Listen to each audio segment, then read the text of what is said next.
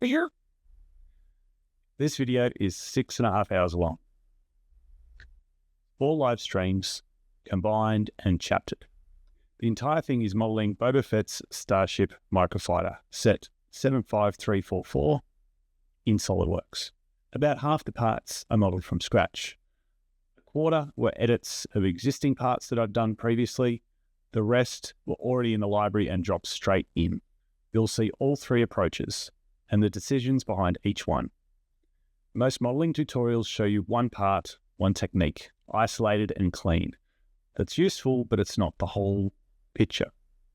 Real modelling work is a series of decisions. Do you start from scratch or adapt something that's close enough? How do you approach a part you haven't seen before? Where do you spend time? And where do you move fast? And then there's the assembly. 42 steps. That's its own set of decisions.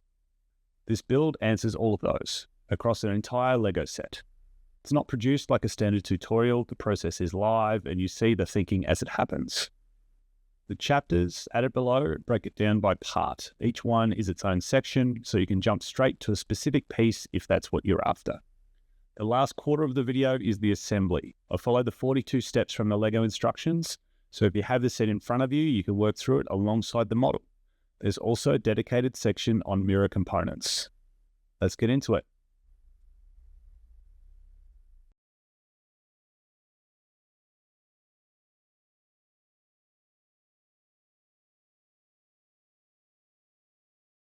We're going to start with this little brick all the way on the bottom.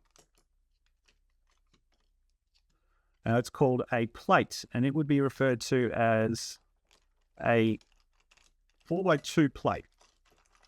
Let's put that to the side, and let's see if we can find on the screen the actual name for that part. So that's where I use Rebrickable. And I can go to the inventory and it shows me all the parts here that we're going to be modeling. And I can see the part here. This is the one we're going to be doing. If I open that one up, it will show me the name for the part, and this is the plate 2x4. Okay. And so how we start this? Well, we're going to be taking some dimensions, but it's pretty easy to start. Now, the way that we're going to do this is we're just going to model this as the one part on its own. We're not going to worry about trying to make it into configuration or do all the different parts, such as this one, all in the one file. I've done that before, but for this stream, we're going to keep it pretty easy. So we're going to look at the basic, but how we can measure and model this accurately and easily. Okay. So you can either measure the dimensions as you go and put them in as you go, or you can just kind of do the geometry and then add dimensions and build it up as well. Let's flick over to SolidWorks, and I'm going to start a new file. I'm going to start a new part, and try and get both cameras up here. There we go. Okay, and we're going to start on the top plane because this is flat and always coming up. We make the top plane our starting sketch plane. THQ, I'd like to get some feedback from different CAD users and you seem like a perfect victim. Certainly, mate. Let me know what your question is. I'll be happy to answer it. All right, so we start with a sketch on the top plane. I'm going to start with a center rectangle. I'm going to click the origin. I'm going to move my cursor to the side. Now I have dimensions on input selected as an option, so I can measure this as I'm going. Now I've got my calipers here. I'm going to measure the outsides, 31.92 or 31.8. Now I'm going to round 31.8 by 15.8. So type in 15.8 by 31.8. And I'm going to keep it really simple. That's going to be my first sketch, and then I'm going to extrude it up the height that we can see here. Now, one thing I'm going to change is this camera I'm going to zoom in nice and big so you guys can try and see as much detail as possible. All right. So if I measure that height, 3.16, I'm just going to go 3.2 millimeters. So I go to extrude, which is my E key on the keyboard, and 3.2, and OK. And that is my first solid body. Next up, I'm going to do these pips on the top, and there's 8 of them. So there's a few ways we can do that, and there's a few places we can sketch as well. If we think about the way of dimensioning it, like if I sketch on this face and extrude up, that's fine. I have to work out the height of the extrude from that face, or I can sketch on the top plane again, and I can just measure the full height. So I've got a few options there. Now I'm going to sketch the circle. So I'm going to measure one of these, and I'll get 4.87, then I round that to 4.9. And just got my sketch. And then we need to pattern these. Now the patterning is important. It's obviously going to be symmetrical. So that means we can use our right plane and our front plane to mirror around. But I've got 4 on either side, and I want to make sure the spacing is all evenly done. And the trick with the Lego parts and how the system works so well, assembling together, is that there's a pretty robust, pretty good system in place for what all these dimensions should be. And through a lot of trial and error experimenting, I've learned that the spacing is 8 millimeters. Well, the easiest way to do it is 8. So to measure that properly, you can go outside to outside, 12.8, and then you could minus the diameter of one, which is 4.8, and that's how you get 8 millimeters. So I'm going to grab one of them and put the dimension of 8 millimeters, increase the number and increase the spacing. And now I could just do that line and then mirror it, or I could just go here y-axis with the sketch pattern and put in another 8 and click to dimension that one as well and press OK. And so now that's got all of them in place. And then I just have to get them orientated to the origin in the middle. The easiest way to do that is for me to do another construction line between these two. So I select that line, make it for construction. I'm going to right click that line, select midpoint, hold control, click the origin, press coincident. Now that's got the midpoint of that line in the middle, but you can see the lines are still moving around. I need to grab this construction line, make it vertical, and then we make it fully defined, that's always what we want to get to. And so now I've sketched that on the bottom plane to come right up to the top.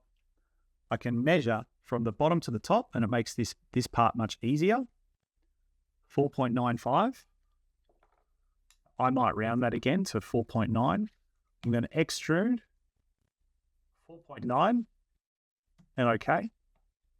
And there we have the top of my Lego plate. Now, while we're here at this point, it's a good time to save. And the naming conventions that I use for all these parts is exactly what you can see here with a number and the plate 2x4. So I'm going to copy that. I'm going to save the file. So Control S. I'm going to find my folder of parts, which is here. I'm going to save it into the parts library. I'm going to Control V for that number. And then I'm just going to add a dash between them. So 3020 plate 2x4. And you can see here, I've got a 3022 plate 2x2. And if I have a search, I probably have a plate that's 2x4 already. You can see there's one here. It's under a different part number. And the reason for that, I believe, is the color. And so what I've done with a lot of my parts, I will save the parts as individual colors. Some parts I have done with configurations.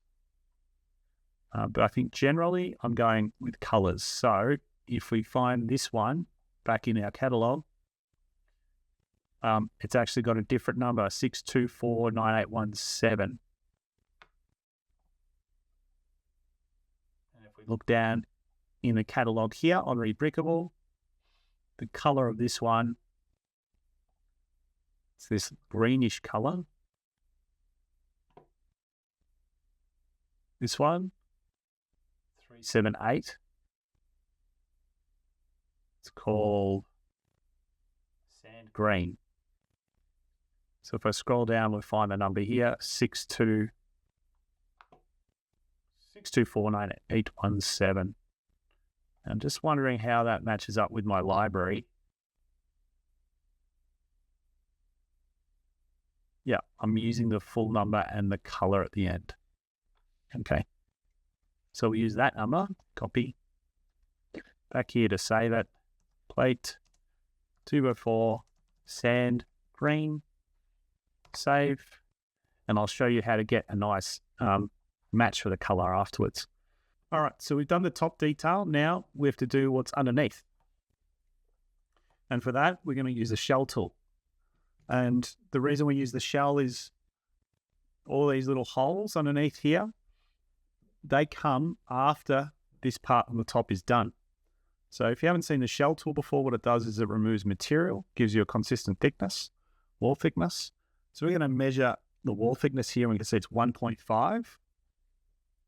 Okay, 1.51. I will measure those holes in a second, actually, but I'll just show you how the shell works first.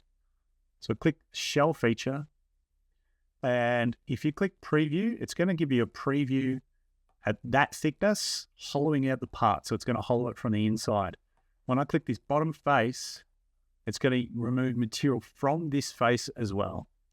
And so if I up the thickness, you can see the preview, all those holes change and the wall thickness changes.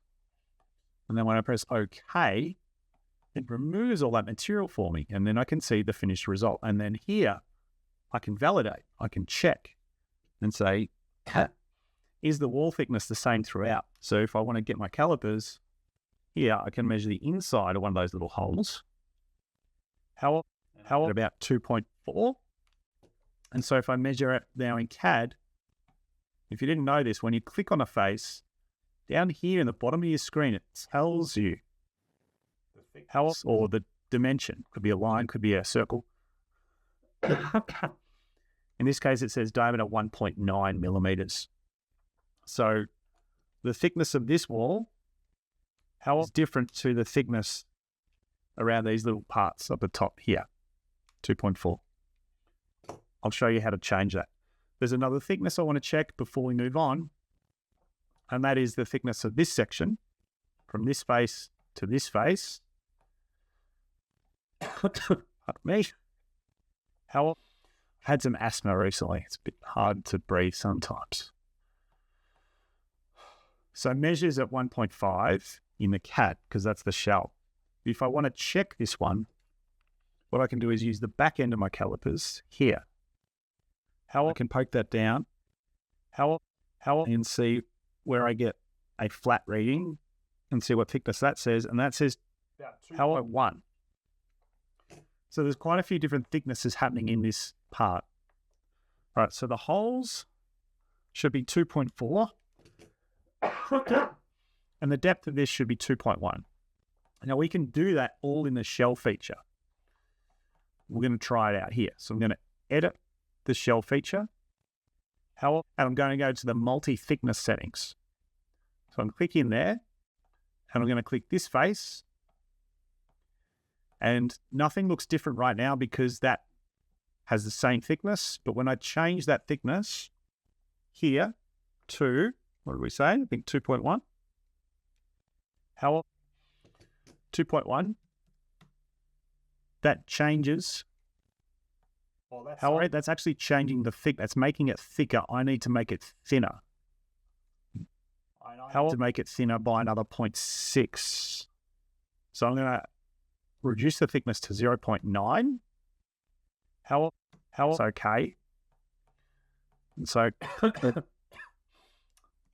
now that depth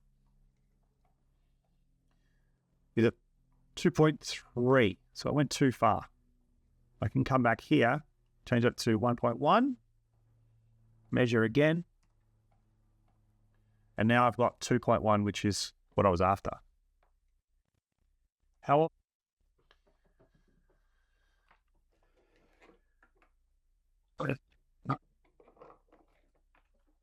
Now, we can use the same tool to modify the shell thickness in these holes.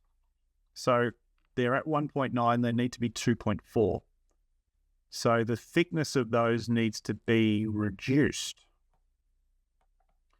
So this is where design intent comes into play, and being efficient with your modeling choices will have an impact on how long it takes you to do this. Because I can either modify the thickness of each of these faces here, 8 faces, or I can modify the thickness of the 4 outside faces. You've got an option. There's always numerous ways to do or achieve the same thing in SolidWorks.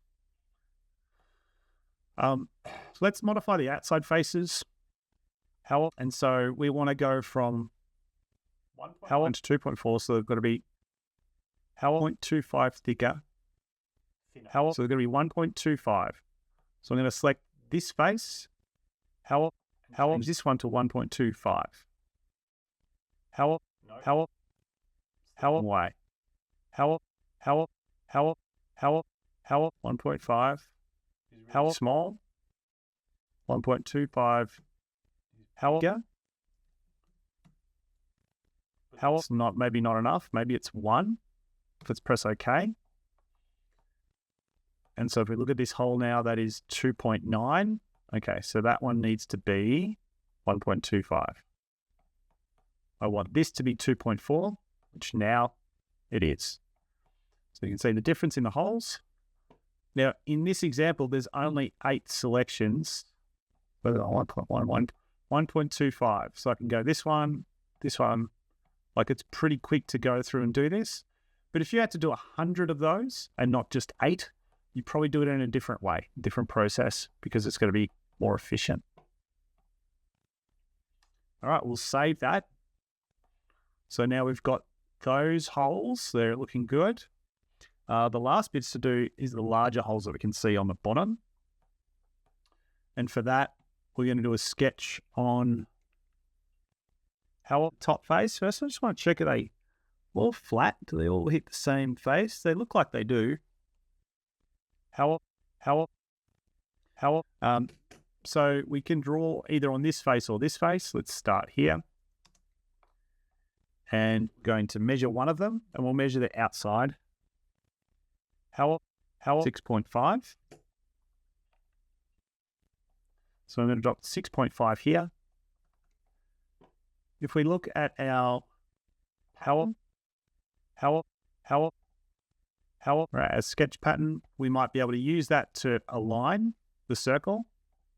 So I'm going to align it with the origin. So I put a horizontal relationship with the origin. And then here I'm going to right-click this line, select midpoint, hold Control, select this one, and go vertical. And now that has vertically aligned and fully defined that sketch. And then I'm going to select that, do a linear sketch pattern, and do it 8 millimeters times 3. That's automatically fully defined. That's nice. And last step, extrude. Now for this extrude, I'm going to click thin feature. I'm going to change the direction to the inside, and that's where I'm just going to measure the thickness. one of those. We can see it's 0.8. So I'll change the thickness to 0.8. And then make it come up to this surface. And merge. Hide that last sketch. And then our part is complete. How follow it along. Nice work. If you have any questions, let me know. Veruca. Hello. Welcome to the stream. Would be a nice job for a 3D printer. In fact, I just threw out some 3D printed Lego pieces the other day. They've been sitting here for 9 months. I was trying to recreate the snap features, but it's a bit tricky. But if you were interested in, you had a 3D printer, you could jump into my library, download SolidWorks files or step files for any of these models, and you could 3D print your own. I have a whole parts library you could play with. So if anyone's interested, jump onto Fully Defined on school and you'll find all the links there. All right, so the part's done. Now we can add the color. And that's why in my library, I save all the parts with a color. I think it made it easier for identifying and searching for them. So would sometimes have some double ups, but that's fine. It's not a big deal. I'm going to find that color here back in Rubricable. This one, sand green. If I open that up, is it going to tell me what color sand green is?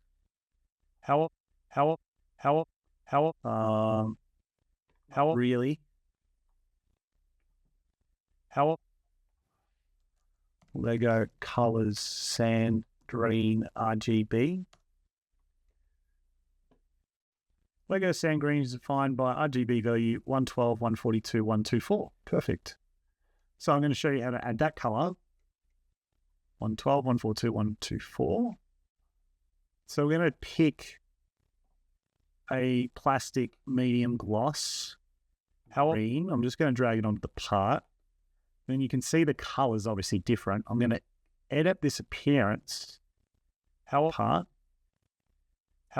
And I'm going to input the RGB values.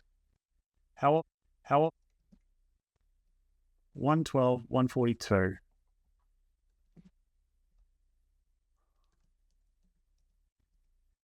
How 124. And a color looks pretty average on the screen, but if that's what it is, that's what it is. Maybe if I turn real view on, look a little bit different. It's kind of close. But yeah. Yeah, that's good. Our list of parts here. We've now done this part, so I'm just going to tick that one off. And let's very quickly just move on to another easy part, which would be the one that's a little bit smaller than it.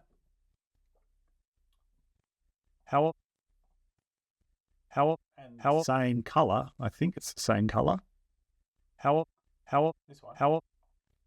Open it up, have a look. Yep. Sand green. Lego plate 2x2. And for that color, it is this number. All right, so how we can very quickly move from this to this. First, we're going to save as. I'm going to save as a copy and open, and I'll explain why in a second. I'm going to change the number. I'll change the size, and then save. Now, we could, and keep it open,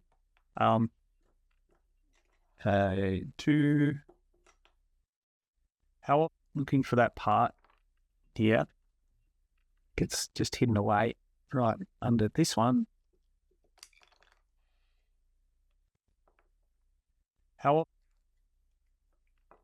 Okay, there's the part.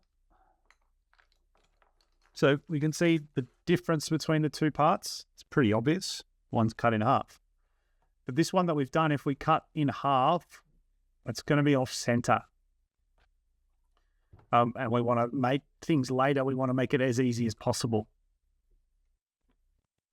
Anyway, look at these parts. On the bottom, they're quite different. So in the 2x2 part here, we're going to make some changes. When I'm making these kind of changes, often it might be good to just roll back, and so you don't get a lot of errors all at once. But we can also learn both ways. So I can go back here to the first one. I've got Instant 3D enabled, which means when I select a feature, it's showing me all the dimensions for that part that I've put in the sketches and the features. So I've got my length, width, and height. I'm going to change the 31.8 to 15.8. And you can see that I'm not getting errors, but there's some issues with the model.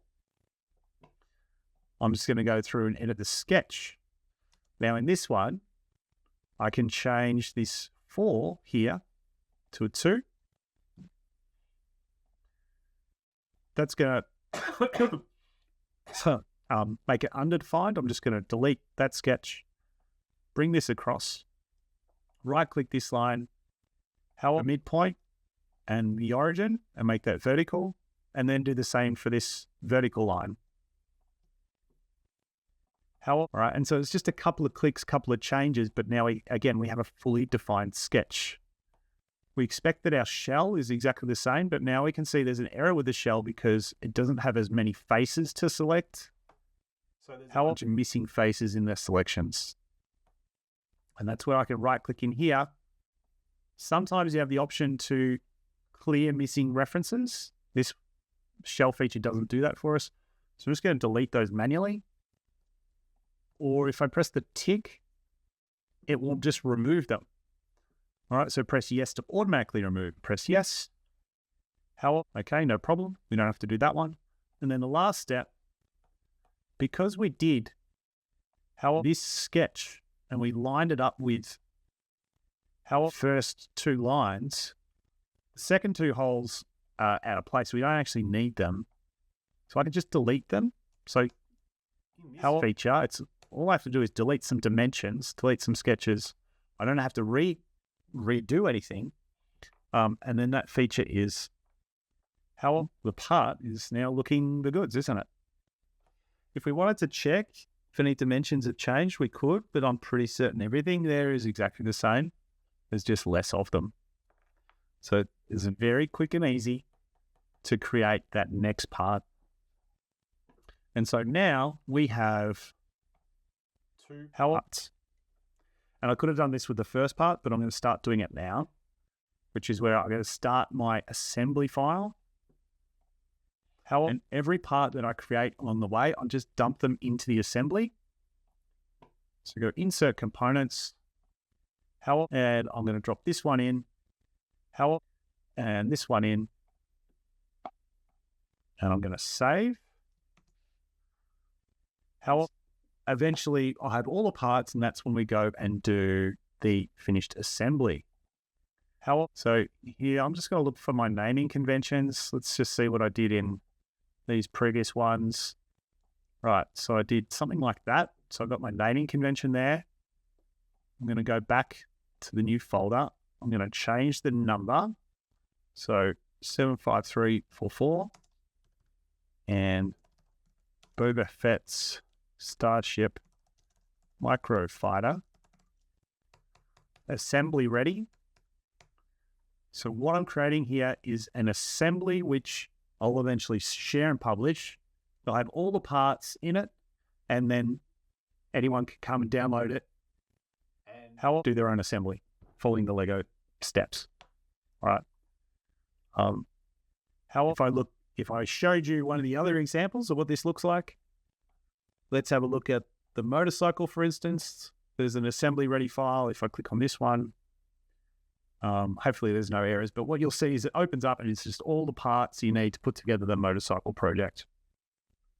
All right, so a bit of fun there, and that saves a lot of time for any students that want to go out there and have some practice of assemblies. All right, so while that's loading, let me come back to here and we can just mark off those 2 files. Is anyone following along? or repeating or learning from these, or do you have any questions about the process, please feel free. How can we do with configurations? Yes, you can. How would you like to learn how to do it with configurations? How we have the opportunity to do that with one of these other files. How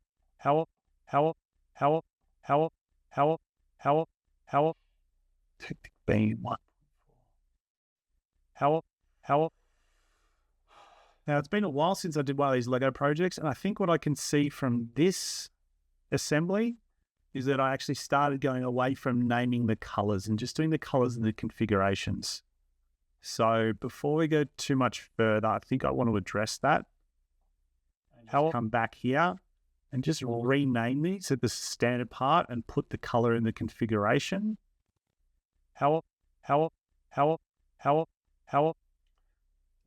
do so much, done so many of these little projects, kind of forget the whole process.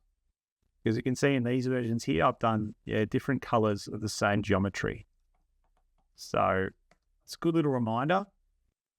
Maybe before we do that, we can actually do a bit of a check.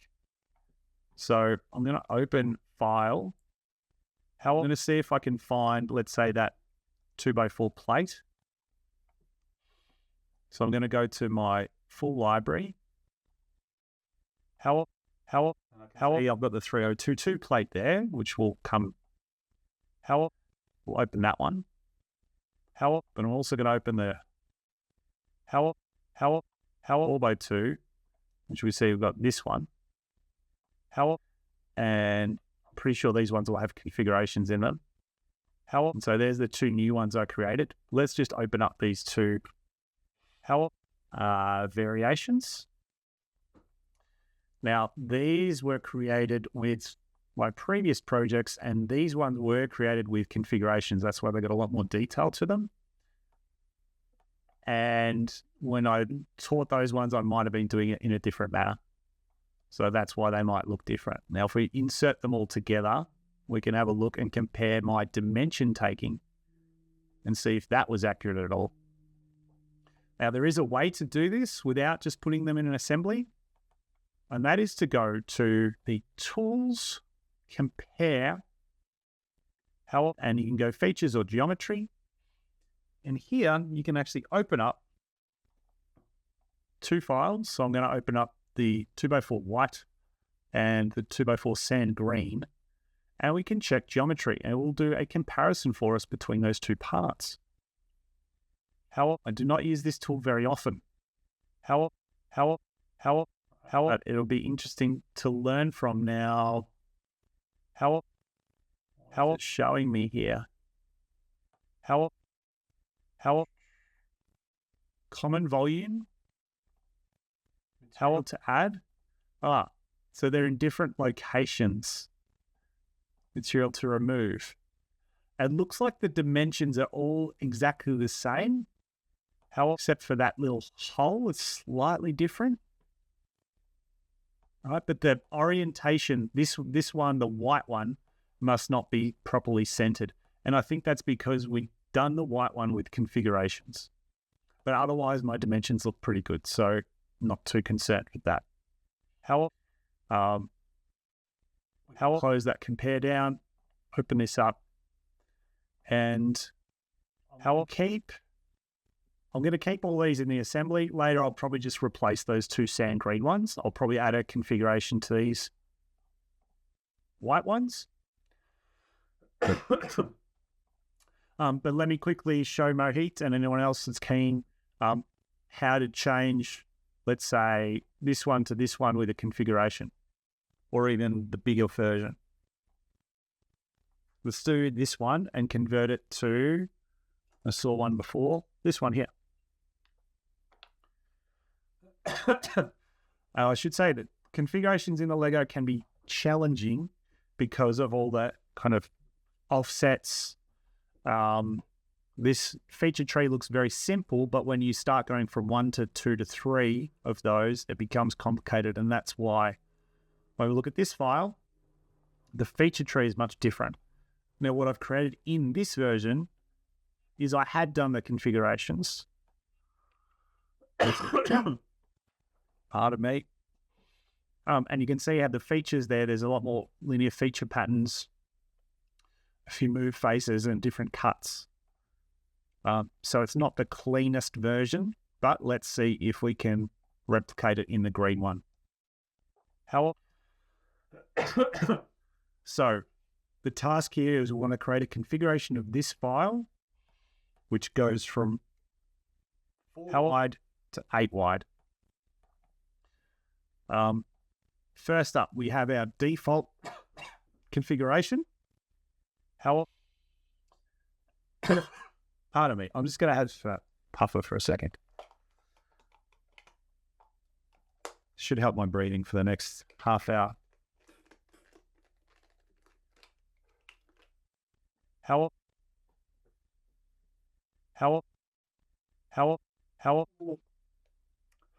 right. Sorry about that. Now, we want to add a configuration, which is going to be 2 by 8. You can call it whatever you want, but you just want to be able to clearly identify what's what. So in your active configuration, this is where we can start to make changes. Now, the very first change that we're going to have to make is to the length. Now, you would think in Lego you would just double the length, but that is not the correct answer. The correct answer is for every additional dot, increase the length by 8 millimeters.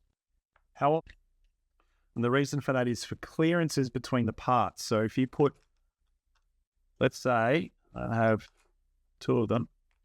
I do have 2. All right. If you've got 2 of these, how of these and 1 of these, you put them together, there's probably going to be a little tiny gap in between them, right?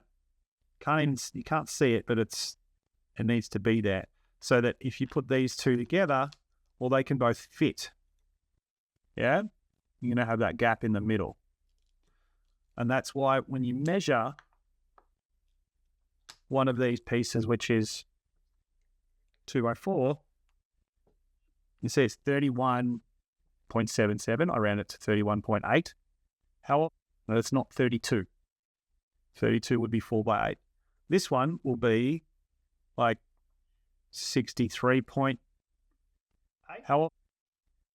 Yeah. So how 8 by 8 minus 0.2.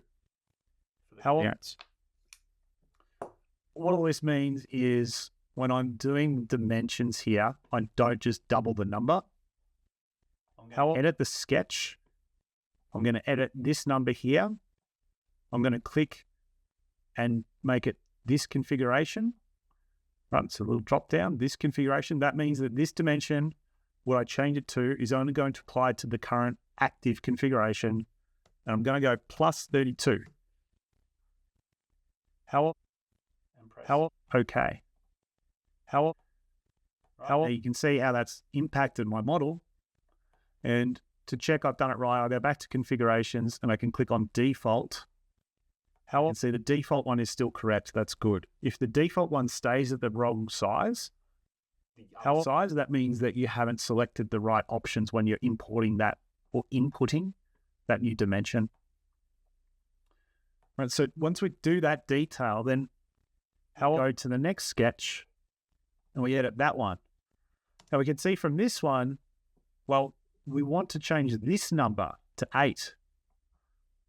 How 4 here, and again, I can change it to be this configuration, and I want it to go to 8. Okay, but you can see the problem. It's going to put these other 2 off to the side, and that's because we'd set this one up so that this line here is in the middle of our part. So your design intent changes when you want to go to do configurations instead of one build. So let's think about how we would want to do it differently. We would not want to use this. Instead, we want to work out the position of the first hole from this side, and that's always going to be the same. This one here is easy. We can go midpoint and make that horizontal. So it is all about the positioning this way. Now, I can't put another line here in the middle because if we go to, let's say, a 2x3 brick, those circles aren't even going to be there, so I can't use them. Right, so now we have to work out the dimension difference. So from center to center, it's 56. There's 7 of these and they're 8 millimeters.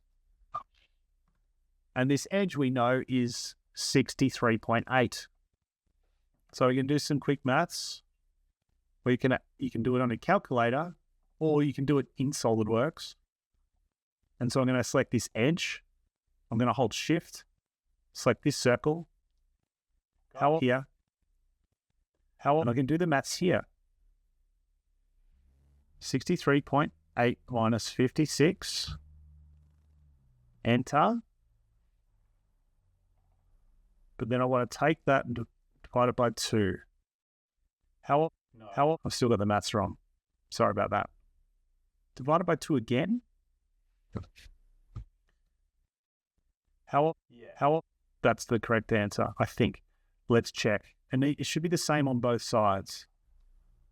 No, I'm still a millimeter off. What did I do wrong? I know what I did wrong. It wasn't the space in between them. I had to use like the space on the outside. So outside to outside, which is 60.90. 60.9. So the correct dimension is 63.8 minus 60.9, and then divide that one by 2. All right, so now that should be the same on both sides. 1.45. That's okay. So now what should happen, if you've done this correctly, is you go back to the default configuration. We have 4, but the position is perfect. And if we added a new configuration and new numbers, the position stays perfect. I'm going to save. And now we look at the next feature, which is the whole bottom. And so here you can see our previous decision to make or to do those holes using the shell feature and doing the multi-thickness setting for all of those surfaces. That now comes back to affect us because every time we do a different configuration with more, we have to select more. Now, this is easy. It takes me 10 seconds to do, but if the number was 100, remember, it's going to keep getting worse and worse. So that's okay now. Then the last one on the bottom, this one should work because of the way that we've set it up. The only change we need to make is to this number. So we go to this configuration. We want to change that to 7. Press OK. And that one looks good. Detail looks good. And so now, let me just brighten this a little bit. We can check our configuration. So I've got the default. Let's go back. Right, we can see our 2x4. All the detail looks good, except the shell. Right, because the shell now feature is looking for those other faces. Those other faces aren't there. They've dropped off, which means it's fine for this, but then we come back to this configuration. And then you can see those holes haven't changed there. So this approach needs to change if we want this to work perfectly with configurations. How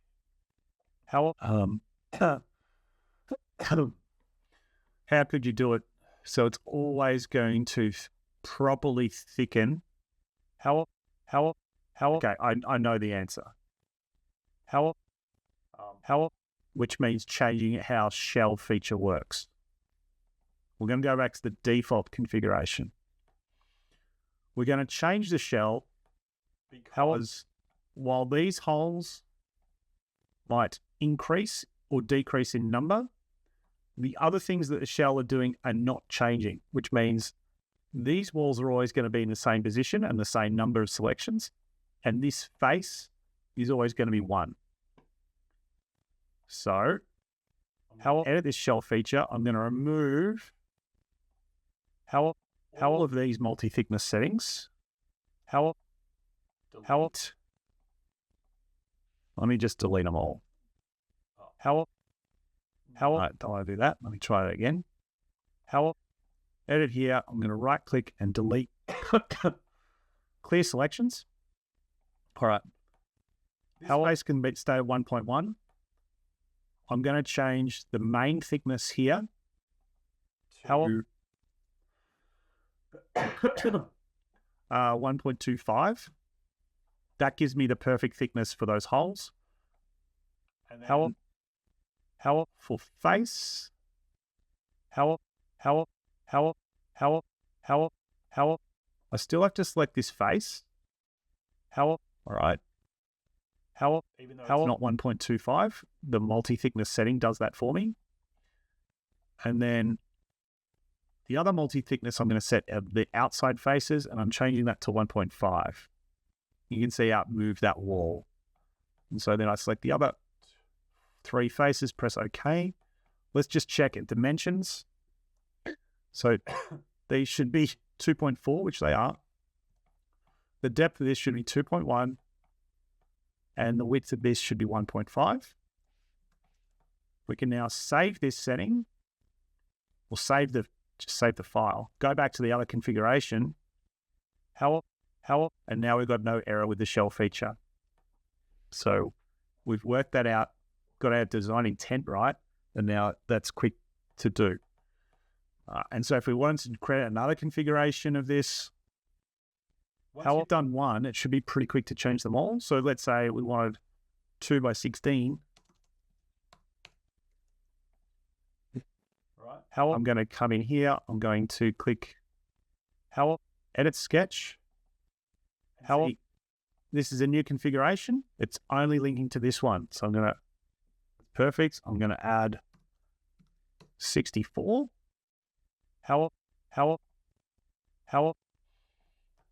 For these, now if I change the number here, I think this will work for me as well because I've already linked it specifically to a configuration. 16. It goes up to 15, so another 8. Let's see if those changes work. Let's revert back. Yep. All right. And so there we go. This is really, really neat. And I would say this is actually a big improvement on the way I did it last time, this file. Because this file, you can see my process was a bit messier. This was the very first time I was doing the Lego modeling. And so definitely not as clean for all those configurations. And so what that means is I could probably replace this file with the one that I've just created. But I don't want to mess around too much with that right now. Just going to save it here in the assembly and move on to the next part. But no heats. Anyone else watching for that demo configurations? Let me know what you thought. Hope that was useful.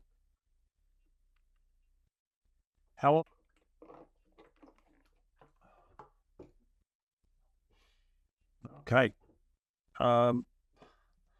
So it's been a slow start, but we're doing pretty well. We've already done this one too. Just need to save a version of it. So here I'm happy to take any requests for what kind of part you would like to see us do. I'm glad you thought so, Mahit. Thanks. We're going to get through everything. So yeah, if there's something that you want to see me create from this list, let me know. What is the good practice? Make with the configuration or make a new part? All depends on your design intent. Now, how many of these parts do you need to make? You need to make only 2 or 3. It's fine. Just use the same one. If you expect that you're going to make a lot of changes, and you want a lot of shared elements between those parts, then maybe you would use one part and you would use configurations. Depends on what you're going to do. All right, I want to do one of these triangular parts because they're a bit different. I haven't done one like that before. So we'll have a go at this one here. That is this 6426640 part. This one. And so this is the number that we're going to use. 3022, 3020, we're going to rename those parts later and fix them up. This is the one I'm going to look at. And so this part is a wedged sloped 45-degree 2x2 corner. Cool. You can see a photo of what it looks like. Of course, I've got the zoomed in version here. So it's got some interesting shape to it. It's kind of these parts, but merged together. So we hadn't done that one before. So we could start with that. You can see how it shares like all the same detail. Just flip to the side. So why don't I'll show you an example of how we can go from one part to another in a quick manner. So let's have a look at our library, see if we can find that kind of part. I think we've got it here, sloped 45 2x1. I'm going to open that one. And before we do the changes, we'll just do some checks. So you can see the tiny details that we've put into this. Very hard to see on this one because it's so dark, but we've got those little rims inside. We've got a hole at the bottom. We've even got this little cutout that it needs to avoid interference with other parts nearby. Let's double check some of the dimensions.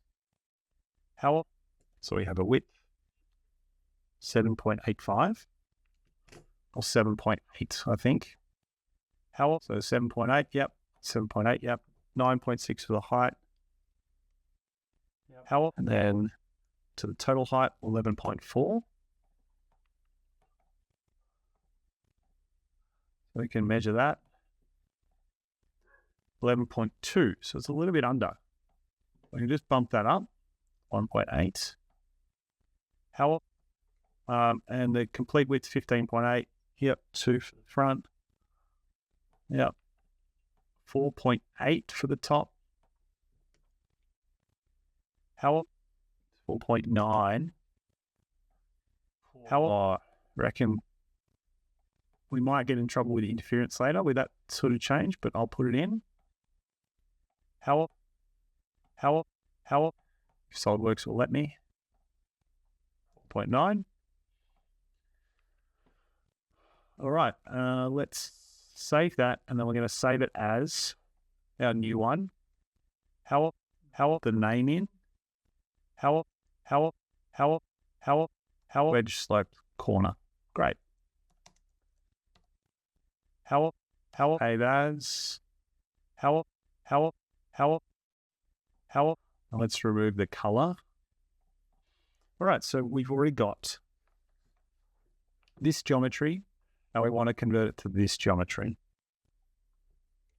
A couple of easy ways to do that.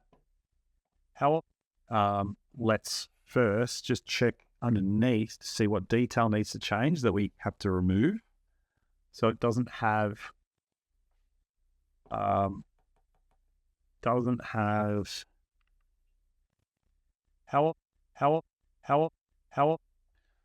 this little cutout detail here, so I'm going to delete that. Doesn't have these ribs. So I'm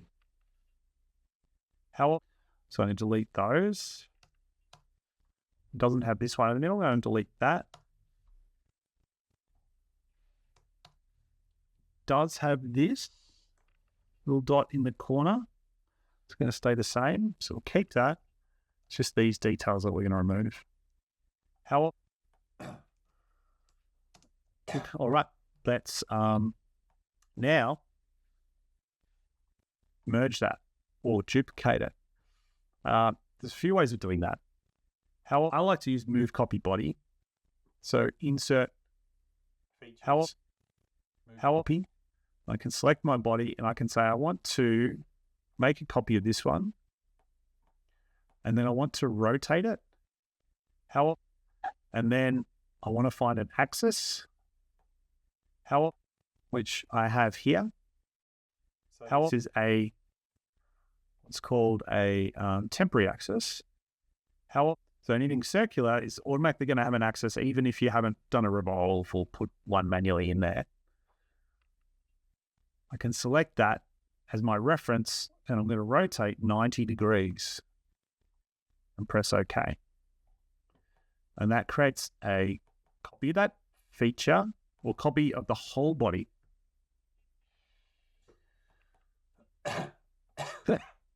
Sorry about that. Now I can merge them together, so I'm going to combine. Or I can use how intersect. How select both bodies, how intersect them, and how I can work out the bits that I want to keep. So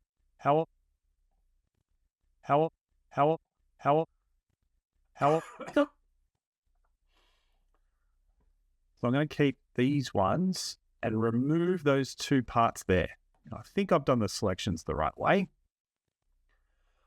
I'm going to merge the result. Press OK. Failed to merge. Maybe I've done the wrong one, so let's reverse that. This isn't a tool I use regularly, so this is some good practice. Press OK here. That's much better. All right, and that's removed those two walls for me. However, I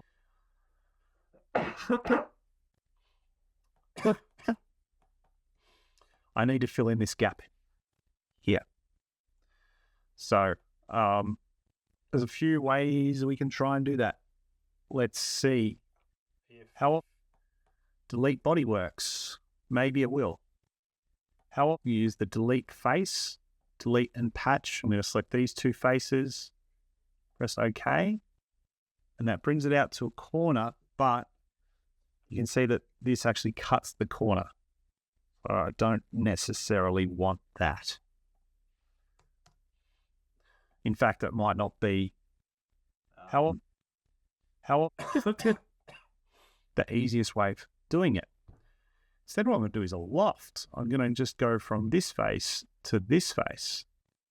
I think that's actually a lot better. It's going from one face to the other, which are exactly the same size. So it's going to create the same shape in between. I'm going to press OK. How that in for me. Now I just have to remove this material on the inside. And to do that, we can look back to this shell, 1.2 millimeters. And maybe we can use the shell, or maybe I can try another delete face. I don't know if this will work. No, not working. How we do the shell again? Maybe, but we have to undo everything else. Maybe we just move the shell right down here. Under the loft.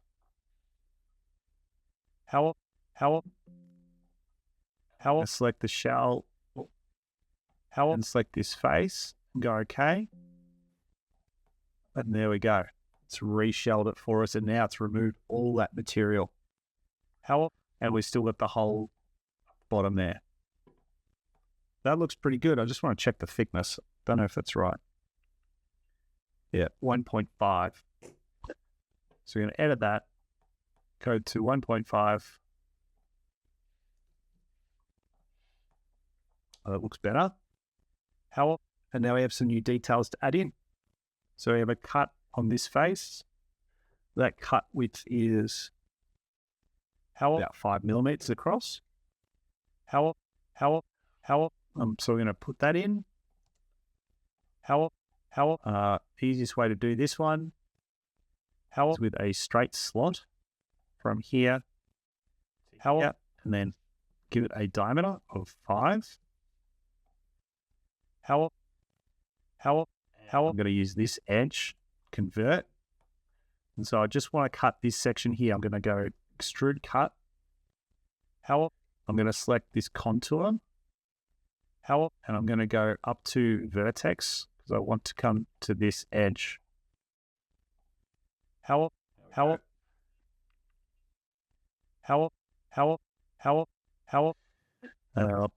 One thing we can see in the part is the edge actually is as flat. There's a little edge on the inside of this too. But I'm not going to worry about that detail. I'm going to skip over it. I'm going to do the circle that's in the middle because I think that's important.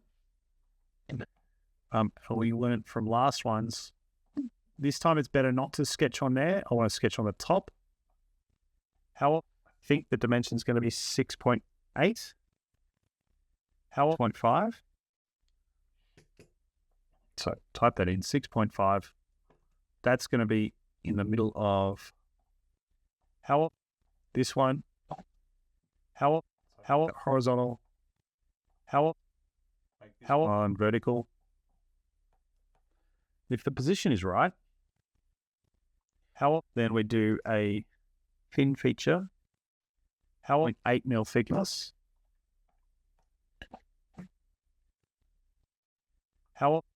In feature 0.8. And I'm going to change the direction, go up to next, which means it's going to go all the way down and stop at the body. I'm going to merge that. Press OK. Then I think the detail of this one is done. Nice little part. All right, save that. Into the assembly. Save the assembly, and that is another one ticked off. Now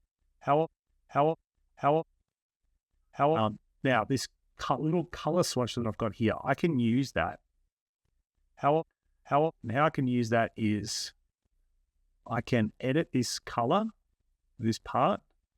Make it edit the color of the part file. I'm going to use my little color dropper here. Now, anywhere that I move this dropper on the screen, I'm going to get color. It doesn't have to be just in SolidWorks, that can be off the screen anywhere.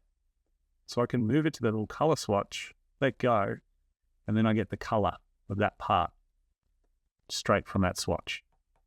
We can change the RGB values later, but for now, that gives us a nice representation. All right. Tick that off, and we'll move on to the next. What do you guys think? Useful? We have another one there, so we can actually open up the original file and bring that one in too. So if I go open here, just going to open the file. I'll do all the renaming stuff later. Control Tab for the assembly, bring it in. This is a slope. Now, what we're actually going to do, I'll show you how we're going to rename those files. So that part is going to become, what is this one?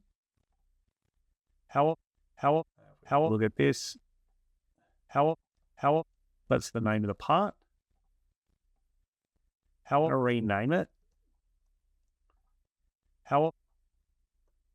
File, save as. Put it in my main library. Just Control V for the name. Press save. But I want to keep my aim here is to keep this configuration of color. So I'm going to add a configuration which is lime green,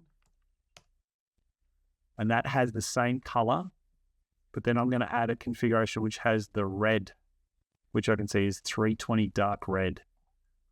I'm going to add configuration dark red.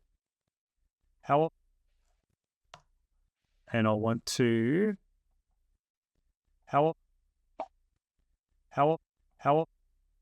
check my options. I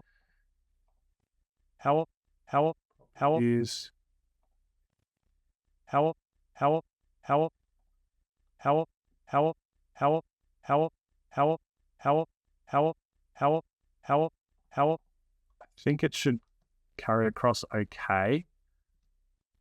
Go back to the assembly, choose the red configuration. I'm going to copy this material and paste it part. Now, if I swap this back to green, it keeps the lime green. Swap to red, it's going to have the red. So this is how eventually I will change this one. Once I do other size configurations, I might change the color, or we'll work that out as we go. We'll have to work out the best system for it.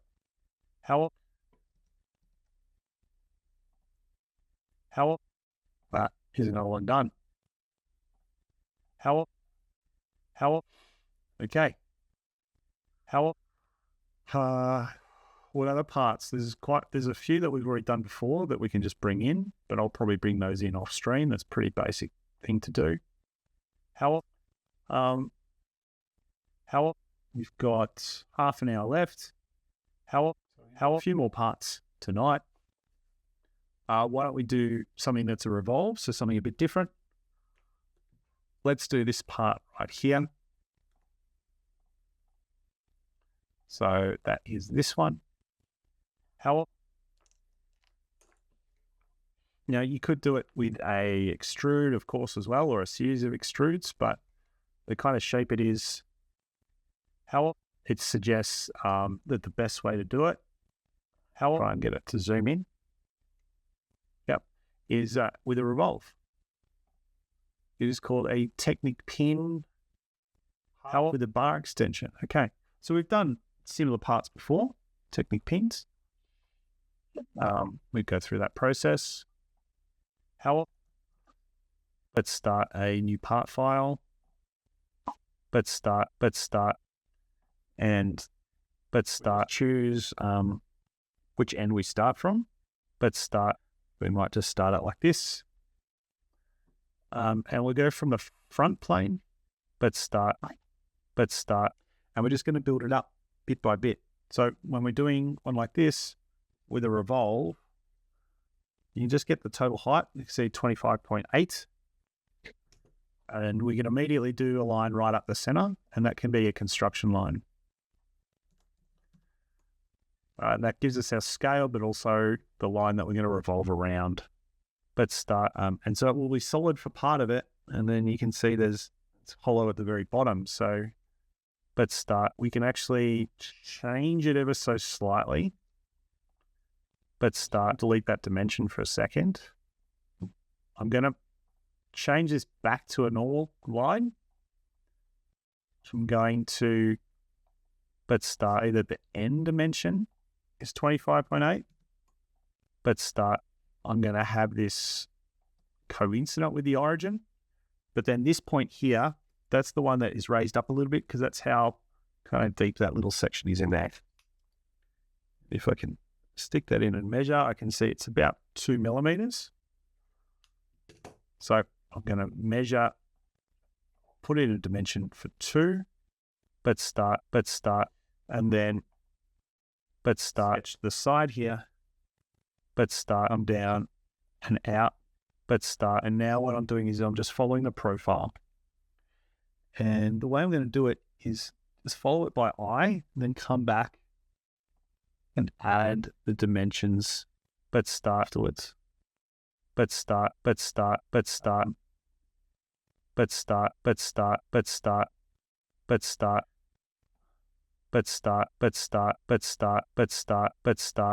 Now this bit here, it's a bit hard to see. I think it's like a semicircle right on this little edge, this tip. I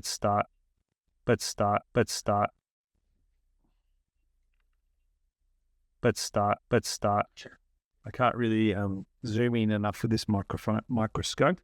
But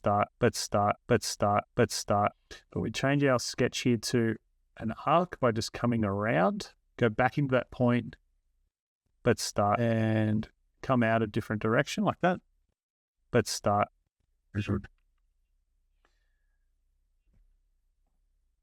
And go in, and then up all the way, Okay, so we've completed the profile.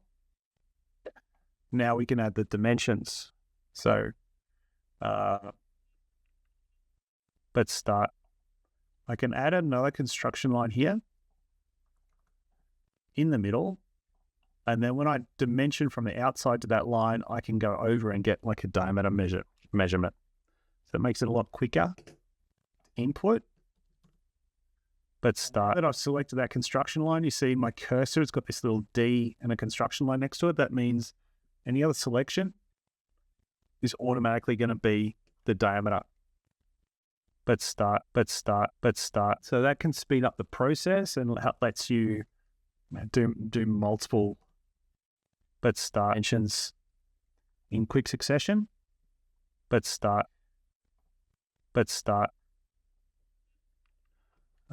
one I've got the outside edge, 5.9. I want to do the inside of the hole, 0.3.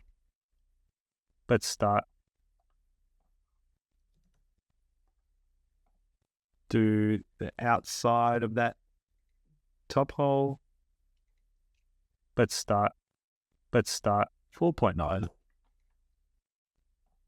It's dropped off. 4.9. We'll do this one, 0.8. If you just click off, it will go back to normal. And then thickness from here to the bottom edge, 2.7.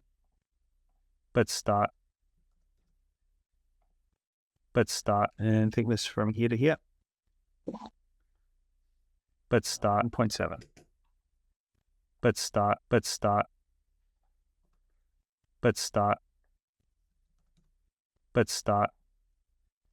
The last one, that little bump that's on the outside, I think it gets a tiny bit bigger. Yeah, it's like barely anything at all. It's 0.1. So that's completed sketch profile. You get R for revolve. A. Great time now to save. Put our file name in.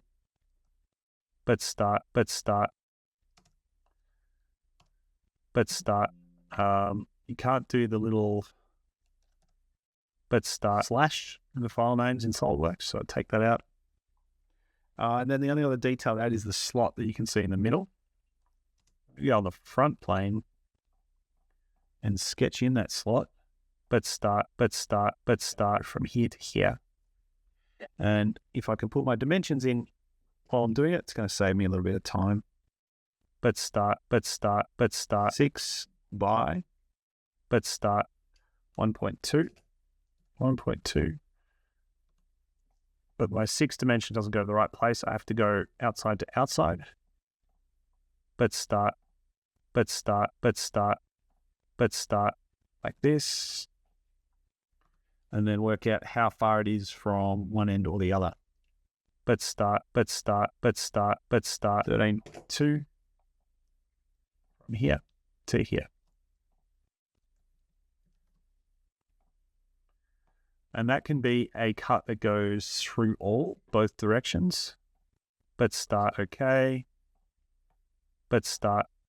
but start. And our part's looking pretty good. I think that one is finished. I can Control Tab, come back to the assembly, but start, and put it in, but start.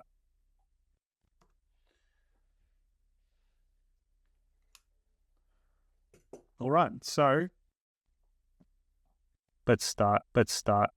Great time now, I think, for me to insert the rest of the parts into the assembly, given there's not too many people watching the stream right now. I've got 20 minutes left, and just tell you a little bit more about what we'll probably learn when we do the assembly. If anyone's there has any questions about this process, about any of these parts, or my Lego database where you can get them, let me know. Happy to answer. Let's see what else we can find from this to bring in. Let's start. I'm just going to set this on the side of the screen over here. Let's start and find what else. Let's have a look. Let's start.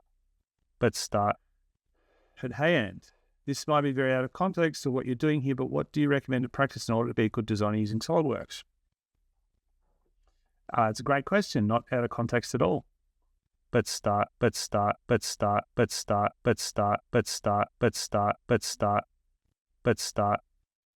be right. Let's start. Let me think. Let's start. I'm getting a warning about the audio stream. Let's start. My audio sounds all right, guys. Sorry if it hasn't been great. I've had some tech issues tonight. All right, so great question. What can you do to be good at designing? Good designer using SolidWorks. Being good at SolidWorks and being a good designer, not mutually, but start. You don't necessarily have one with the other or need to be. You can be good at using SolidWorks without being a good designer.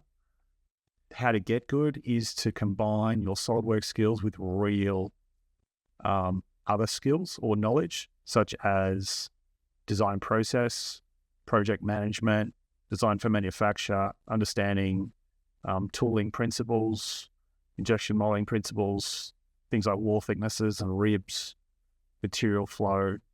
Let's start. And then from the design point of view, it might be like design aesthetics, working within a design language of a certain company or place, and being really efficient with your modeling and concept work so that you can present and move through a design process quickly. So there's a lot of different skills that all relate that help you become better. SolidWorks is a tool in the end. Any CAD package is. So it's a tool to communicate and help build. So it's kind of up to you where you're at, what kind of work you're doing, what your requirements are. Let's start for you to kind of build and grow in that area. Let's start. Any plan or YouTube video session that you recommend to practice? Well, you can go to my channel and I will show you a lot of different workflows in SolidWorks, a lot of different processes for learning different skills to create different geometry. And the idea with what I teach is it's based on a lot of real world examples. I can't always show my projects at work because some of them are private and not released or for public knowledge just yet. But a lot of the Lego examples use the same processes just on public designed files. So have a look through those series and grow as you can. Hey, Jen, good to see you. How are you? Great question, Eddie. Thank you very much. Let's start. All right, so what other files can we drop in for this assembly? Let me see what ones we've got. I think we've got, let's start, this axle pin. I think that's one that we might need. Let's start. So I'm just going to drop that to the side. So I've got one of these. We're going to have a black one. Let's start. Let me just check that one off the list. Let's start. Let's start. How often do I stream? Every 2 weeks is the aim. Every fortnight. So usually this time, Thursday, I'll be here for about 2 hours streaming. All right, what other parts? We've done this curved one before, so I can find that. Maybe I can just do it this way. Go open. Have a look at the library.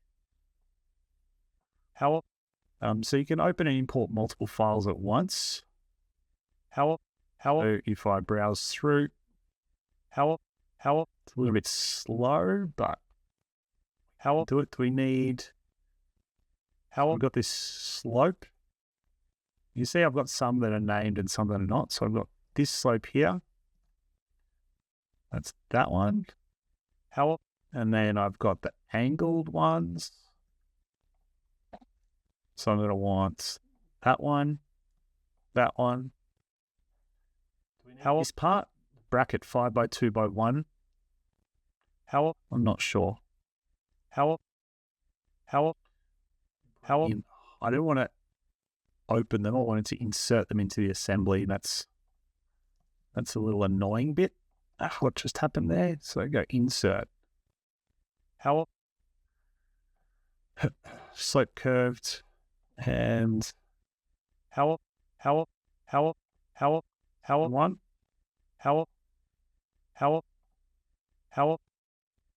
Thirds. Yep.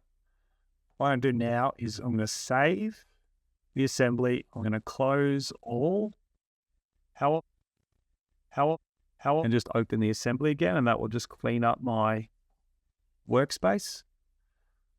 So I don't have all those files open at once. I think dragging them in is the better bet on this. So we've got that part done. I'll have to tweak all the colors of that, but we'll sort that out later. We've got this one and this one. We'll just fix the colors up. I think we've done this kind of part before. Look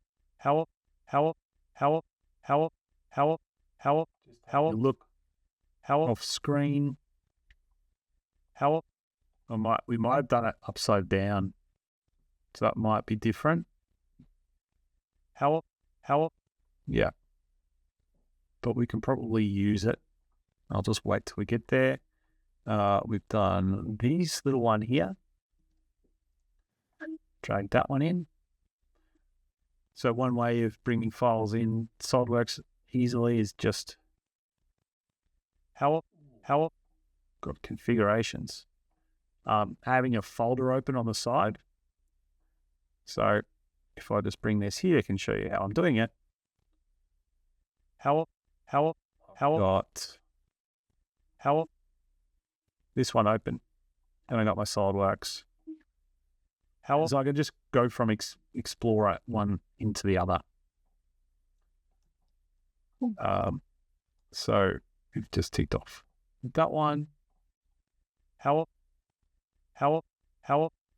what else?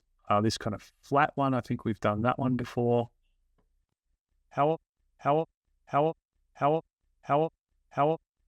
Here. We can drag that.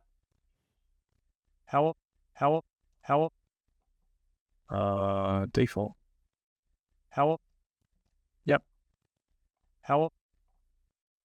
Upside down, angled one. Flat angled one. Little nut. What have we done? We've done the Technic bush before. Seen that upside down. One. Yep. Inverted slope. So that's another 2 parts. This one. And Technic bush. Piece. Large triangle. Small triangle. Cool. Cut corner.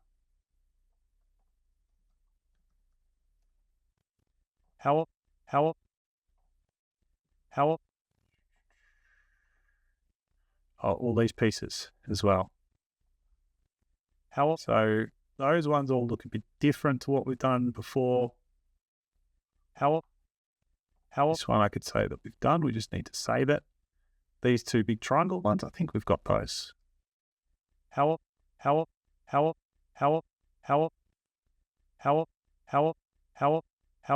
done them somewhere. Different size. So it's a wedge plate with different size. That's fine. We'll have to edit those at some point. Now, how we go about building these parts, we use Rebrickable and Bricklink as references. So let me find it over here. I think Bricklink is the one. It's officially combined with Lego. We can see the inventory for this set, which is here. We can find all the parts, and then I'll be able to find the name of the part and the number. If I click on the part, it's going to take me there. And it's going to give me a description for the part. And if I was interested, I could also look at some 3D. Now, these 3D is never as good detail as what I want to get to. All right. I'm not going to judge too harshly. It looks okay. What we want from this, though, is just the name. And you can see as a reference some of the detail in this, and then we're going to measure it and build it out. Okay, so it is a windscreen 6x2x2 with bar handle. I'll just copy that and save that for later. Now let's jump over to SolidWorks. FPV Kev, yeah, I reckon the helmet does look awesome. Don't know when I'm going to open it, but I will soon. All right, time to model a part. So first we talk about design intent. Now I don't do this for every single part, but I'm going to do it for this one. So a few things that we're going to pick up when looking at this part. It's got a flat bottom here. So if that's sitting like, when it's assembled, it sits like this. Okay, which means there's flat across here and then straight up to here. And the Lego here, the two studs on the top, they're going to match with something. All right. And we can probably see it in this example. Maybe a better example is this part. If I put the end down here, those two studs that we can see, they're lining up with these studs underneath. So that gives us our length of the part. It's 5 long. And the width as well. Like we can see there's obviously a lot of consistency in the Lego system, so that's going to help. Yes, Rebrickable and Bricklink are very similar, but slightly different. I think I use Rebrickable for some of the other stuff that I do. So many good references out there, and I'm going to touch on them in the YouTube video that's to come soon. All right, so we've got an idea of the width. Of course, we're going to measure it. CAD-wise, the way to build this, like we could build this as a solid and shell out the material, or we could just build like the walls and do them individually. We're going to assume that it's got a consistent wall thickness, runs down the middle. We can see that these two little areas here, they've been hollowed out. So anytime I see like a hollow detail like that, it suggests to me that I should use a shell tool because I can remove all that at the same time. So if this wall is the same thickness, doing the shell will be good. I could just sketch the shape we see on this side profile, sketch that all the way, or do a sketch in the middle, extrude it, whatever width I need to. So this width, and then do that shell. Now the shell, I can remove this material here and here, and then I can add on this as the next step afterwards. So this is very similar detail that we see in a lot of different parts that snap together. This one, if I just find another part that this connects into. Let's see one on my desk right now. Had one earlier. a little snap hook that kind of bends around that. That's what that's going to fit into. Here it is. Okay, so that detail, pretty tightly toleranced. We'll get that correct as well. Okay, so let's start with that. Jump back into SolidWorks. And here we go. So work out what plane we want to start on. Probably put the right plane going through the middle. So I'm going to go right plane. And then I'm going to grab some dimensions. Now I can see it's got like a flat edge there and flat section at the top. I'm going to put the origin in the back corner. So I'm just going to draw the shape first, and then I'll come back and add my dimensions and relations. If you see any shortcuts or mouse gestures that I use and you're curious to know what they are, just let me know. All right, so dimensions. Going to look at, so calipers, some Mitutoyo calipers, very accurate. I'm going to go from this back edge to this top edge. And I'll have to verify this later when I do the assembly. I'm getting like a 40. I'm going from the inside edge to here, 40.6. So that's going to set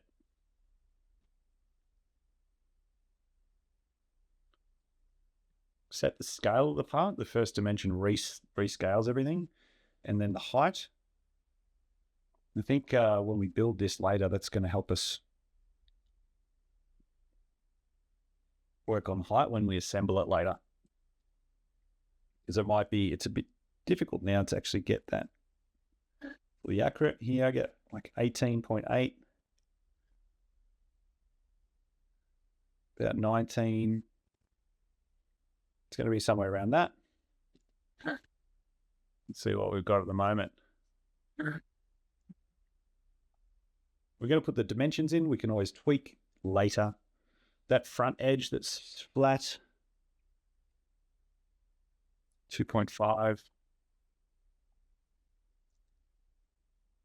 And then the curve section versus the straight section. There's no identifiable flat edge there. So really have to eyeball that. And I'm going to give it, let's say 8, which is very typical Lego.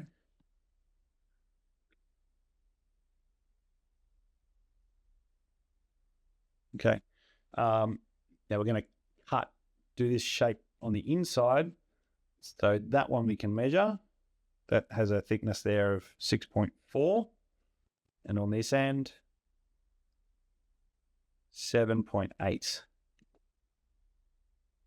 So I'm going to sketch a little section here, just a line, and I'm going to grab this line and do offset sketch.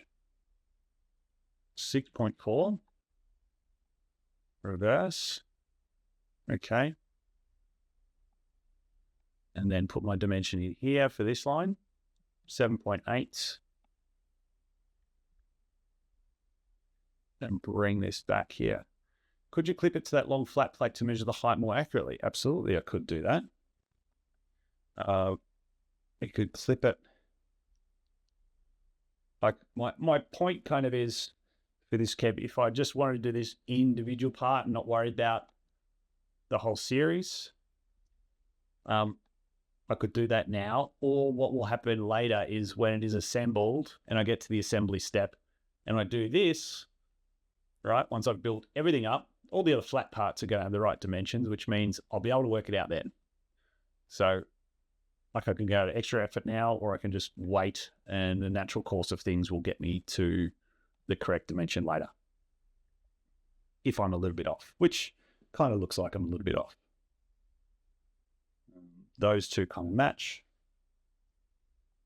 If I have some other parts here, that one looks too big. Okay, I think it sits, going to sit something like that. So there's probably a brick. Thing like this would sit under there. And if I do that, you can see it doesn't quite look straight. It's still too low. So that needs another step beneath it. Now I'd say that looks about right. Okay, so if I measure this,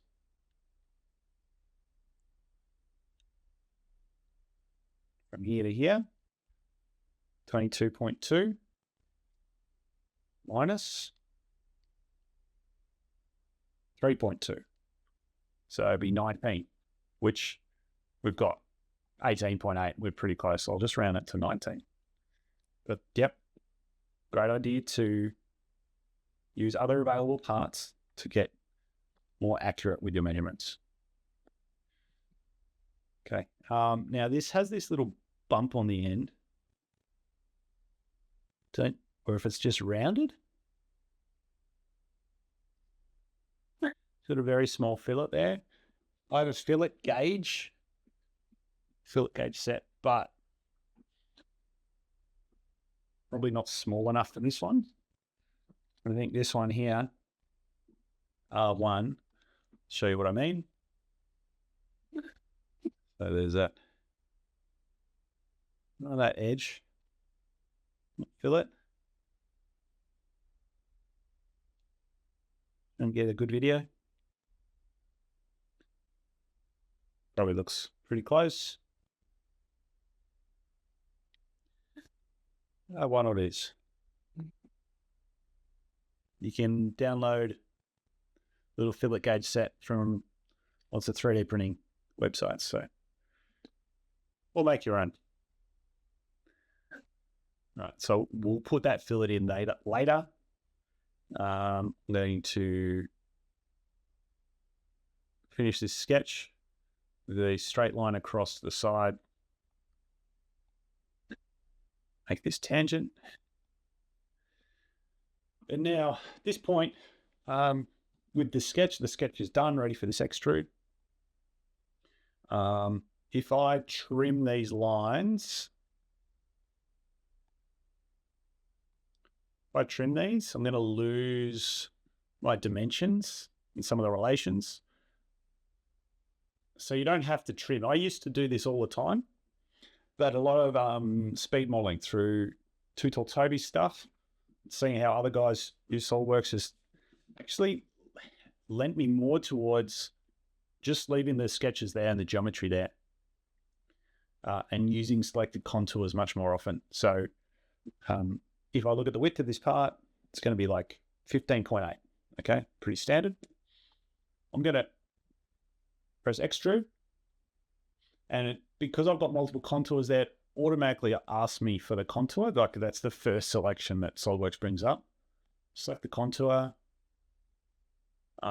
change to mid plane, 15.8, and okay. And that's just, the information's there, the sketch is all there. Yes, the icon looks different. When I first taught at uni, I'd teach all the students, trim away everything and just leave one contour there. But I think this is actually a better approach. So probably going to change some of my teaching habits as I go on. All right. So next we can do those two studs on the top, ready for the shell.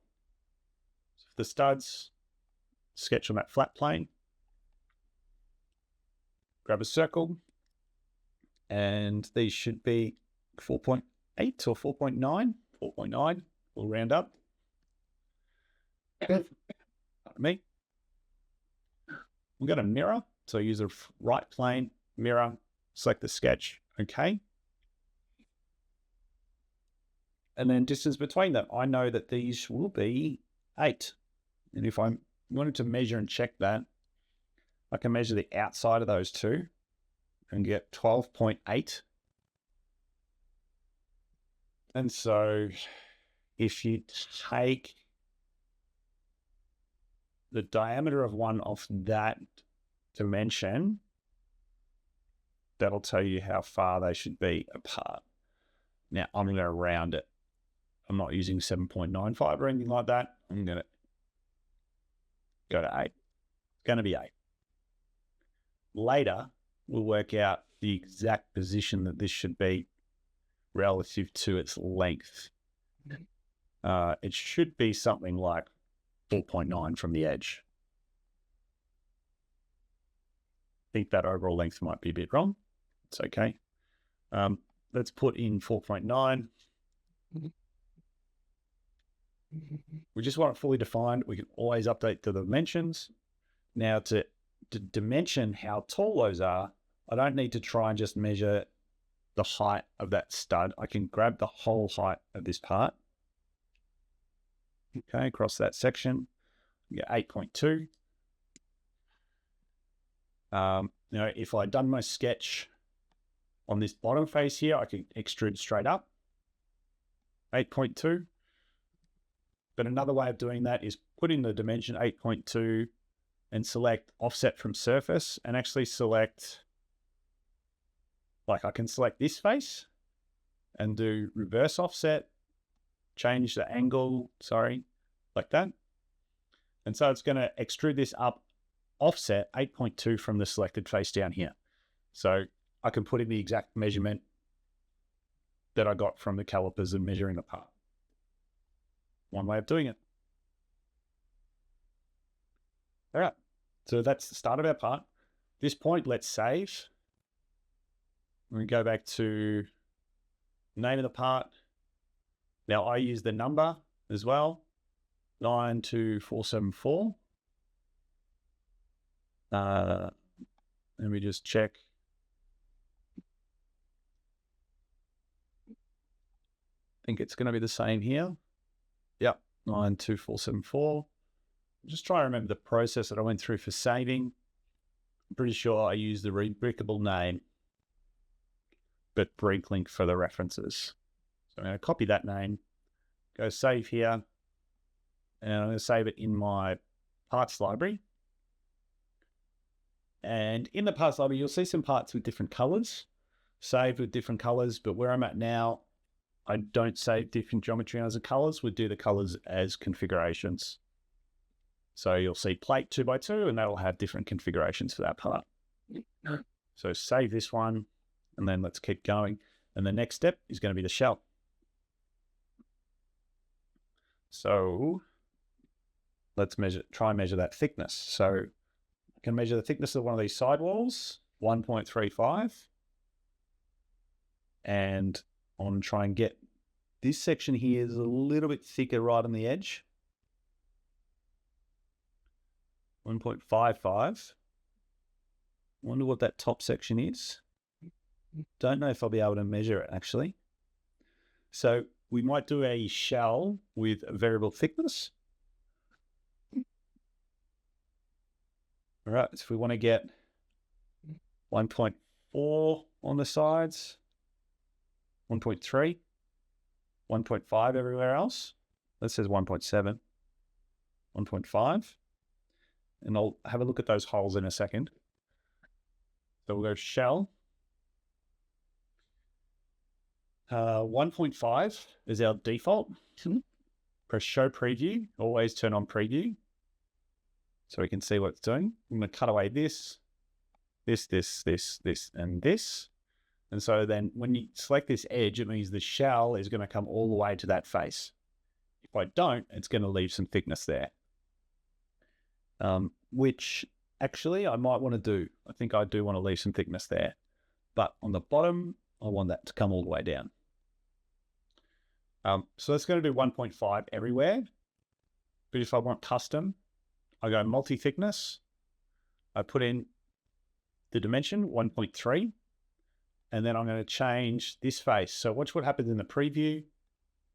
That wall gets a little bit closer. All right. Same on this side. So those walls will be 1.3 thick. Everything else will be 1.5. Press OK. and we can see the result. All right, it's pretty small, but yeah, from here to here, 1.5, here to here, 1.3. Now, place where we can check that thickness is these holes. So I can measure internal diameter of that hole. And make sure I get right there. I'm getting 2.2. If I select that face, I get a diameter of 1.9. So the thickness needs to be less. And it needs to be 0.15 less in that area. I think that's right. So it needs to be 1.35 in those sections. So what I'm going to do is select this face. See how that hole just got bigger? Let's just select those two. And now click on the hole again. And that says it's 2.3.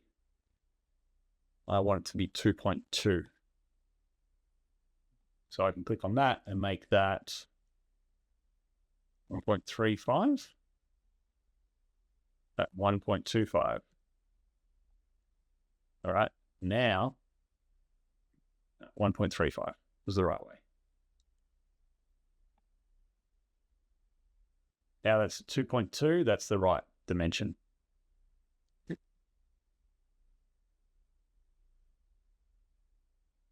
Cool. All right, so one shell feature, but multiple variants of thickness. Pretty neat. All right, let's just apply a clear material. Get the idea here. With the part, it is a plastic part. It is clear plastic. It is probably ABS, but I don't think we have ABS as a material here. So we can just use polycarb. All right. If we wanted to tint it, this is like a black tint on this one. We can go to our appearances, edit that material. That would be polycarb with a white type color, but I can go pink, or green, or here a little bit gray. And that's going to give me the right kind of look. Okay. We keep going. Now we've done that shell, I can fillet those edges. So I'm just going to click on the edge, and fillet comes up here in the shortcut bar. So I press 1, and I'm going to do those two edges. Press OK. And now let's do the little detail on the end. So that comes out a certain distance, and then we get a full round here, which is 4.9. Okay, so we will do on the right plane a sketch. You're going to draw a circle. We'll draw from the bottom of that across top, across here. Now to get our length, best way to do that here, I can measure a few things. So there's I'll just zoom in and show you. The part that goes through the middle, skinnier. So I can measure that. It's 3.75. I'm going to do an extra sketch. So extra circle here, 3.75. Pardon me. And then I can dimension the gap between those two. I can see it's 2.45. So back then in SolidWorks, I can go from this edge, hold Shift, go to that edge, put my dimension in. What did I say it was? 2.45. I'm going to round it to 2.5. Okay, so that works on that position. And then I just need to work out its height relative to the rest of the detail.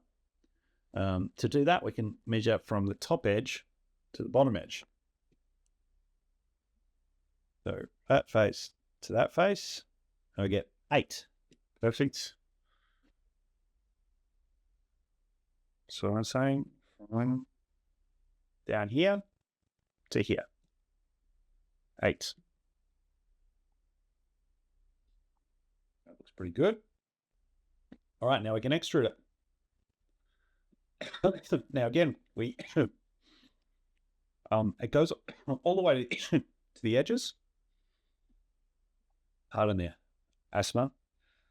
All the way to the edges, but just that thickness on the outside bits. So I'm going to measure that at 2.1. There's a few ways of doing this.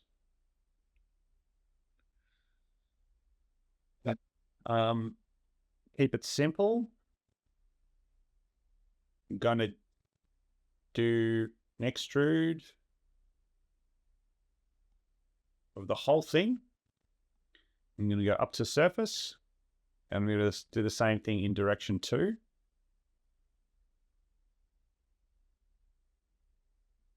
And I'm going to merge it. And then I'm going to reuse that sketch. And I think the gap was 2.1. So now I'm going to do an extrude cut. Contour, I'm going to select this contour and this one. I'm going to go offset from surface, 2.1, like that.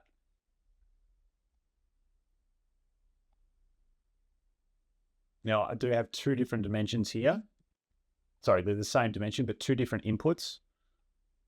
If I wanted to maintain the symmetry of this part and I was going to do a lot of changes to it, I'll probably just model it in half, do the whole thing in half, and then mirror at the very end. But we haven't done that today, so I'm going to do it like this. Right, so here is a nice little example of how to use contours for 2 operations, but to get a neat result that is correct and accurate. That part's now looking pretty good. I do have to remove a bit of material on this bottom face. So there's a bit of a cut down here that drops down. And I can see it's like that. This edge here, if I do a little measurement from one edge to the other, you can see that drops down 3.6. So this is a pretty easy tweak. I'm going to do a rectangle here. Now here's a little tip for doing this kind of sketch. I want it to be on this edge and this edge at the same time. But if I click here, I'm going to have to, well, I don't know if it's that big a tip. Anyway, let me just show you what I'm talking about. I'm trying to do this in as fewer clicks as possible, basically. So I'm going to click it here on this edge, but then drag this across and drop it on that edge there. So just, it's easier to move it, right? The alternative is, let's say I do like a sketch here and drop it on this edge. I guess then I just have to move this one up and down, get to that corner. Yeah, okay. Maybe not so much of a tip, but pretty easy kind of movement. This one goes down 3.6. I'll just change that to blind. All right, now I think this part's finished. I think we've done all the detail we need to in this one. And yeah, cool, nice work. Anyone follow along, have any questions? Let me know. As I go through the process and build the parts I drop them all into the assembly. When I'm done with all the parts, I save this assembly file as a copy, and I just have that there as a reference for anyone that wants to pick up the project. They can download the assembly file and then just go through and build it like a normal Lego assembly. That'll come later on. Yeah, what you think? Or anyone have any requests for the next part being done? Let me know. I'll just leave those up on the screen while I grab a quick drink. Just check, got a few messages coming through.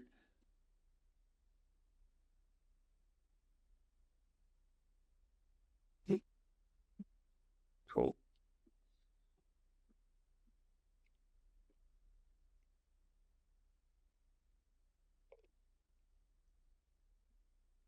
So this one is, it's another part ticked off. So this one down here, mark that one as done. And then we'll jump on to our next ones, which I think we'll do this one in the corner. Yep. And this is a modifying part. FPV Kev, thanks very much. Good to see ya. Enjoy your work day. That'll be me tomorrow for end of the week. Catch you soon. All right. Let's jump over to our next part. And we're going to use, so the one we're going to do, obviously this part here, let me bring up, the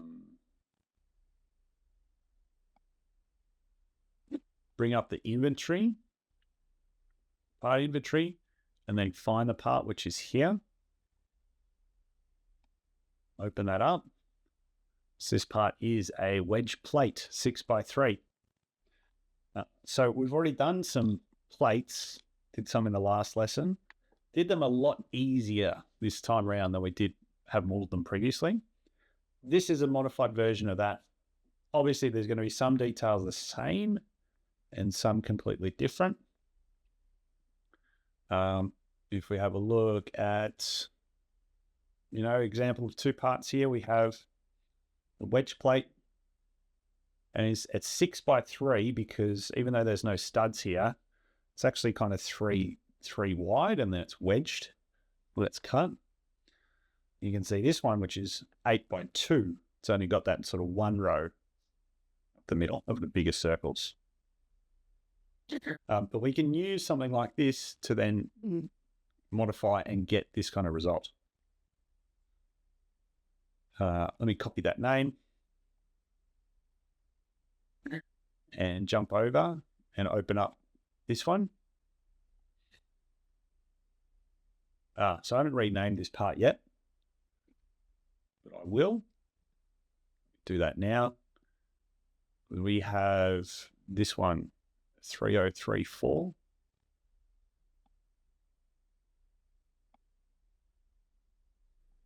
Plate 2x8.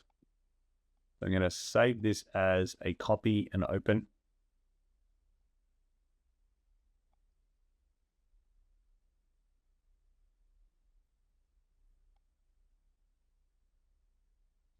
Now, saving it as a copy and open does not replace the reference in the assembly. So I can close the original document.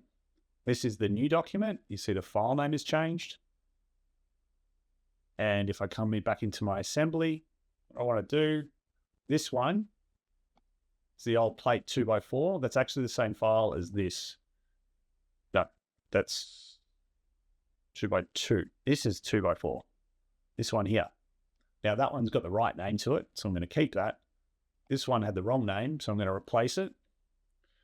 I'm going to right click, drop down, replace component, only the selected one, and I'm going to replace it with this part. And doesn't look like anything's happened, but the file name has changed, so now I know that that's the right one.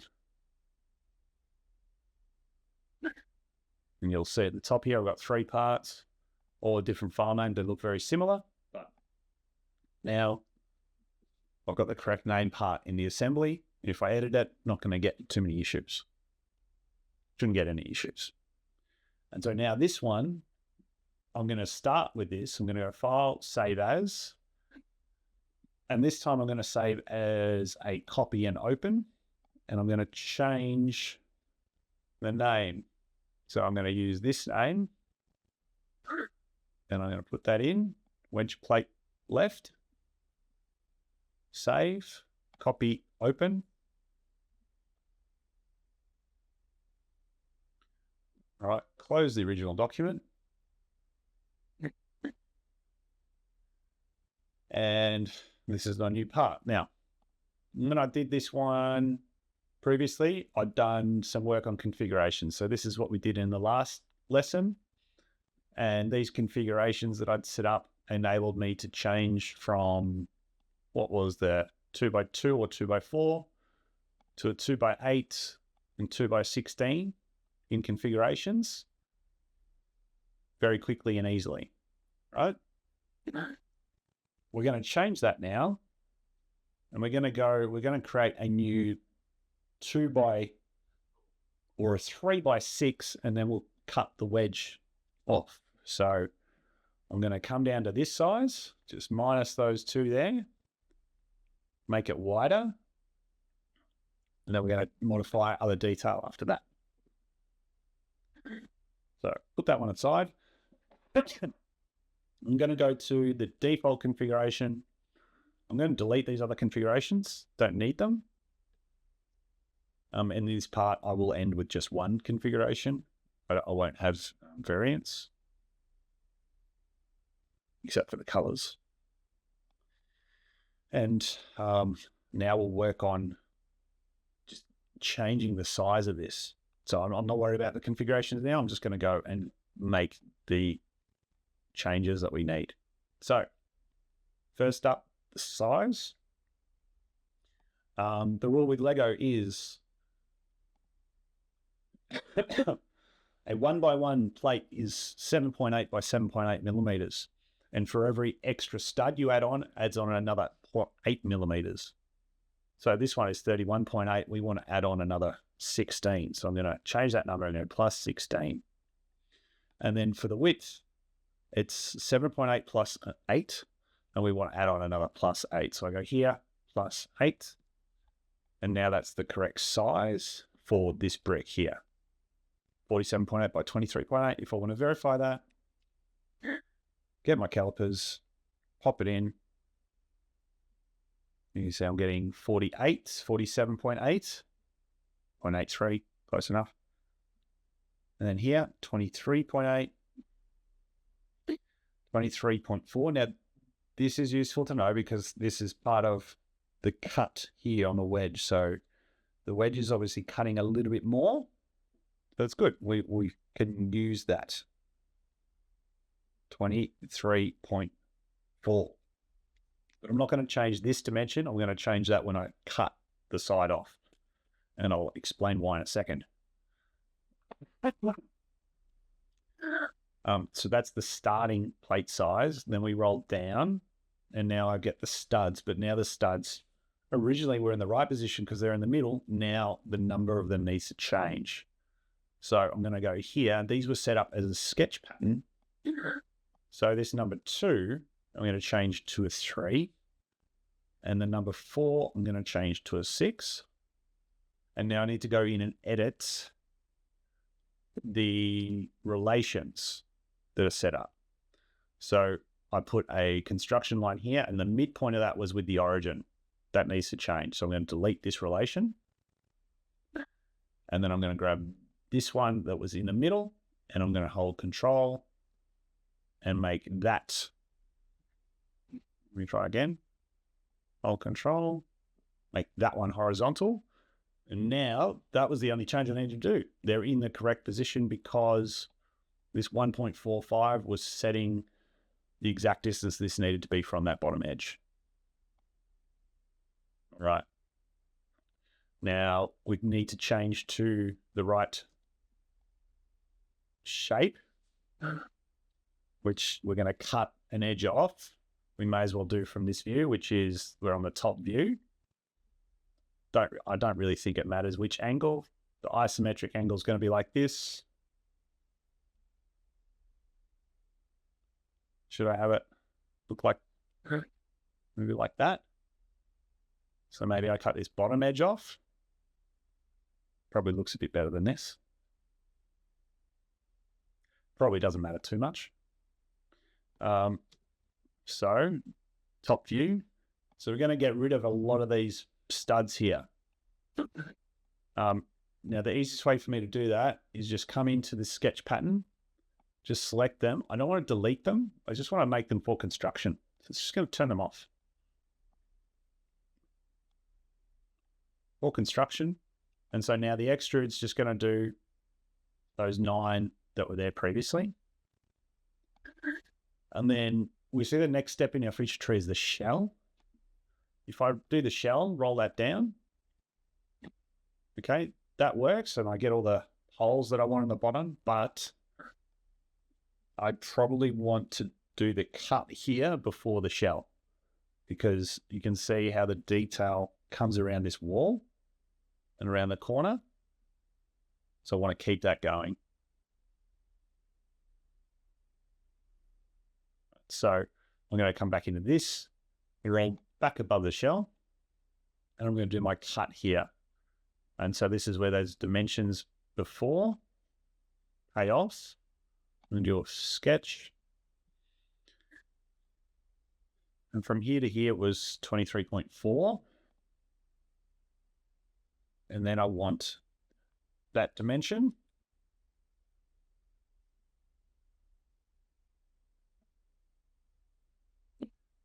I'm going to bring that to 7.8, like everything else. All right. So I've got the shape.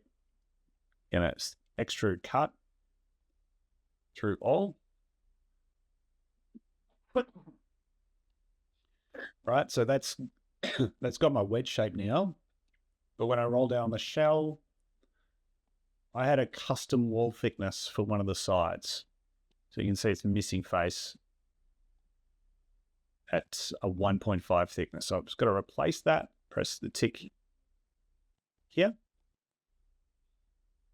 press OK. And now let's do some measurements to check that wall thickness. So 1.5, yep. And 1.5 here. Yep, 1.46, close enough. Great, so that's looking good.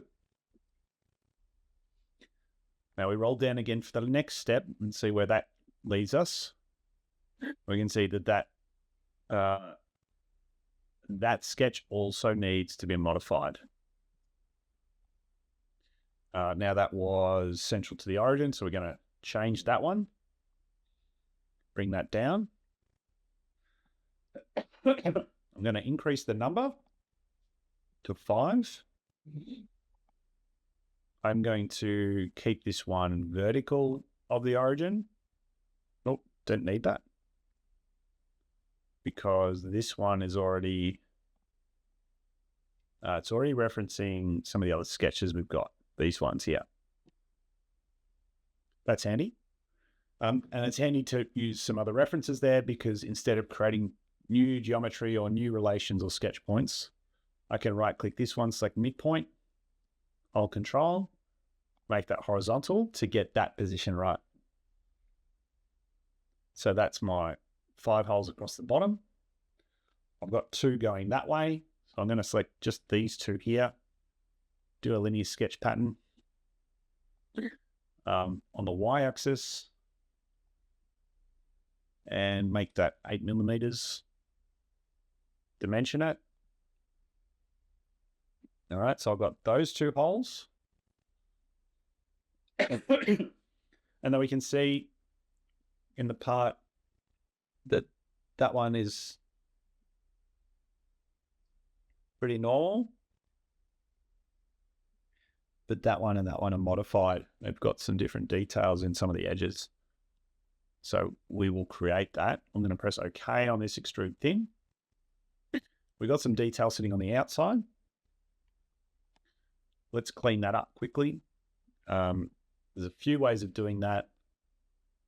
One easy way is to grab this cut extrude and just redo it. So grab it again, press OK, cut down. That cuts it off for me. That was nice and easy. All right, and now the remaining detail. I'm wondering if we should worry about it too much, like these little holes here, or that little bit of thickness. Like this is not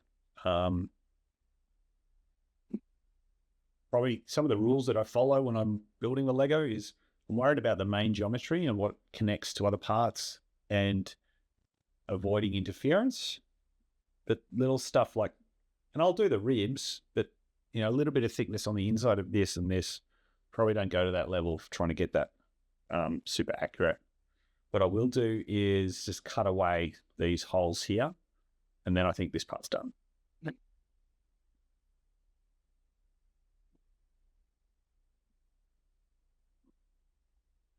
All right, so I'm going to do this one. A few ways of doing it.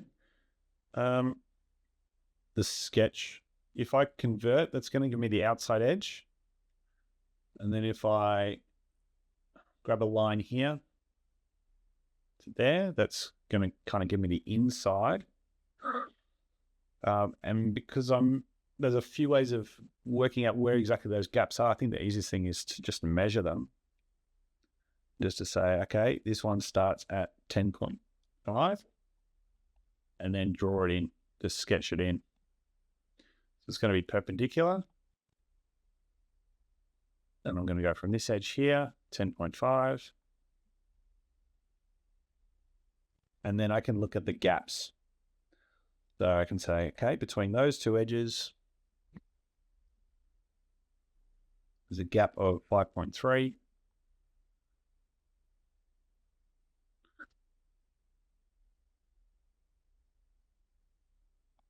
So there's one there. And I'll just draw in the rest and then add all the dimensions at the end.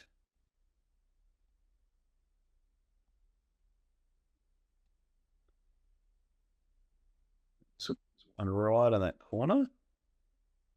Might even be like that.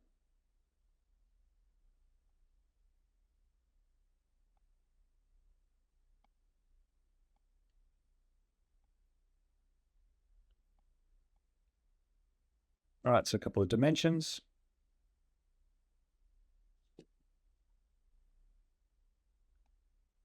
And I might find when I do the assembly that there's some interference.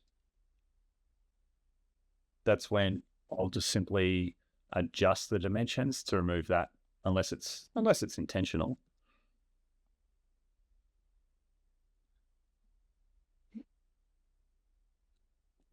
Each of these dimensions is just going to help fully define and get the detail correct, and make it quicker for any changes to happen next time. That's why the fully defining is so important, because if you don't get the dimensions right the first time, it's such a quick change next time around.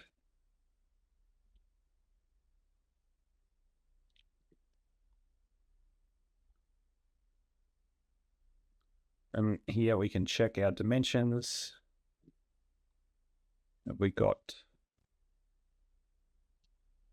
one more line here.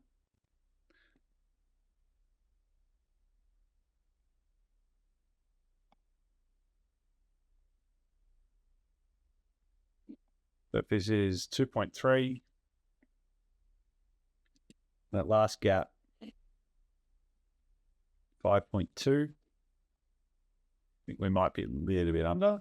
Pretty close, within like 0.2 of a millimeter. That's fine. All right, so again, we've just done basically a section of a lot of contours. I'm going to extrude cut. I'm going to select my contours. So I'm selecting all the gaps that we're going to cut down, which is these 4. And then I'm going to select up to surface, cut down to here. And then if we have a look at how that part looks in comparison, you can make some adjustments. This looks okay. This looks okay. Like that's how it looks in the part. It's kind of weird. That one's fine. See this one, it joins up in the model because you can't, in tooling, you can't have a little gap that's that small. Right, but we won't worry about that here. This one looks pretty accurate. So that part now done.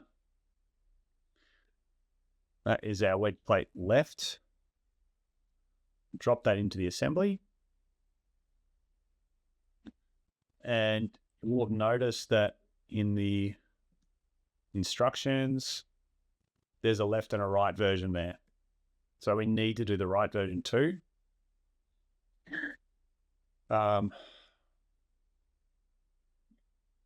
Multiple ways of doing that kind of detail. Creating the part. I'm going to focus on the simplest version, which is going to be grab the file name on file. Sorry. Grab the file name, which is going to be here. So this is right. And if I always want it to link to this geometry, instead of saving a copy, what I'm going to do is insert this into a new file. We're going to insert, first start a new part. Then I'm going to go insert part. So I'm putting a part into another part. I select the wedge. Include solid bodies, press OK. And I'm going to grab the right top front plane. I'm going to mirror this body, uncheck merge, and then use delete keep body to select this body, press OK, and then save. And save that file with my other parts. Now, so you might wonder why we would do that kind of change rather than a mirror in the assembly or anything else. Let me show you what will happen. Firstly, if I just saved a copy, then if I wanted to make a change to one of these, I'd have to do the same change in the copy file. So it's not really efficient use of your time. If I'd done it just in the assembly, then I'm pretty sure I would get errors just based on previous experience. But the parts would have the same name, all right, which wouldn't make sense. I'd have a part left and another part left, but the left version is a mirror of the original. Doesn't quite work. There is a mirror. The mirror components feature within assemblies can allow you to create a mirrored version like I've just done here. I've just shown you a cleaner way of doing it. So I see this option as the one that, okay, let's assume later I'm going to make some changes to this to get, let's say, interference out of the way or clean up any problems that I find. I'm just going to do a really obvious one right now. Let's say that I need to change this to 26. Yeah, it doesn't make it so clear. Let me make one even more clear. Let me put a fillet on the bottom edge. So let's say I put a fillet on this edge, big and round. Okay, 5. This one doesn't have the fillet. But as soon as I click in here, it's updated because this part is linked. So even though I haven't saved it yet, it's there. Right? And now I can come back into this file and let's change that fillet again. Just go to 8, bigger, error. Click on this one, drops off. Sorry, camera was blocking the view. All right, so fillet in this file is linked to this one, it's inserted. So any change to this will update here automatically. And so it saves you a lot of time and means that other versions of this part downstream from this, so the child parts, are always going to have the same detail. And once I've done that, okay, I've saved that part. can go back into my assembly, insert the second one, and now I've got them both. Another one done. Yeah. Green one and a grey one. Hello, whoever's watching. Welcome to this train. So these two are pretty identical. Underneath, this one's got a little cut on the end. The geometry is the same, it's just in half. So I've opened up this previous version of the part, and I'm going to save a new version, save as, and I'm going to put the new name in. So slope 30 degrees, 1 by 1 by 2/3. So the 2 divided by 3 won't work. Slope 30 degrees, 1 by 1 by 2/3. Yep, so I've just got to change the number. Was 54200. 54200. Slope 1 by 1 by 2/3, and I drop the color off. Save as copy and open.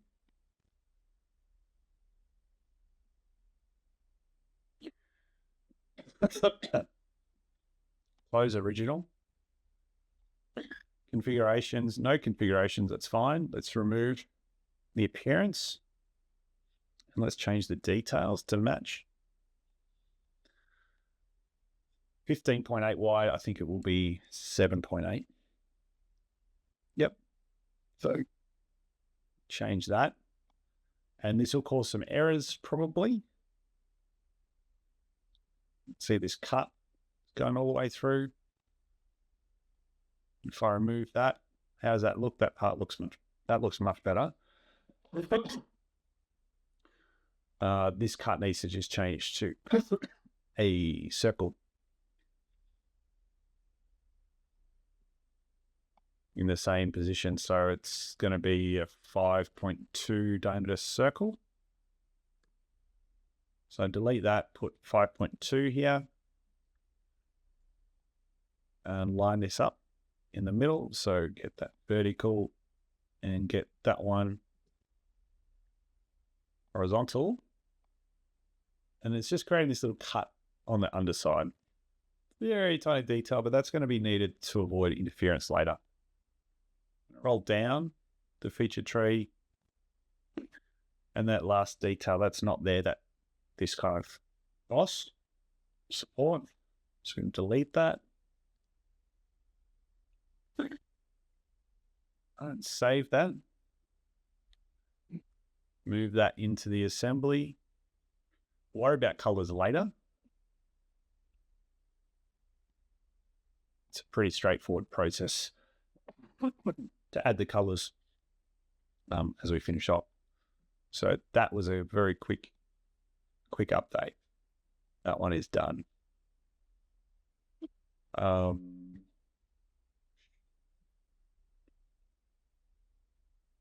Edits. This one, little brick, 2 by 2. The only edit for that is color. I will have a 2 by 2 brick somewhere. Let's just look at the name of that part. I feel like I'm going to have to overwrite a file.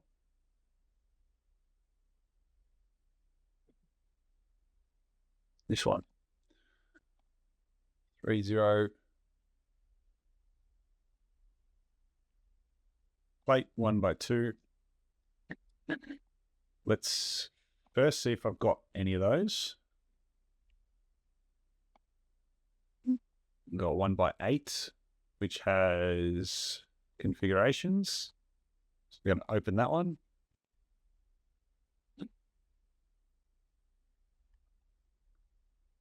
By 2, that looks pretty good. We're going to save that as. In open.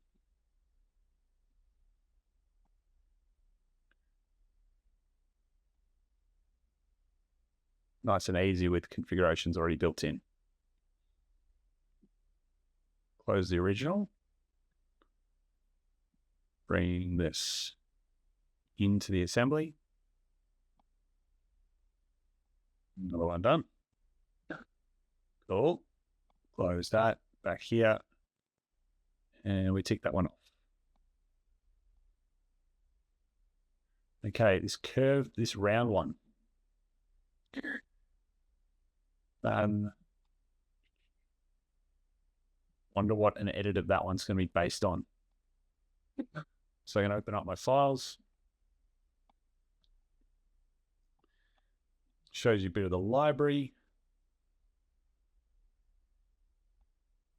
of parts. And I'm just looking for an example that I can use to build that part that's going to save me some time. The way that it's built, it's like a tall brick, but it's a circle. So maybe this kind of brick here would be better.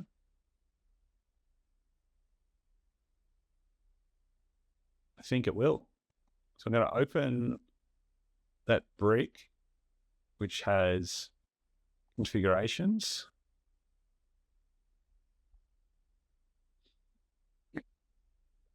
I'm going to come across here, find that curved part. It's reference. It's this one.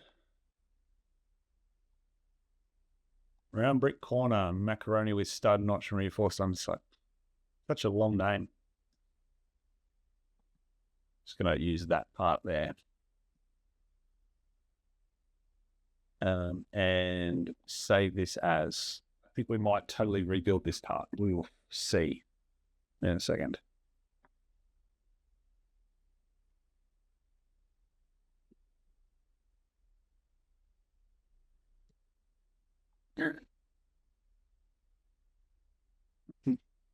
Because even though like the height's probably the same, I'm going to guess that a lot of other stuff isn't. How about the spacing? It does fit like in a 2x2 configuration. So that's why we start with this block.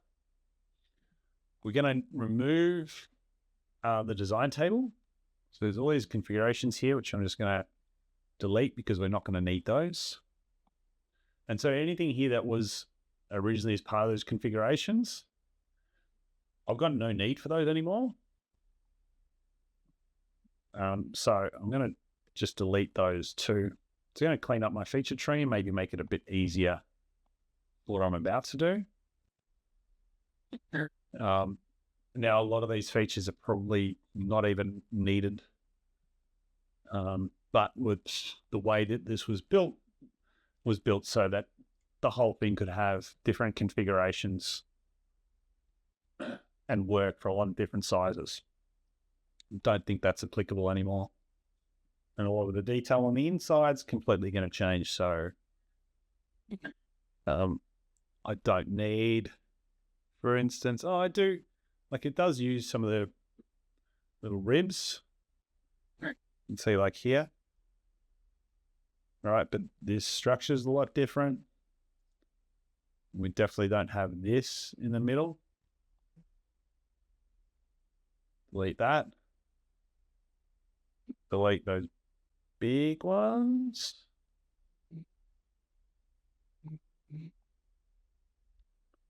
All right, and then let's come back before the shell.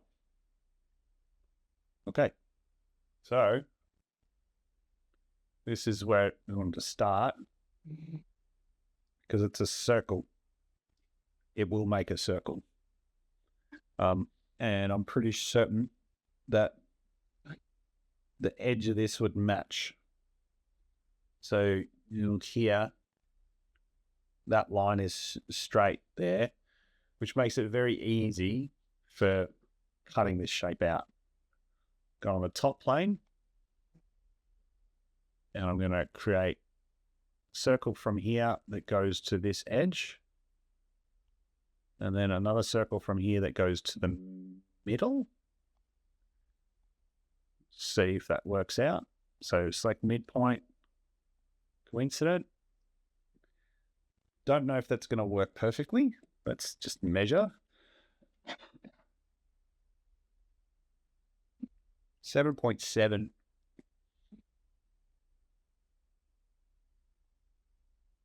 That's going to be 7.9.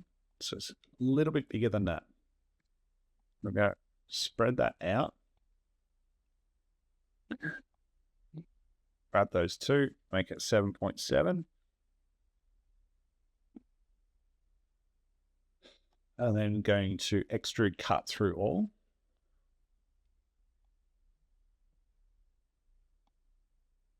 And flip side to cut. So I cut the outside of my sketch.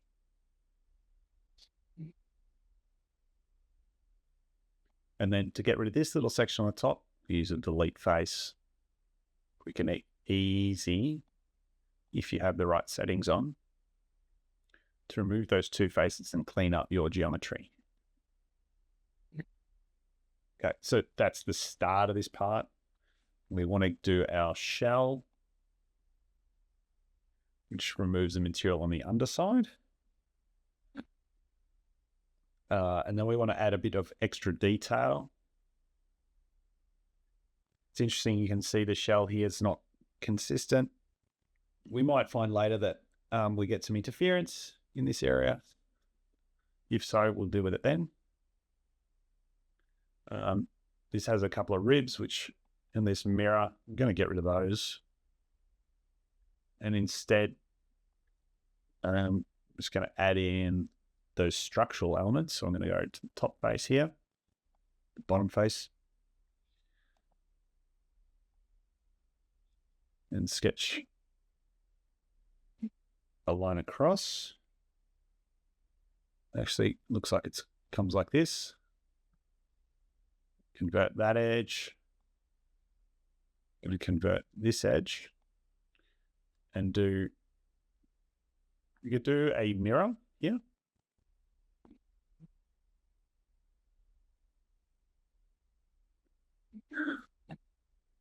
Now let's say I want to get this kind of shape. We can put some measurements in. 1.25.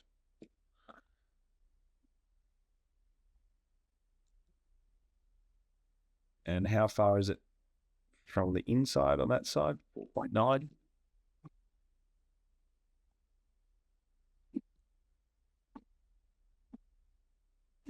And then there's a little straight bit at the end here. This one is parallel to this. And we can't measure that detail, too small. But I will use that dimension anyway.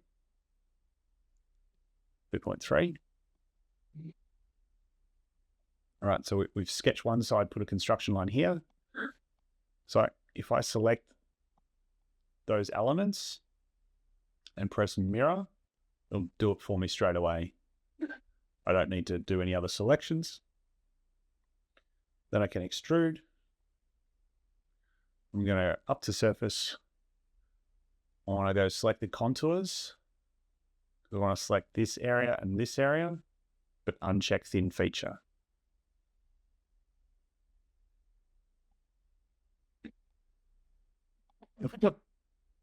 That is neat.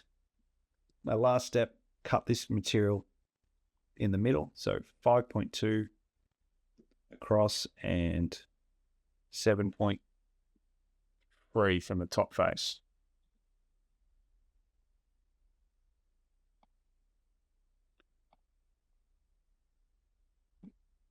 So I do one line through the middle, one line to the side, make them parallel, make this one for construction, select these two, press mirror, put a dimension in, 5.2, extruded cut, select contour, offset from surface. I think we set 7.3. 7.3 from this face. That's neat. Okay. Happy with that. think that's why I said this is the edit part, because we're already starting with a little bit of detail. Very neat. Now what towards it? Round the corner. Okay, another one off the list. That is that one.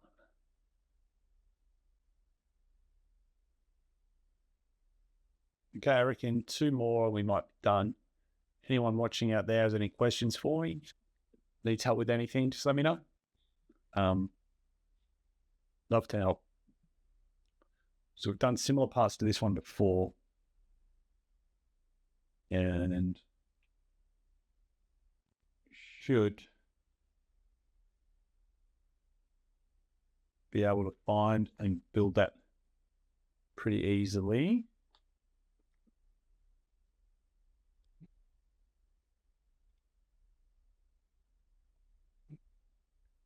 Here are the 2 parts. Those 2. Okay. So I'm looking at this one. Brackets. 1 by 2 by 2 inverted. Let's find it. Go open.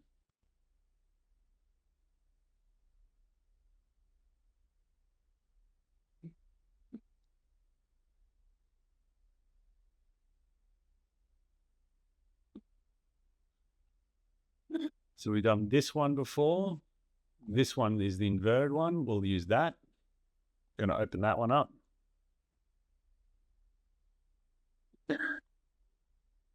And this should be it straightforward. It's going to update. So I'm going to save as.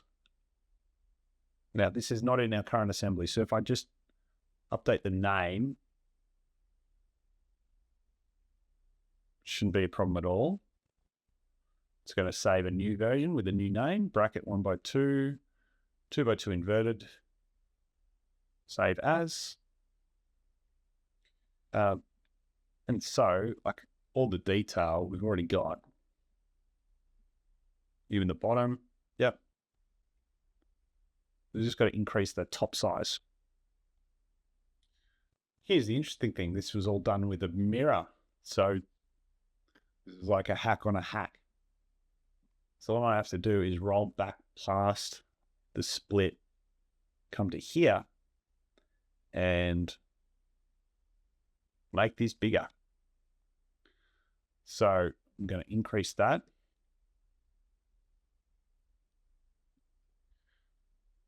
(16). It's a bit odd. Normally it's 15.8, but this one's definitely like 15.9, close to 16. And these, we're going to increase this sketch. I'm going to do a linear pattern for those to drop them down. They're going 8 down that way. Okay. Pretty quick update, right? Change your sketch, roll down. Let's see if this updates for us in the right way. Beautiful. Beautiful. Yeah, fantastic. Save. Insert. Oh, there's one there.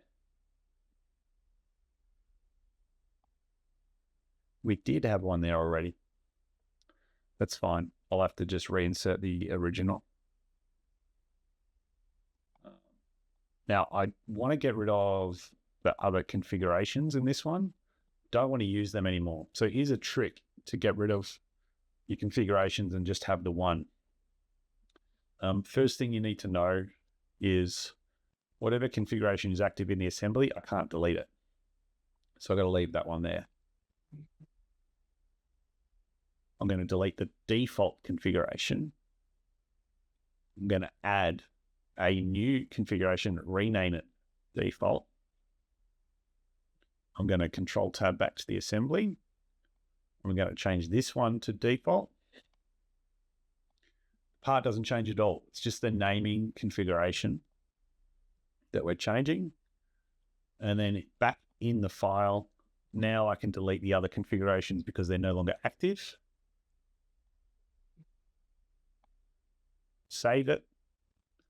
Come back to the assembly, and that part, there's no longer any configurations to it, so we won't get into any trouble. And that is a very quick tip. Now, the other version of that part, was there another version that I needed in the assembly? I don't think so. So I think it's fine that we've replaced it. Yeah, no problem at all. I think we'll just use the original version for this little single one. I think that's why it was there. So I'm going to press my home button. Let's see if it wanted to come up. It does not. So I'm going to go open. And now I'll look for that same part that we just opened before, which was only a single inverted part high. This one. I'm going to grab the file name of that one. That's here.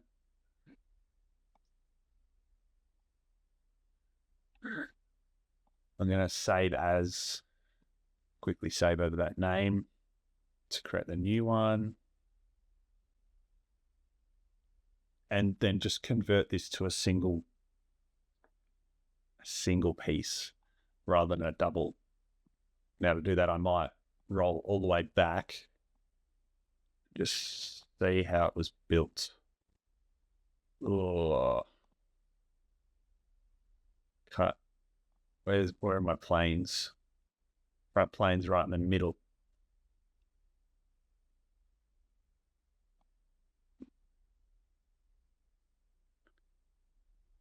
Yeah. All right. A little bit of mucking around to get this right, but let's just do it. 7.8 is the width. All the other geometries there, we're just going to have to edit a bunch of features to get it down from 2 wide to 1 wide like this. And when I'm doing this kind of work, what I like to do is minimize the errors that I see. So I might roll all the way back and start with something simple. I'm going to start here and just change this to the square that it needs to be, 7.8 by 7.8. I know that that's going to cause an issue here. That's fine. I'm going to delete all those that I don't need and just keep the original. All these dimensions, don't need them. In fact, just want that hole. Don't even need that point. And I do want to increase this to 4.9. I think that's what I used everywhere else. And I think that's what the actual measurement's pretty close to. Bring that to the origin. All right, much simpler. Roll down. Now this is cutting in half. I don't need that anymore. So I'm going to delete that feature and the move face feature. Don't need that. The shell feature we're going to keep. Roll down. No errors. And you can see it's good the way it works. Boss extrude here. This we don't need. The single part doesn't have this feature. I'm going to delete that. And the sketch. Now here's the front detail.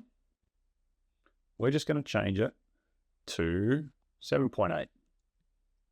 Everything else should update for us. Look, now it comes back to the right size. We're going to cut here because it cut a little bit of material out from that edge. That's correct.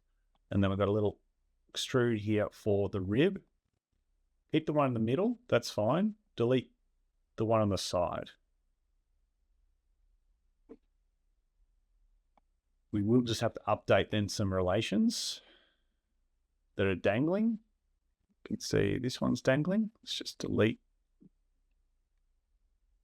those and give this a dimension. Now, I think there's actually a double line here, so I'm going to delete one. And I can tell that because it says equal, equal, and horizontal, horizontal. That's a sign that there's a double line there. So delete one, it removes them. Put the dimension in. Press OK.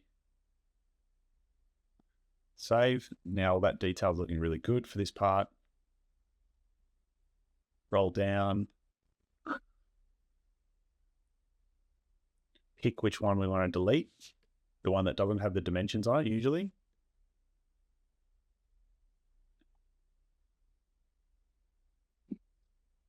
I want to keep that 4 dimension, but I want to get this part in the middle underneath the origin. So I'm going to grab those two and make that vertical. I'll keep that construction line. It's not hurting anyone. And then the rest of this should be straightforward. I can delete the linear pattern and delete this mirror feature that we don't need. There we go. I'd say that's quicker than creating everything from scratch. It's much easier to modify the features and the sketches and dimensions than it is to create fresh geometry. So save, Control Tab over to the assembly, insert that one in. Another one, save. Make sure I save that assembly, and another one, tick off the list.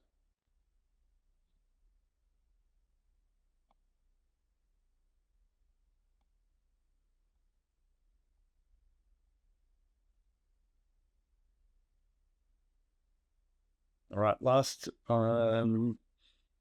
little bit more time. So last two will do these 2 step parts. At least one of them we'll have a quick look at.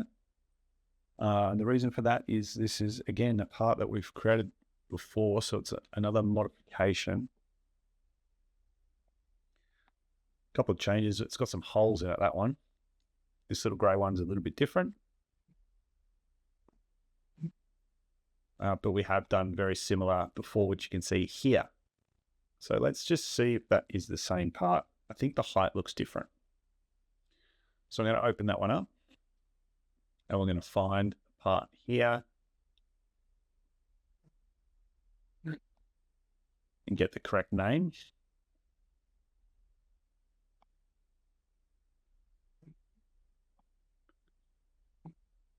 Now we're going to go save as. Don't have this one open anywhere else, so I'm just going to override it. 5 by 2 by 1, 1/3 with 2 holes. And we want 5 by 2 by 2. Yep. Just going to change that detail. 76766. Okay, so override the file. And then it should be as simple as changing some of the geometry. How is it built? Let's just roll through the tree quickly. So we've got the bottom section here, which will be correct. That goes into 3 and then another 2. So it's 5 long. That is correct. We've shelled it. We've got the hole in the bottom.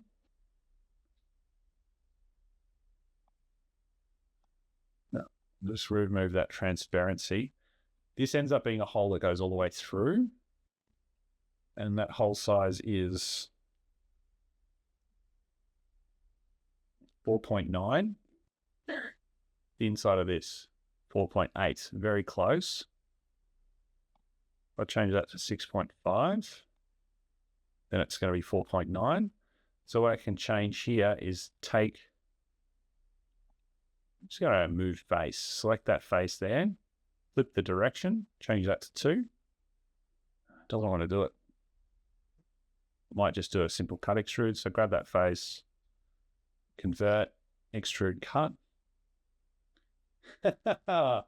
Toby, hello. Hello. Not a lot of people in the chat tonight, Toby, got to be honest. But good to see you, mate. Hope you're doing well. Been a quiet night for me. What are you up to today, Toby?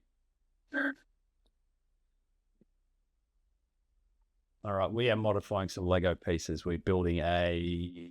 Oh, wrong slide. Building one of these Starship Microfighter. Just a little getting back into it stream, couple of streams to build a few parts, put it together, and then an assembly and a bigger project to come very soon. Thanks for jumping on, mate. Saying hi. All right, so I'll put that hole through this bottom one. And then what do? Got a linear pattern to get the hole on the other side. That's fine.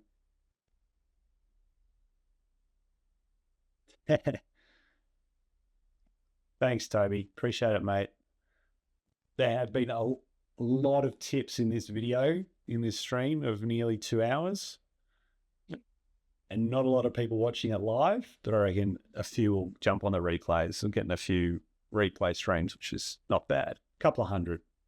It's been pretty good. Pretty quiet night tonight, though. I don't mind. Right, so this one was then, I'd split the part.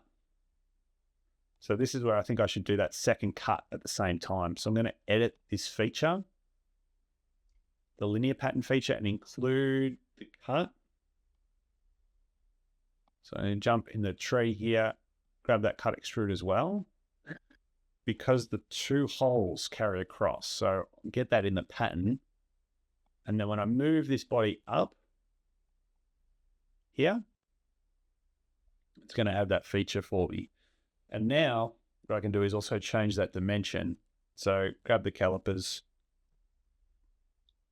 get that height 22.4, and we can look at the difference in this. So I'm going to, the way that this was done was just moving a dimension, just the move copy body. So I'm going to have to do it manually.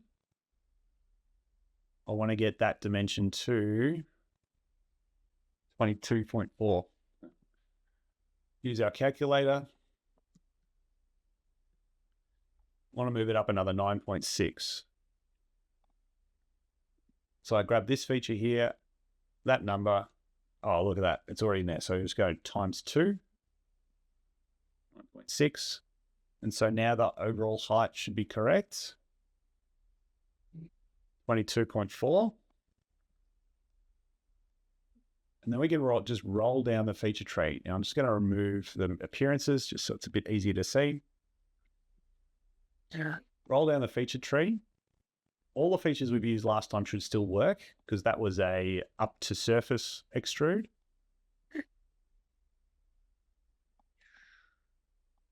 And let me just roll back down. So that cut goes through. That looks good.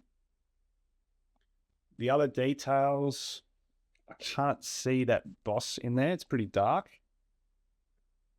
I think that gets left out. So I'm going to delete that feature. Roll down here. This rib is not in there either. I think because the height of the part, it doesn't need it. Perhaps. I don't know, making a guess there. Roll down. This cut extrude. So I did cut the holes, but I did them later. That's okay. I've just changed my feature order. And then we have a couple of ribs. Yep, so those ribs, the position is updated because we've done them based on, that surface. And so that as that surface moves, so do those sketches.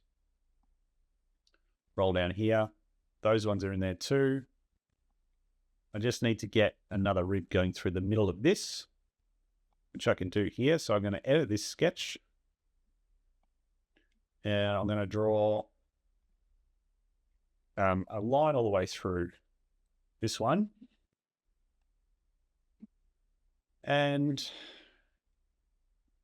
few ways of doing this. If I just convert this edge and then trim, and then change this edge to construction, that's going to create those ribs for me without coming through this inside face. Okay, so now I've got that detail on the underside. I think the only detail I'm missing are these very small ribs in the middle section, but I'm happy to leave those out at this point. Okay, so that's another part done. Save that and chuck that into the assembly. It's already there.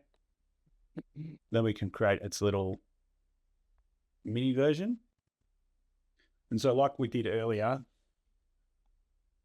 we're going to save a copy, but this time save a copy and open. So I'm going to go find the file name for that one. That's here. It's a small bracket. Again, file, save as.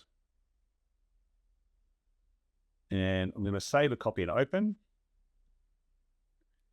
So this, update my numbers, 73562, bracket 3 by 2 by 1, 1/3 with bottom stud holder.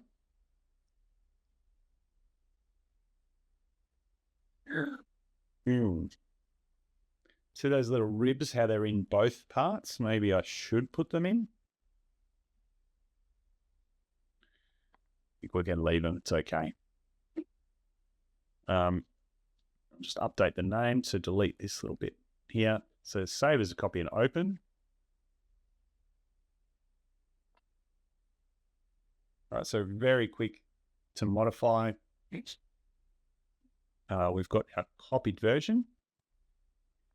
And so again, we're going to roll through the tree. So the process, roll back to the start of the tree. We got details right early. Now what's different in this one is the whole thing is only three studs wide. So where I did this linear pattern last time, we don't need to do that this time. So I'm going to delete that pattern. And if you can delete a feature without it deleting other features, that's good. That saves you time. That means you don't have to go through and make a lot of adjustments. Update my shell. Update this feature here. Now there is one of those, but it is not a hole. There's no hole here. So I can delete this feature. And because it's not a requirement for the pattern to continue, I get an error with the pattern.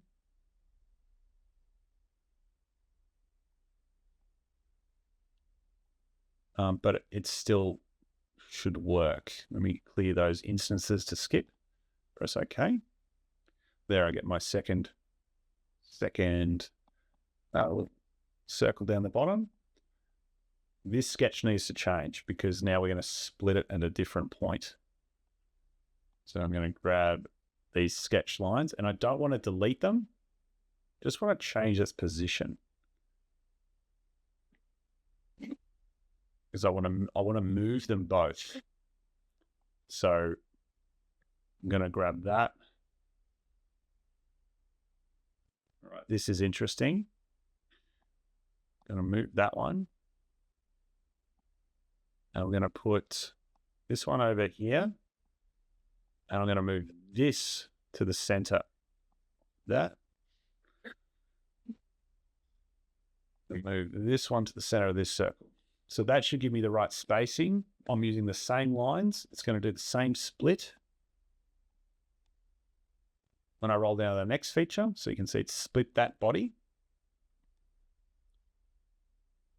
And because the bodies have stayed the same and the move copy bodies have stayed the same, you know, the same thing that was happening last time is happening again this time.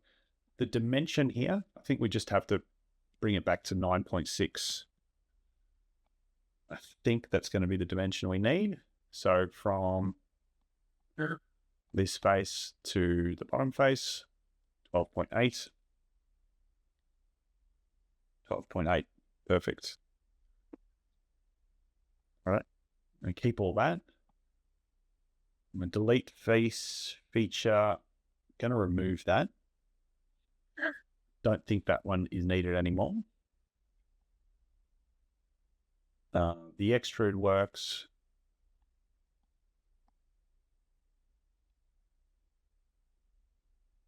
But it appears I might have to select some different contours. So I'll just go into the feature itself. And I'm changing the regions.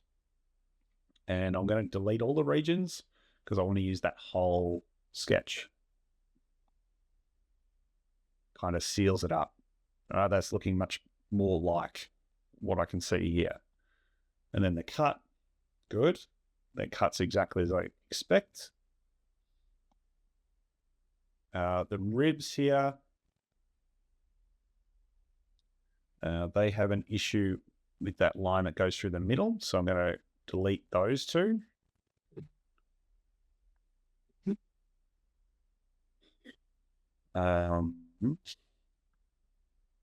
Location of this one and this one. Let me delete that one, change a couple of these dimensions. That's what's happened. Move that over here. Bring that in here. Change that to full construction.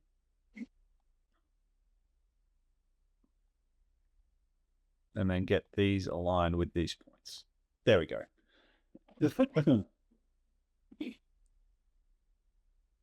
They're a bit outside that, actually. That's not their correct position. Correct position of those. It's too tiny. I can't quite reach in between.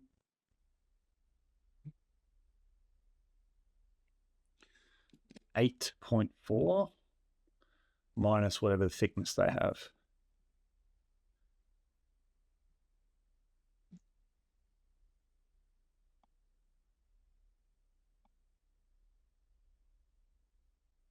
Just updating that feature, it's going to come up to this surface. And their thickness was, if we can find it here in any of the features, 1 millimeter. So this needs to be 9.4, and then it'll be 8.4 in between them. Okay. Roll down. Do I need that? Yep, keep that little fillet. So just going to remove the missing references. Just press the tick, it'll do it for you automatically. And this last sketch to update here. Just tweak. Yeah, sorry about that. Finishing this one off. I don't need this one and this one. I'm just going to keep them there, but change them to full construction. So I press OK. I still get the ribs. Yeah. Still get the ribs. I just want to change their position. So their position before was based on this, which I don't want anymore. So I'm going to delete that sketch. Just grab this line and this line and make them collinear. Puts them in the same spot. Press OK. And then you look at these two parts. I think we're pretty good as far as the detail and the size. So we'll save that. drop into the assembly.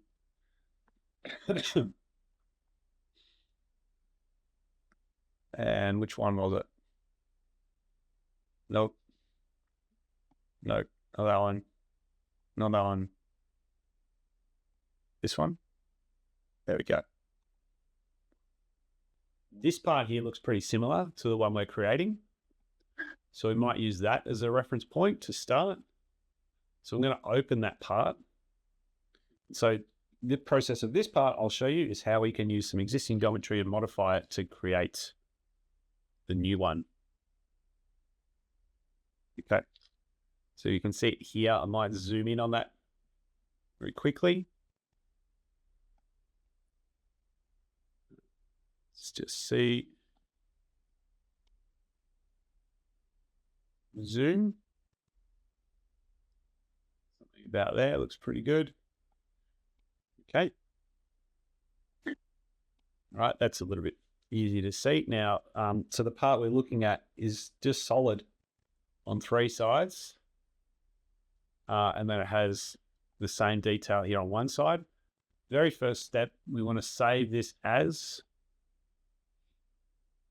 and we'll give it a new file name.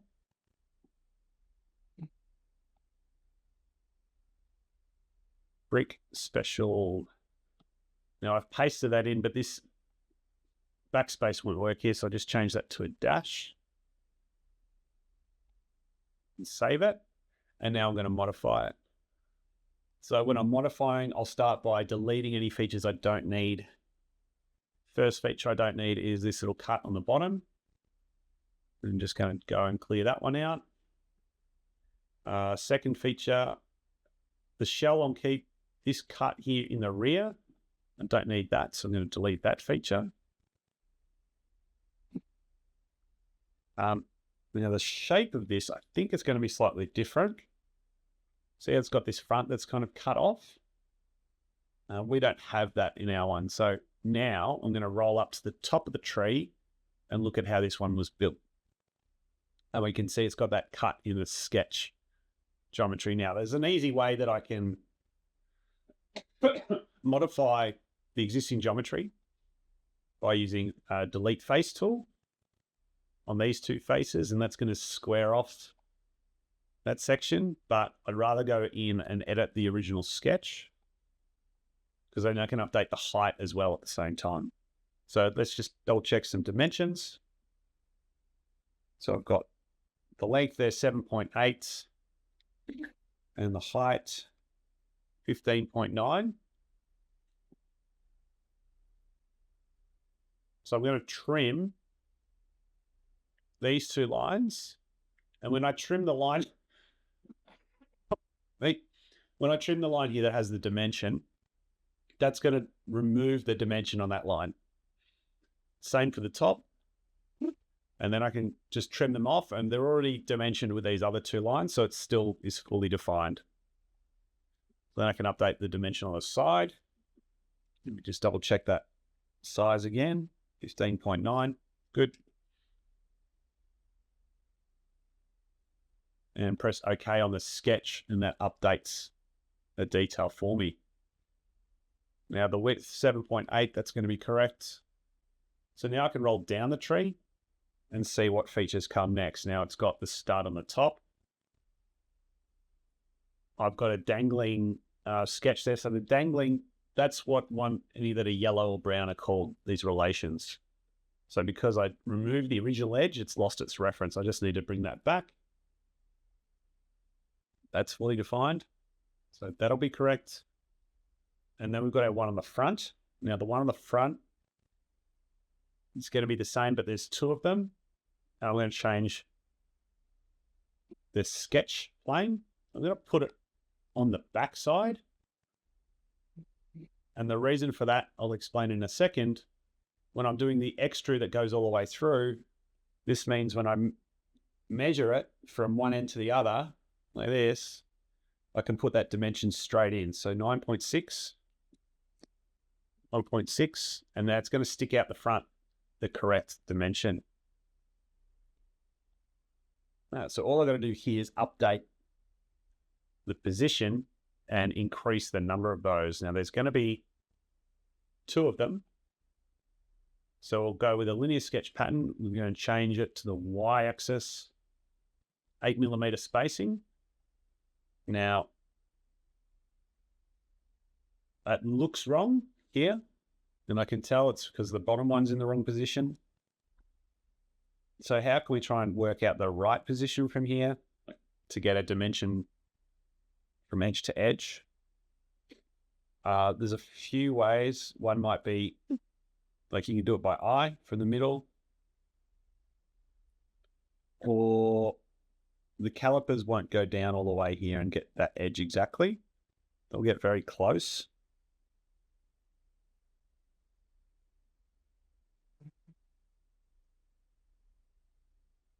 And I'm a little bit of a lean, but getting 6.7. So that 8mm, let's change that to 6.7. And that updates the position of both of them. Press OK. And now roll down on the shell. The shell feature just needs a quick update. It's missing a face, but that's okay. I don't need that face. It's going to remove the material all the way up to the top. That looks pretty good. I can double check the thickness. 1.55. I've got it here as 1.2, so different thickness for this part. And then the delete face feature there, we can remove that, and now we have the updated part. And to finish it off, we can just apply, I think we've only got one color of this part in our assembly, so we'll apply a dark gray, which is going to kind of make it look black. But that part is done.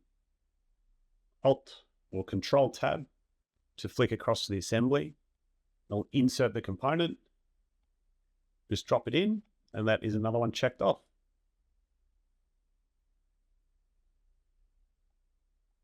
Quick and easy, just the way we like it. We're going to try and fly through these. All right, the next one on the list is the square flat piece. I think we've done something similar in the past, and we have a rectangular one here, so let's use that as reference. So that part that we're about to do is this one. And on screen camera, just show you here. Very, very simple part. It is a 2x2 tile with a groove. Now, the single version one doesn't have that groove on the bottom, so that will be a new detail we'll add in. So let's save as. And we're just going to paste the name, 2x2 with groove. Save that as, and update our dimensions. Yeah, I expect the details the same around the edge.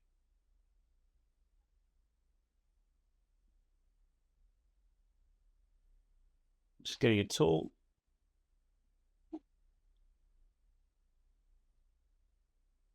All right, this tool, this edge detail around here, it's got a little lip, same as the CAD we can see on screen on the bottom. So we're going to replicate that. All we need to do, I think, for this part is to increase this number, 15.8. And then the height's going to be the same. We just want to add the detail on the bottom, which is that circle. So we can sketch on either face. Let's sketch on this face. And this should be something that we can dimension or measure pretty easily. So let's go inside of the circle, 5, and then thickness of the circle, 0.8. So we'll do just one circle with 5, and then the height of that detail pretty much goes to this top surface. So that's easy. I'm going to hit extrude. I'm going to change to a thin feature and put in my dimension. This saves me from having to sketch the second circle. And then my direction is going to go up to surface. I'm going to go up to this surface here. So not quite all the way to the top. There we are. Very quick and easy on that one. There's a couple of configurations in the file. We're just going to remove those. Don't need them. And the color, we just want to make sure it's the same as the other one. Kind of black. And let's chuck that back into the assembly. Another one done. We're flying. 2 parts done in 19 minutes. Little bit of speed modeling. Now this part here I couldn't find in my pile of parts.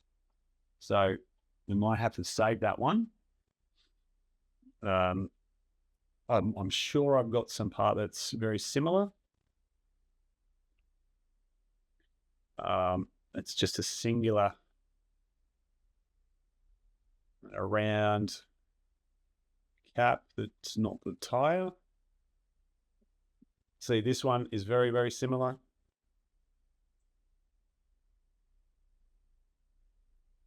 So let's open that one up. Then we can have a look at the part and its file name. It's got a hollow bar at the top. Then we may have a part that's got a hollow bar like that, which we can use as reference. So let's save it and move on and name it.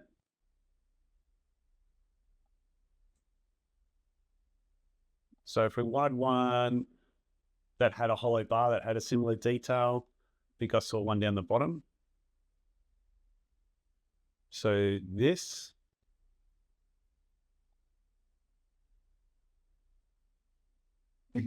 bar would be very similar.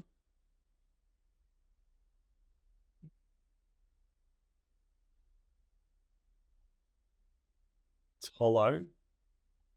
So I'm going to guess it's a lot like that little handle part where I think that was a bit bigger. I think I'll just have to find the part later. But we can add some rough detail here. Because it's just got a section that comes up. So we'll flag this as one that we'll fix up later. I'll put a 4mm dimension. This one I will dimension with a thickness, so 0.8. And give it a 4mm dimension up. We'll save, put into the assembly. And what I expect is when we assemble this with the other parts later, we might find some interference, and that will remind us that we have to change the model or update the model by finding the real part and getting a correct measurement in there. All right, let's move on to this one. This one of the first real tricky parts tonight, or interesting parts. It's very small. It's a bit hard to see. We'll jump over and have a look. There is 3 of them in the assembly. It is a weapon lightsaber hilt. So probably in a few of the Star Wars models. And there's a few variations. We're doing this one with a ring. And if we have a look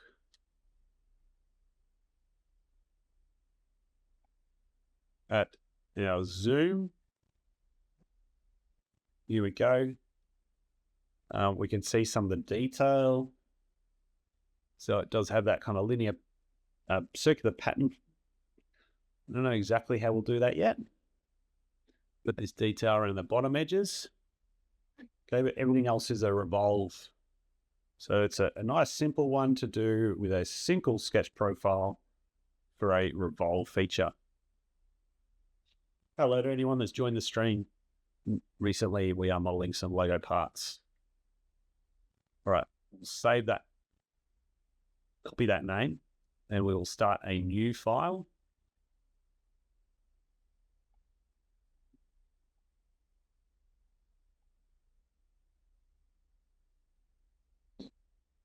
And we'll start our sketch on the front plane. And the very first thing we'll do is put a line up the middle just for construction for the revolve.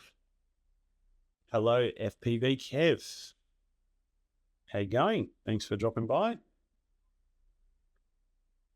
All right, when we're doing a revolve like this, first dimension, we can get the overall height. Very easy. 15.8, we're going to round that. Now, if it's solid in the middle, then we will want a solid line through the middle section. So I'll just change that back to solid for now. And any parts that aren't solid, we'll sort out afterwards. So 15.8 is going to give us our scale, proportions. And now we're going to measure on the outside. So before we measure, I'm going to just sketch roughly the profile that I can see. And the zoom cam kind of helps here. I'm also using my eyes, which in the dark is a little bit hard. So it comes down, out, goes right in. It's got two little steps. So when I'm sketching here, I'm just trying to follow closely in the proportions, but I know I'll add dimensions and change things later, so it's okay if it's a little bit off.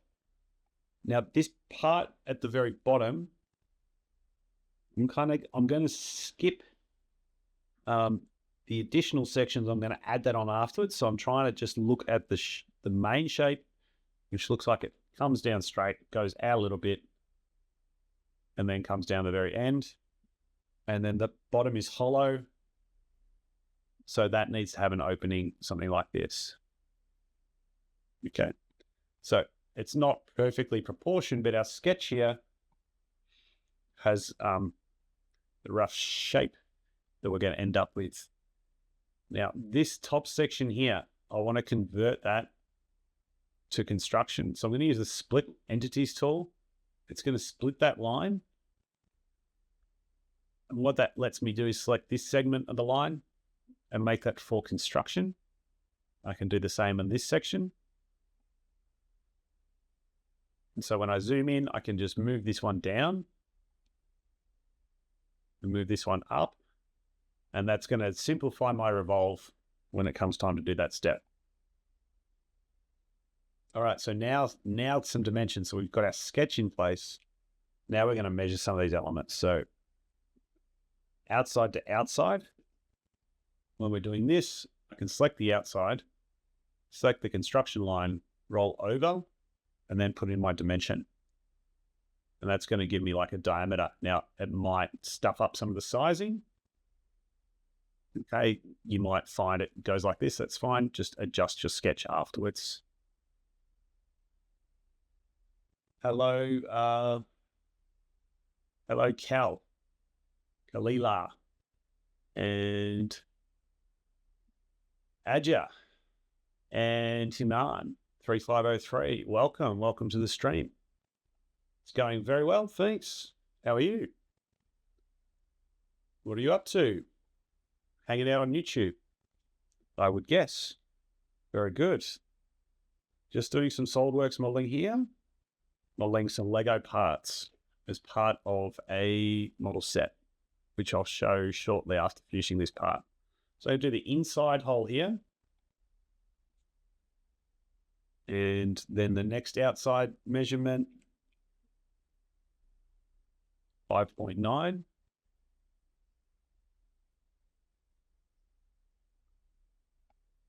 So we can get all the diameters done, and then we can adjust the heights afterwards.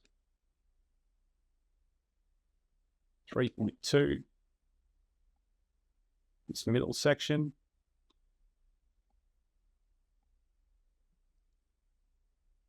You're well now? Very good. Glad to hear it. All right, so I've done this section. That line has turned black. So that one's fully defined. I just want to get these two in line with it as well. So I'm going to select all three and make them collinear. And that will make these other ones fully defined as well. The section at the bottom, Let's mention that. That is 4.9 as well. And inside that section was 3.2.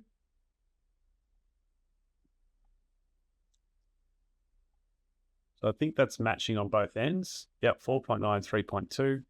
Good. Now we're going to do the height of this lower section.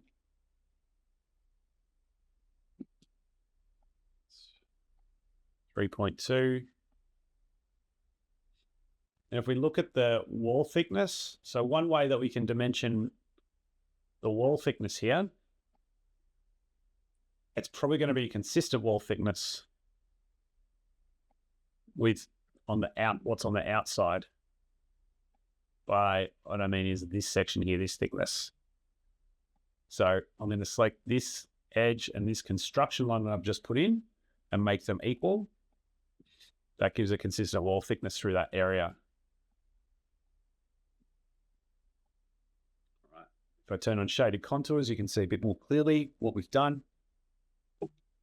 So I need to get some height details in at the top. This is pretty small, so it's a bit hard to get these ones as accurate.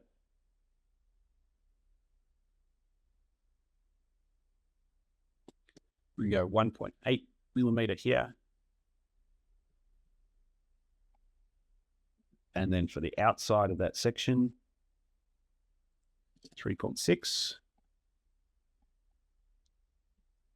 So just slow and steady, working through it.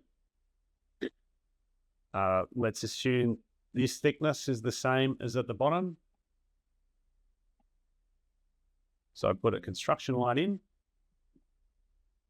and grab that construction line and this edge to make them equal.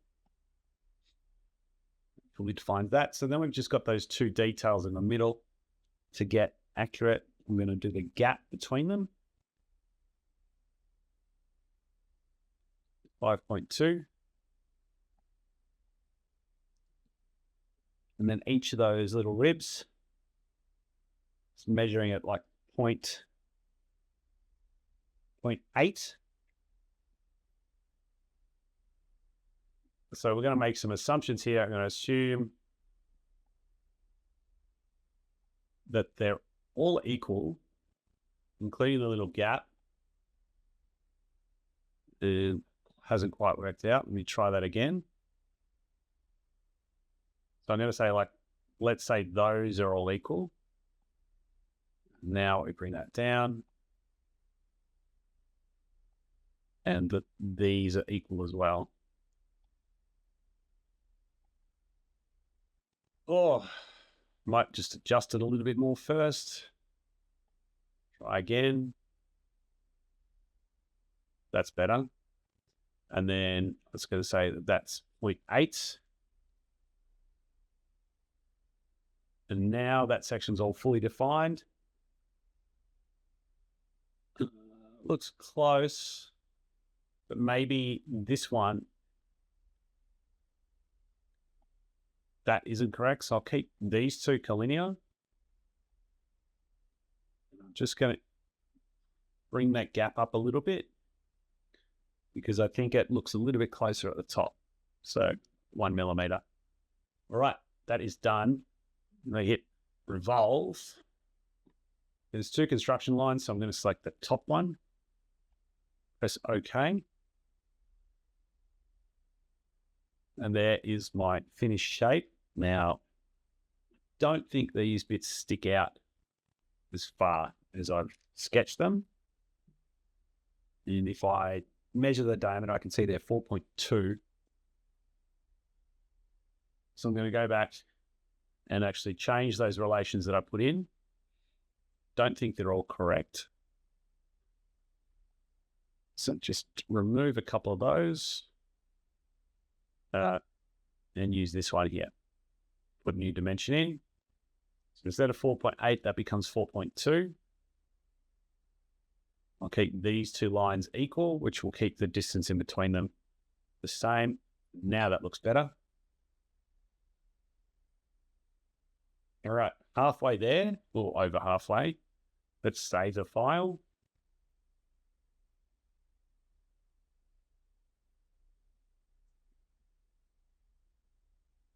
And now for that little detail at the bottom, it's very, very small, as we saw on this screen here. These little elements at the bottom. We're going to do it as 4 little separate elements. Let's just have a quick look up close. I don't know if we can even zoom in enough to get a good shot. So it comes down over the top and then down. Right, so it sticks out a little bit, and there's 4 sections. So if we measure the width of one, 1.4 millimeters. The rest of it we'll just do by eye. So we'll go on the right plane. And it's going to be pretty simple. What we're going to do, I'm going to do a section view.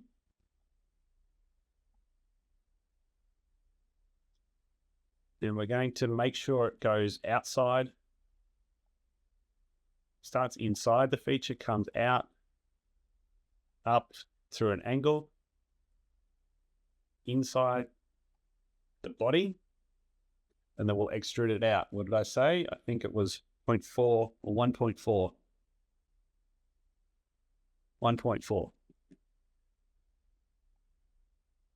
So now we've got the rough appearance. Let's put in some dimensions, get it fully defined. Use our origin as a reference. I can measure how big it is outside to outside. Which is 5.9. Would make this 2.95. I think it looks like a 45-degree angle.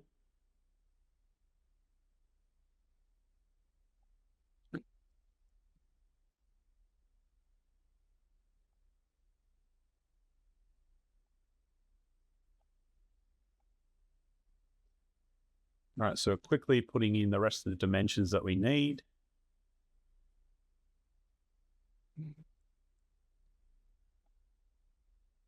Make these 2 parallel.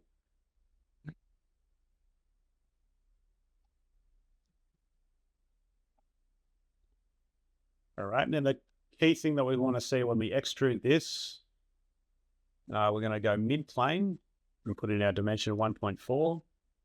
I just want to make sure it's not leaving a gap anywhere where it's extruding out. Now that looks pretty good. It's all within the edges. So press OK. Turn off section view. And there is our little detail. So that's reasonably close to what we can see here. And then I'm going to put that in a circular pattern feature. So circular pattern feature, under linear pattern, press circular pattern. We need something to revolve around the pattern. We can just use this round at the bottom. And then for feature, we can just click on the feature in the viewport. We get the preview. There is only 4 of these being rotated around. Press OK. And there you have it. Detail is done and the part is done. Nice work if you're following along. Anyone have any questions on that process or any of the shortcuts that I've used? If you're curious on any of my workflow or hotkeys, etc., feel free to ask me as we go. Let's drop that one in and move on to the next one.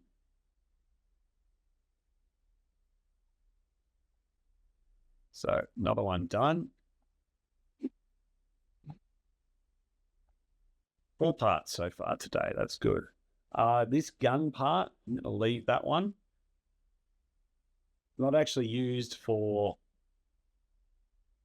the assembly. It's just the gun that Boba Fett holds. So I'm just going to put that to the side. We'll come back to that one another time, I think. I want to move on to something a little bit more complex. So we're going to do this one next. This has a bit more to it. There's 2 of them, and it's very similar to some parts we've already created. So I'm wondering if we should start with one of them. I think we probably should. Let's find it in the files here. So we'll do this one first, and I will show you how to do a mirror version of these to save time as well. This is a wedge slope 3x3. All right, and from the parts we've already created, this is very similar, but I think this one might be a better starting point. So we're going to open this part. Now, important, if I want to save a copy of this part, is when I go save as, if I just go save as copy and open, it's going to override the existing file and replace it in the assembly. I don't want to do that. I want to save a copy, but I want to have that copy open and then be able to bring both into the assembly at the same time. So I'm going to do it this way. Now, I better make sure that I've got the right version, because there is a right and a left part here. And we're going to work on the left one first. So let me just look at this image. And it looks like the left one, oh, here's the warning. So I want to make sure I'm going to close the original, because I just want to work on the copy. Okay. So here, this is the correct size. So this is the left part that we're going to use for our example. Okay. So let's have a look at how this was originally built. Is the feature tree all up to the top. So I've got the main profile. So that profile we can actually use to do this side. That should be pretty close. The extrudes, the stud on the top, then a shell, and then the other features are all underneath. All right. So we're going to have some of those features, but some are going to be completely different. So how we'll do this part, we'll just start with the very first feature and just check the dimensions against this side view here. So let's click, and we can see, because we've got instant 3D, that's going to let us have a look. All right, so check some dimensions. We've got 9.55. I ran that up to 9.6. That's fine. The flat section on the top, 7.8. 7.78. I'm right on for that. That's good. 2 millimeters at the bottom. I'm going to guess that that's going to be correct. Close enough. Yep. And then 15.8 for the width at the bottom. That's right on as well. Okay. So the side profile is correct. And now we need to extend it wider. So I'm going to grab the full width, which we can see here, 23.9. And we're going to extend it out that far. Hello, Edward. Welcome to the stream. Been a while. Hope you're doing really well, mate. Kev, can you loft to a sketch on another plane? Yes, that is one way of doing this part. It's a good one. It might be a way of doing it. I haven't actually worked out how I'm going to do it yet. I thought as a starting point, I'd just start with the extrude, because that at least gives me the distance. Okay. And I know I've got the left side profile. So this side is correct. What I would have to do then is modify this side. Now lofting it is definitely an option.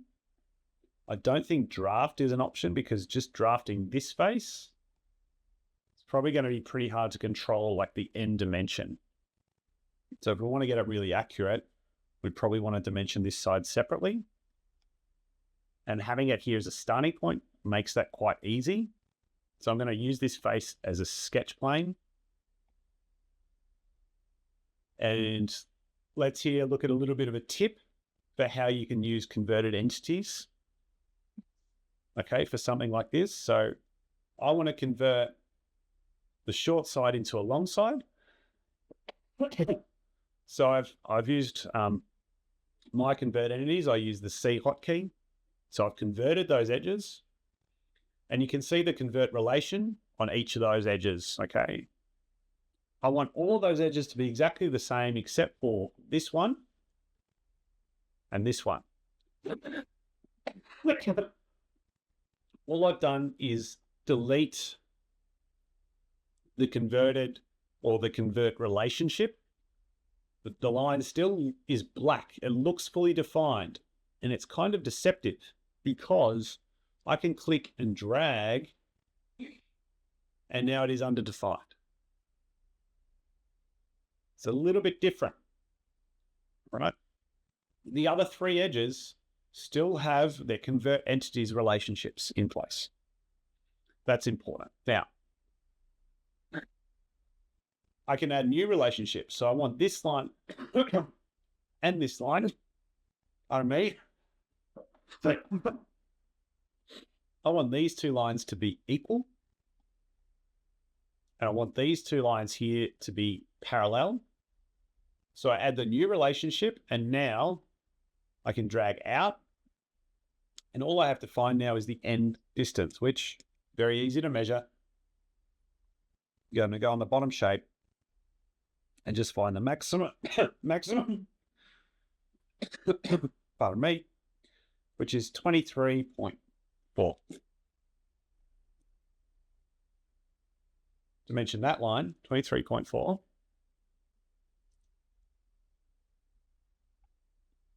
And it's still not fully defined. Last thing I need to do, I can either make this vertical or perpendicular. Let's make it vertical. And now it's fully defined. So I'm going to press OK. I've got my sketch. And now it becomes a very easy loft. So with that loft profile selected, or that sketch profile selected, I'm going to click the other profile here. I'm just going to move the connectors. And there we have our new lofted feature. And we press OK. And now I think we've got a correct form for the part. So loft is a very good solution here. All the faces still remain flat, which is good. Now I can roll down on the feature tree. We already had the stud here, and the stud remains. It's in the center. That's actually okay. I'm going to edit the sketch, and I'm going to do a linear pattern, one direction, 8 millimeters. And then I'm going to use the right plane, select mirror, and mirror that. So I've got one on each side. Press OK. And that's updated the next step for me. And this is where using the feature tree really comes into play. Kev, what model are these pieces for? Great question. We are doing this Starship Microfighter. It's a very small model. We just wanted to get back into the swing of doing some Lego sets. So we have created so far all of these pieces in green. This will be the last stream where I model the parts. And then if we don't get up to it today, in the next session, we'll be doing the assembly. So we'll have all the parts together, ready to go. If I Alt-Tab over, you can see all the parts here that we've done so far. So we're getting there pretty close. As I was saying, the feature tree here, using the feature tree, rolling it up and down means that now I can roll down on the shell feature. And because the shell was using the bottom face of the part and that hasn't changed, that feature still works without error. So nice and quick use of that next tool. And we can roll down the next feature. And this is where things will change because the geometry has changed quite a bit. So I don't think any of these last features we're going to reuse. So I'm going to delete those. And then I'll come up and start by adding, the detail that we can see here. So I'll clear this one as well and keep going. Yeah, awesome. My daughter had a Star Wars mech Lego set for her birthday. Wouldn't mind creating that on SolidWorks myself. A mech robot.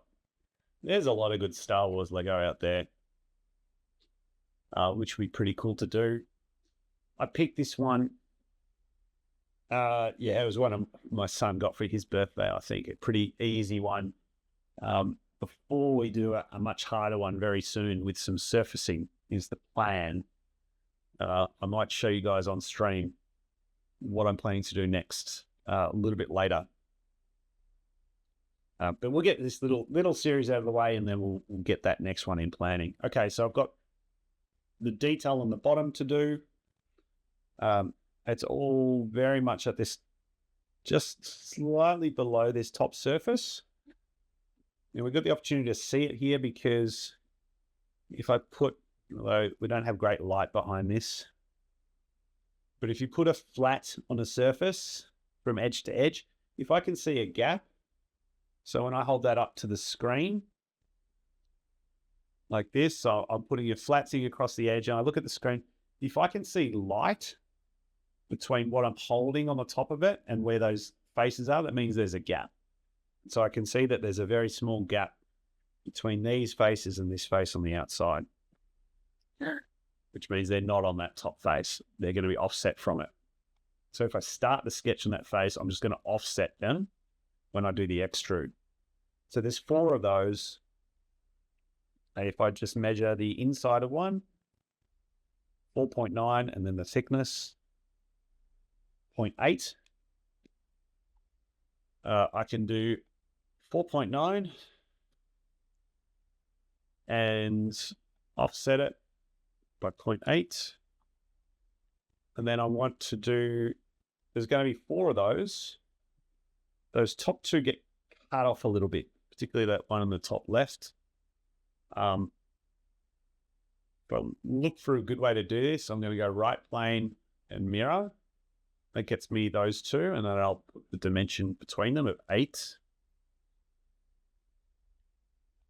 And then I'm going to put another construction line here. I'm going to select these entities and then use the line to mirror, and then give that another dimension of 8. And now I just need to fully define it.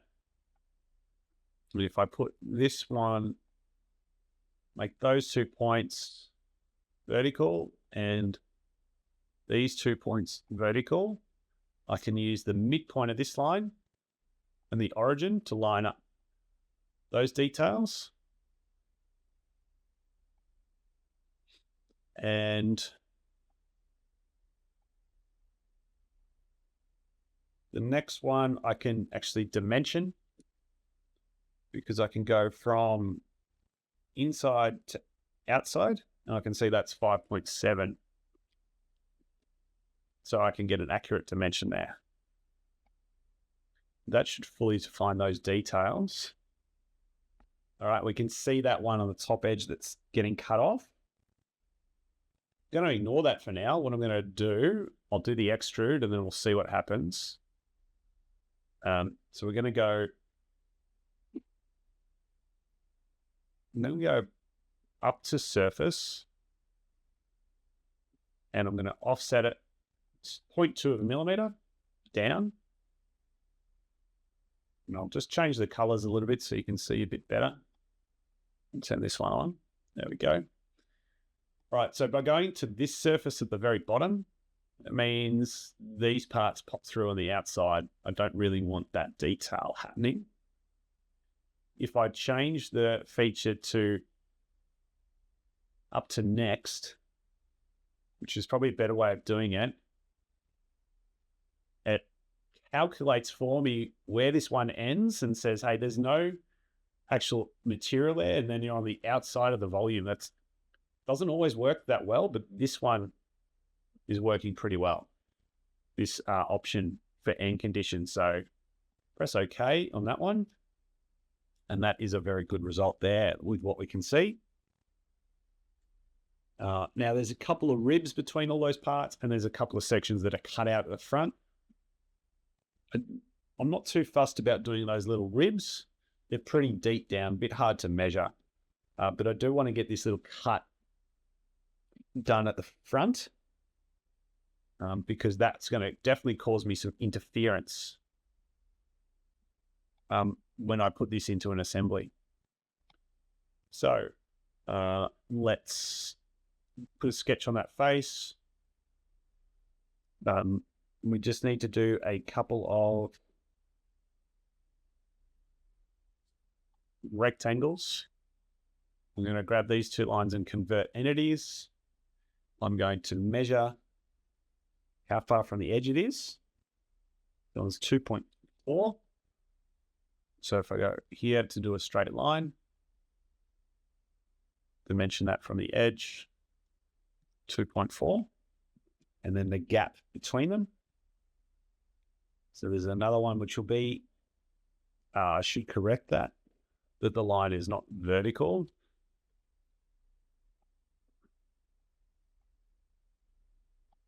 Actually goes on an angle, so it's perpendicular to this line. Perpendicular. I'm going to trim this little section before I dimension. And I want to dimension to that end point. There we go, 2.4. Okay, that's cool. So we'll do another line here, also perpendicular, and this is where we can do our gap. So gap between 4.9. Yep.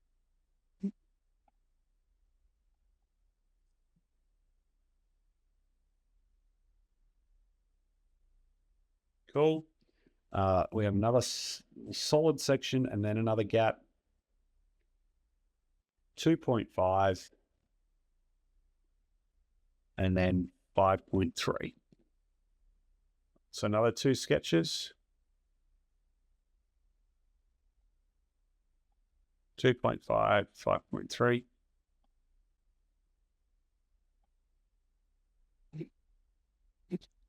So this is all pretty straightforward, just a little bit tedious. Nothing we're not used to. I can trim off the rest of the sketch if I want to. If I have to trim, or if I choose to trim the middle sections here and they were to lose some relations, I just might keep them and do my cut extrude using contours, but looks fine as is. So those two contours are clear. To measure the depth, use the end of my calipers and go down from that edge here, and we get 2.1 millimeters. So I'm going to come down 2.1, 4.9, offset 0.8. This is where the speed modeling comes in. I'm going to do two sketches here for construction. Mirror one way, 8, and then mirror another way, those two this way, 8,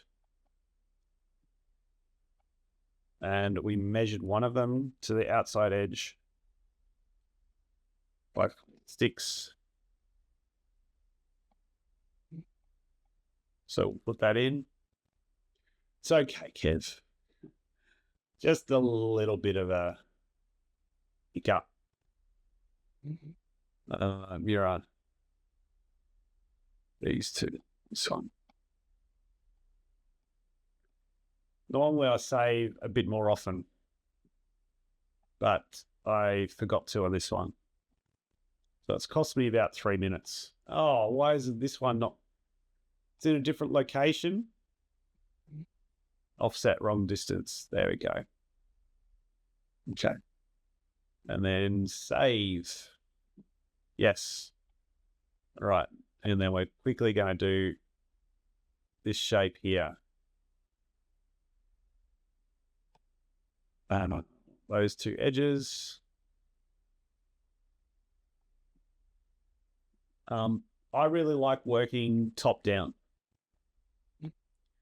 when I'm doing my own projects. I like working top down because I can have a lot more complexity in one place in a master file than I can in multiple places, like a lot of different Lego parts. If I was doing Lego top down, I might start with, how would I do it? You start with a couple of blocks and you build everything off that using configurations. But that's a bit messy. It's probably not something you're really that likely to do. Whereas product design makes a lot more sense. Okay, let's quickly measure these and then this part's done. We'll move on. I'll show you the mirrored version. 4.8, 2.6, 5.2. 8.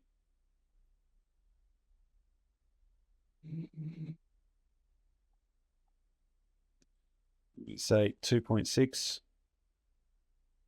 5.2. All right, and not even bother trimming them. Let's just cut. And this is where we got up to, and then we froze. The depth is 2.2. Undo that, select contour, that, and that, 2.2. Okay, now the part, that doesn't look right. Actually, it might, but it's probably more like 2.1. Yeah, it does look right, actually.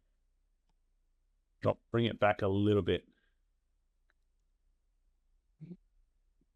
Okay. Yeah, I save a lot. Control S all the time. Okay. It's very rare that I lose anything major in SolidWorks. I might lose 10 minutes from time to time. All right, we want to do the opposite hand version of this file. There's a few different ways of doing it.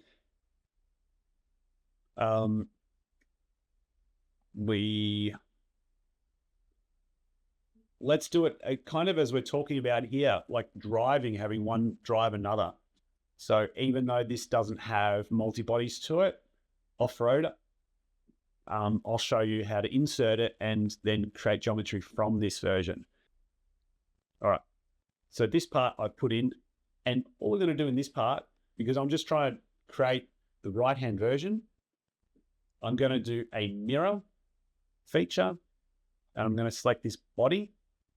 We're going to uncheck merge, press OK, and then I'm going to use delete keep bodies, and I'm going to keep the one that I've mirrored, and I'm going to save it. And now I've got a left version and a right version. So if we have a look at our two screens, you can see the original. Let me swap them around. Okay, so we've got the original on the left, and we've got the mirrored version on the right, a little bit darker, so it makes it easier to tell the difference. Now, check this out. This is something that not a lot of people see or do in SolidWorks. This link is active right now.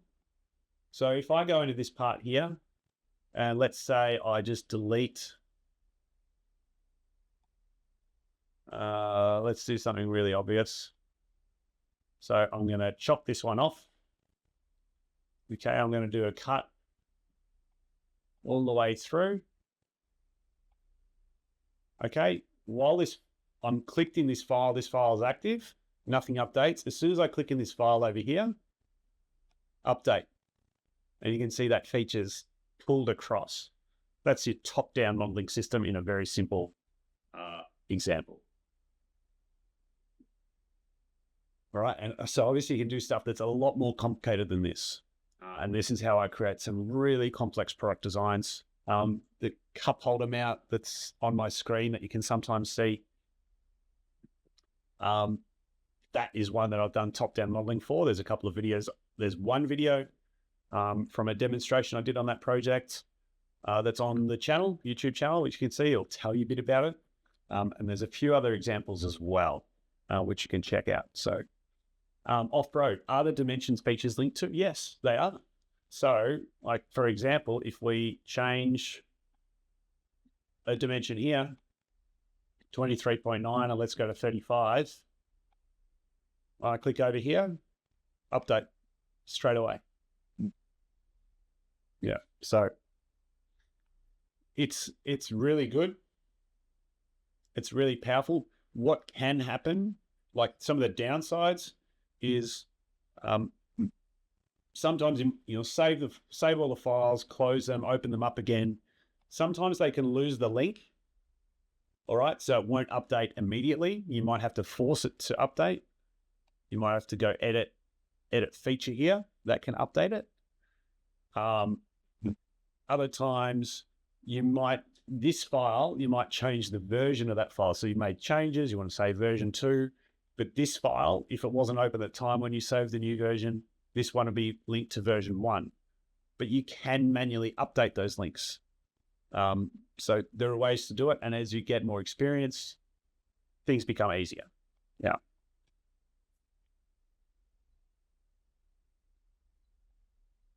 Something I love. I really enjoyed that kind of system. Top down. All right. So let's put these 2 features back. Let's remove those. Close that sketch. Save that file. Click in here. That one updates. Save that. And let's open my assembly. I will pop them both in the assembly, and that's another 2 parts done very easily. Now, we didn't do the same thing for these 2 parts here. I think maybe we should have. We'll have a look at those in a second. What did we do? Wedge plate right? No, we did. We did the same thing for these 2. So we did a mirror and key bodies. So those 2 should be linked as well. So let's insert both. So we've got right and left.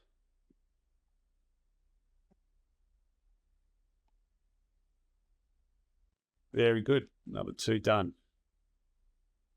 Let's check out our list. They're both done. We are getting there. We're very close. This one, I'm just going to blank out. We don't need it because it's not part of the actual set. We're not doing minifigs just yet. We're just focusing on the geometry. So hold your horses on that. We've got this round green one to do. Now there is another round part here that we did. This one over here. So the geometry is probably going to be the same. So we need a copy from that or copy from like the flat one that we did here. Let's refer to both. Okay, so we've got, we did make a mistake here. We shouldn't have 2 of those because we need one of those flat ones. So I'm going to have to insert that. Just go to my library quickly and find it.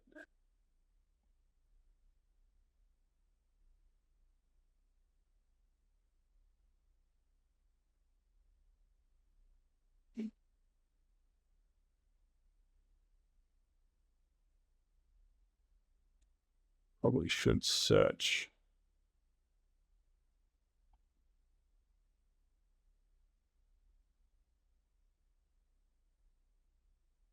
There we go.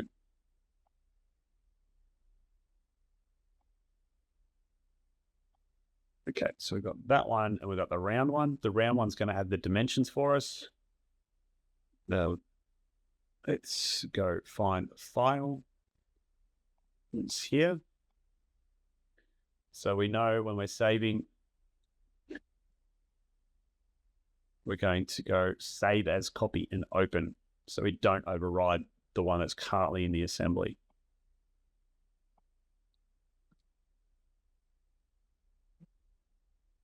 Once the file name's changed, then we're ready to edit.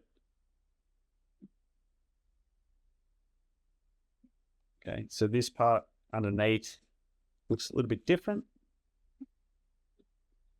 That's okay. Let's click over to the round one for reference, because this has our dimensions. I think what we'll see is a 4x4 with then 2 round sections taken out of it. So if we roll up to here, 15.8, then we have 7.7 for the circle, right on that outside edge. Makes sense? 7.7. Yep. Okay.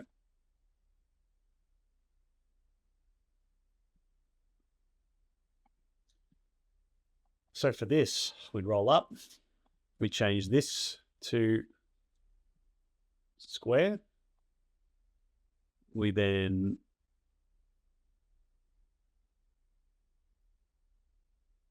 I'm going to come into this sketch. So it's going to be a circle on the outside, and then one that is offset 7.7. Reverse. All right, so we're going to do a bit of a cheat here. I'm going to accept this. It's going to give me an error warning, and I go exit anyway, and it's going to give me an error. It's fine.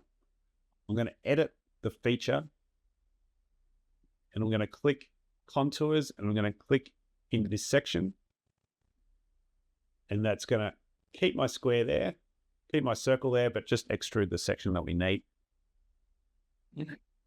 Much quicker result.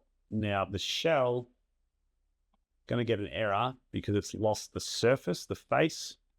Just reselect that face. It'll be okay. And then do a quick measurement. And I think it's a bit thicker. 1.5 rather than 1.2. So we're going to increase the thickness. And then we can keep going with our details. So roll down. We're going to update the sketch. And we probably have to update the sketch face as well. Yep. But this is a cut extrude thin, cutting away material from the outside edge that we've converted to get that kind of lip shape around it. So that's pretty good. It's got a couple of fillets on it. I think they're going to get some errors. We have, it's going to be the 4 edges. Now they're very, very small details. I don't think they're this big. I think we'll actually take them out. We could put these ones in though. So we want to go for these 4 edges and the top. Happy to do fillets for this one.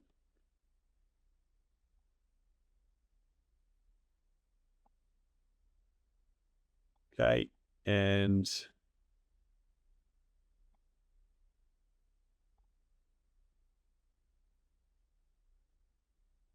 to Tufik, if you have requested to join,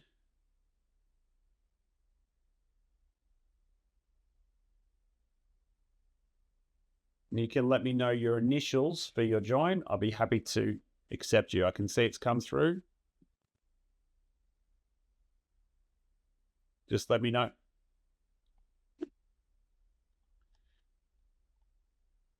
Okay.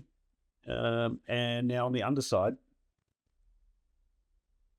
we have a cut in the middle, which we'll have to get rid of, and then some ribs. Very, very small, annoying detail, but we'll get it done. The cut is a certain width.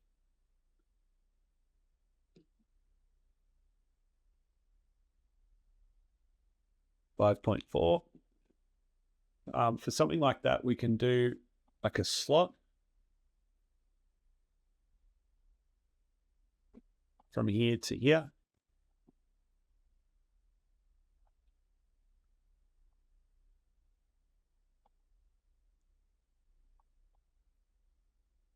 And it doesn't go over this edge, so it's just going to remove the material that we want in the middle. That's perfect.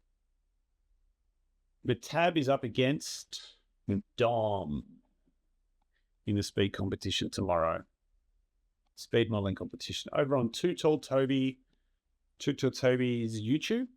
So check that out, anyone. If you haven't heard speed modeling before, have a look. It is a lot of fun.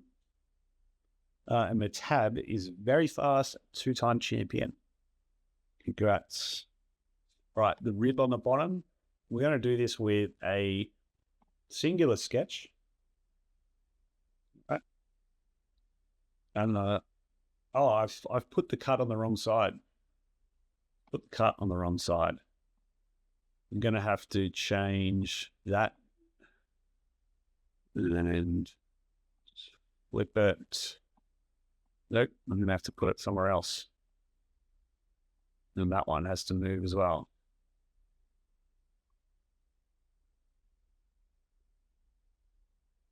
Good. Coincidence. Midpoint.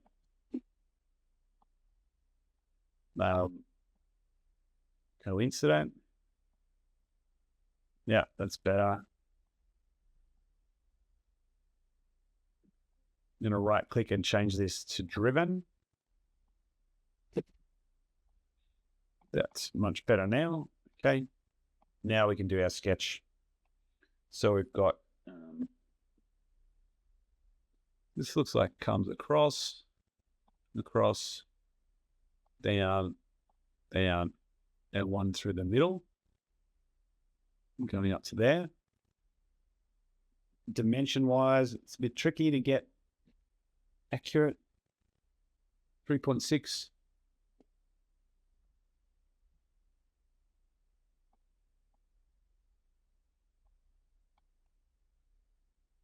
Whatever thickness we're going to do for this little rib, I want to halve it. So it's 0.8.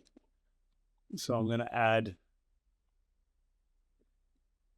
0.4 to this dimension, which is, we'll take off 0.4. So it's 3.2. So from here to here, 3.2. Make sure these two are perpendicular.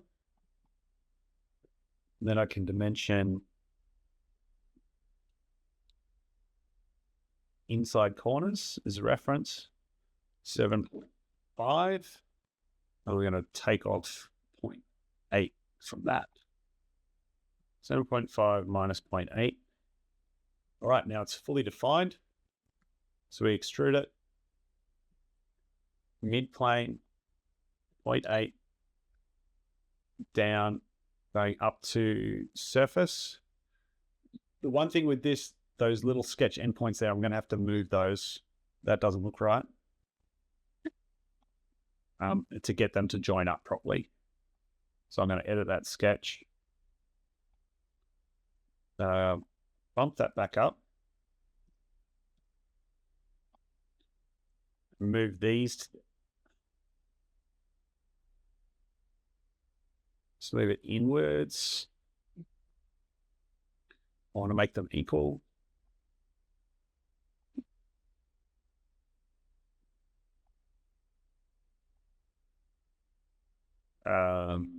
On that. Okay. And let's find a better way of dimensioning that. I'm going to dimension from those two. Inside corners.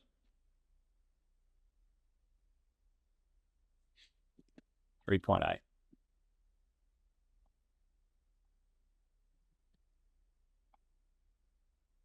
And just make sure this bit goes over this edge.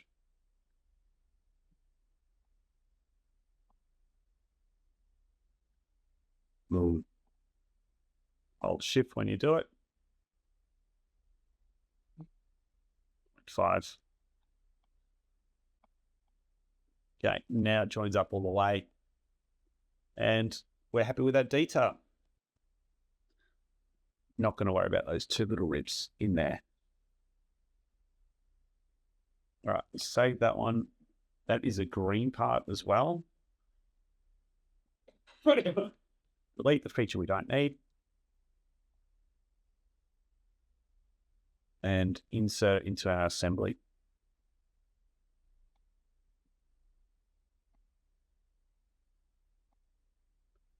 And then for the color,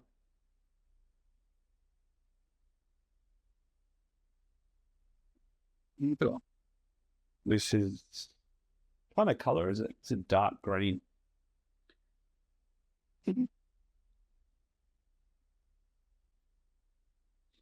For colors, we can refer to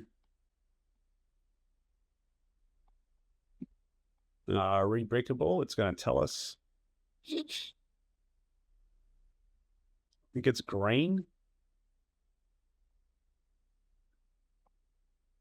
And does green show me the actual color? No, but there's another Lego page that does. I just don't have it open. But what I'm going to do is edit the appearance. Yeah, color picker. Exactly. The color picker can go anywhere on your screen. So I can go off screen to that. Press OK. And that looks pretty good. Nice one. Another one done.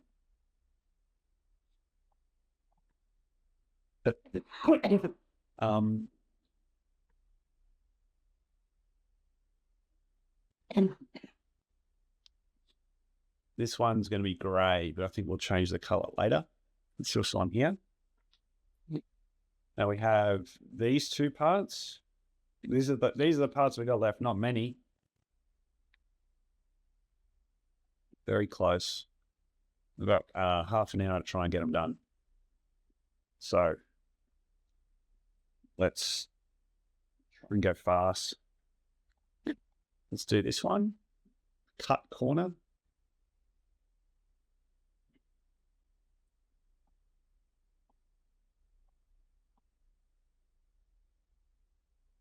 Gray. And there is a right and a left version.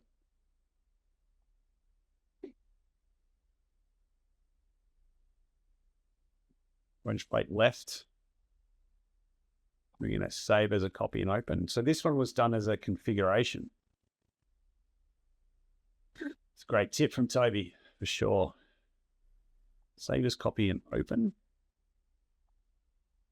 Wedge plate left, 202.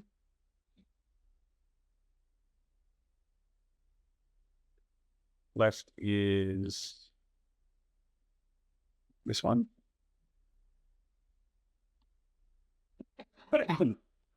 So the part that we did here, we did this in configurations originally. This is part of the off-road buggy project.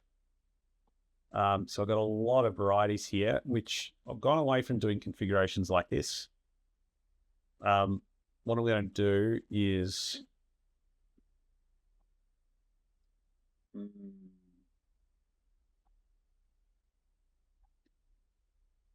I'm going to go to the 2x2, that's the default. I'm going to add a temporary one. I'm going to delete the default configuration. I'm going to add a new default configuration. I'm going to delete everything else. And then I'm going to delete all the features that we're not using, except for the one at the very end, which was the cut corner. Is it going to work? Oh, it's the wrong feature. Where was the cut corner? Here? Yeah. So I'll use that. And I'll use that. Delete all of these. So I'm very quickly just using existing geometry, cleaning up, getting rid of any stuff I don't need. And then I'm going to edit the sketch to change where that cut's happening. Kev, I had 10 axles of different sizes and colors and configs that I got messed up. Yeah, it does get, if you start to add lots and you don't manage your configurations well, it can cause you a lot of grief. I've learned this through experience. Now, it looks like the angle is different and that's it. But we'll do some measurements to double check. So, you know, how big is this one across here? 7.9. All right, it's going to be right in the middle. 7.9. And how big is this end? 15.2. So that's actually going to come down the other side. So what we'll do, bring it to the corner, and split entities here, delete the collinear relationship, and just bring it around. Just fully define that corner, and then go from here to here, 15.2. Right, now it's going to cut across there.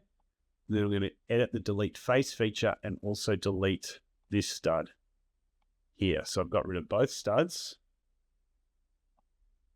My stud size. Fine. Okay. We've then, if we flip over, oh, we were close. The detail's not quite right.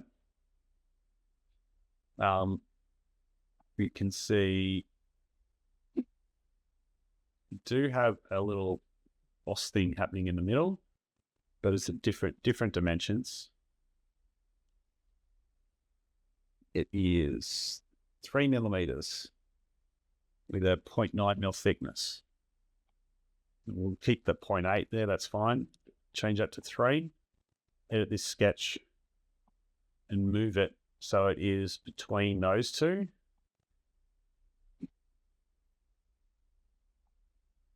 So we'll grab that and make it horizontal, that and that, and make it vertical. Now it's in the right position.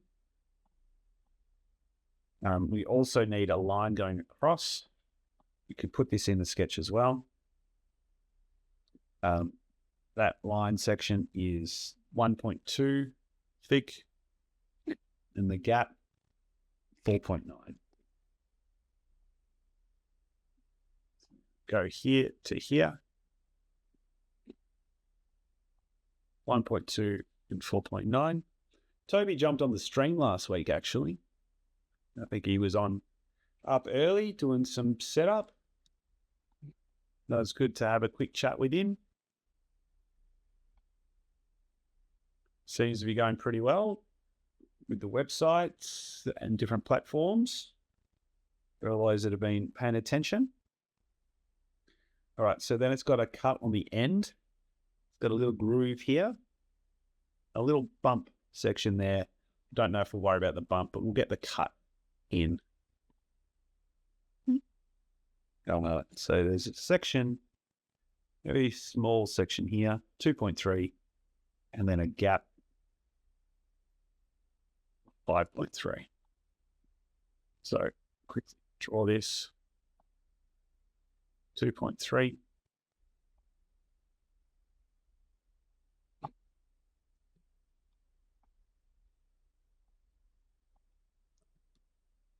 .3 perpendicular. And then what's this little section here? There's a little round. It's nearly impossible to dimension that. So we'll just put it in as reference.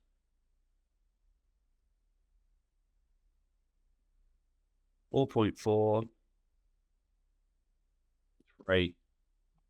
Right. We'll put in two sketch points. So I put the sketch points on the circle, then I put the sketch points on the line. Then I can dimension between those points. And from this point to this point. It's not going to fully define it because I haven't defined the radius, but I can measure the inside. Inch. Yeah, like 1.2 millimeters. So from there to there. No, that doesn't work. So that was wrong. Unless the thickness of my part shell is wrong. Could be. Yep, it is.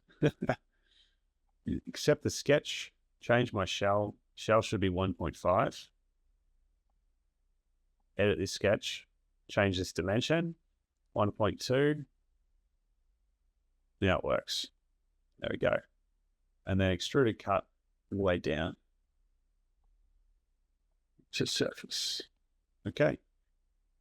All right, this part's another one done. Great. Let's save. We have to do a right-hand version as well.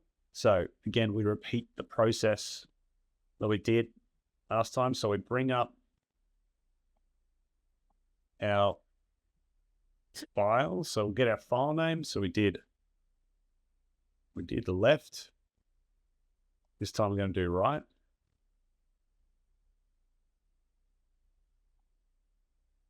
Wedge plate right. Yep. And we'll go new part.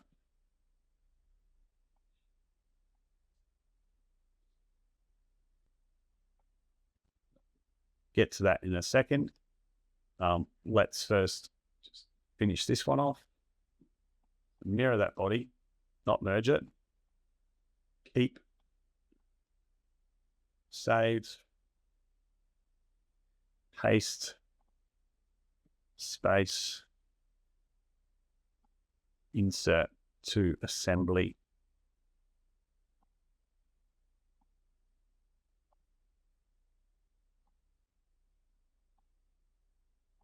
Beautiful. Another 2 parts done. Save the assembly. Come back and tick them off. 1, 2. All right. Thank you very much, though. Okay, let's keep going. We're at a couple parts left. Couple in front of me. About 15 minutes to go. Can we finish them? Pretty close. Got this very simple round part. What should we do to finish off? Should we just have a look at the assembly? Because if the assembly, I wanted to get a little start on the assembly. Or we should just finish the parts. I've got 15 minutes. We're not going to get much of the assembly done. So let's just keep going through the list. Tick them off. Okay, we'll do this bar one.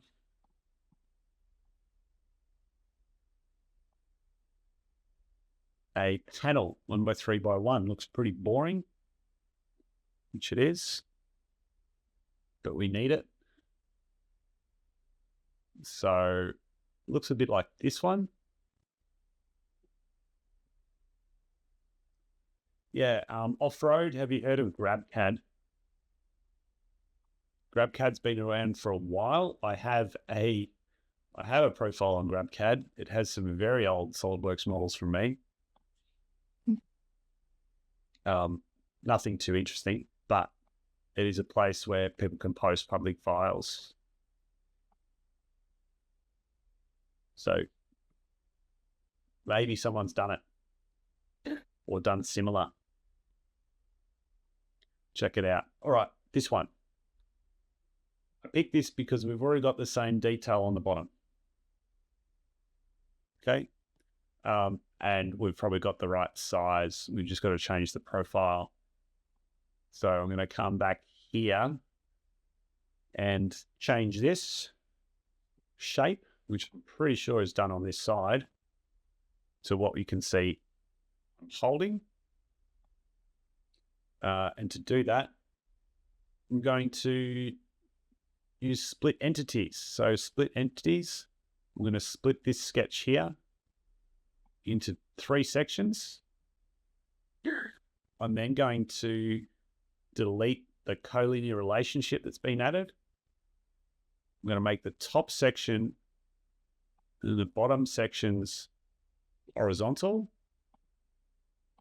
and make this section vertical, and then add some dimensions. 1.5. Yep. And just double check like the height of this one. It's 9.6, so it's a bit taller. 6. Check the dimension at the front. I had 2. It's actually going to be 3.2. Right, but the whole width, I think, is going to be pretty much the same. So we go OK. All right, and then I can roll down because that feature is the same. It's got, no, it's not. Completely flat on the bottom. So I can just delete that cuts in.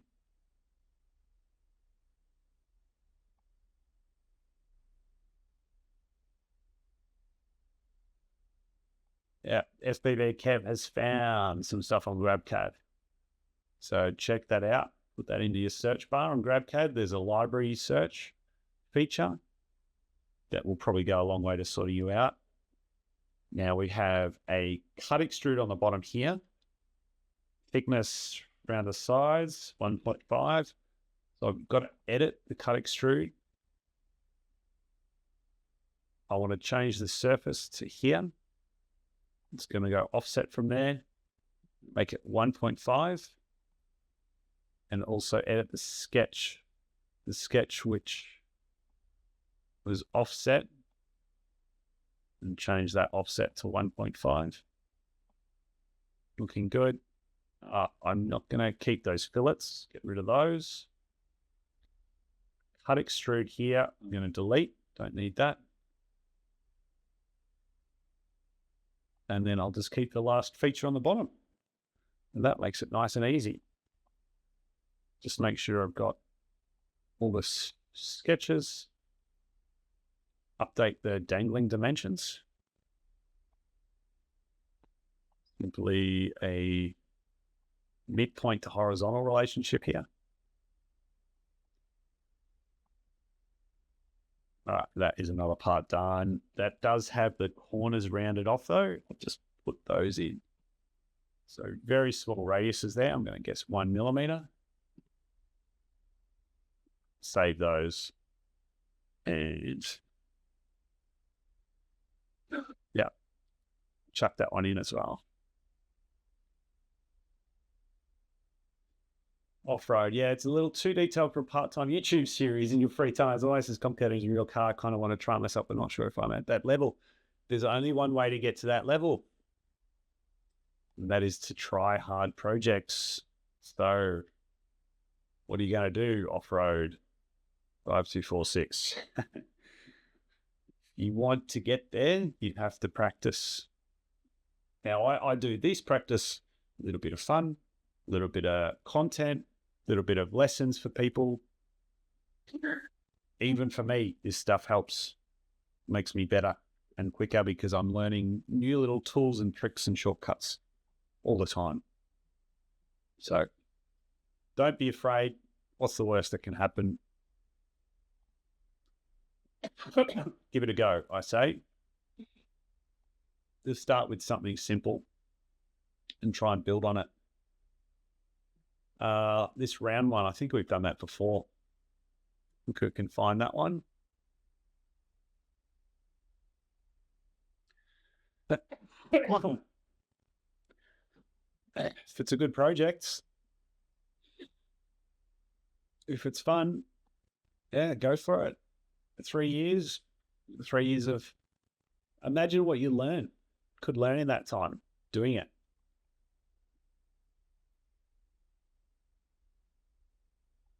Now I say, why not? Why not? We have done that one. Good. I don't need to model it. So I'm going to open it and just insert that into the assembly. Yeah. Save that one.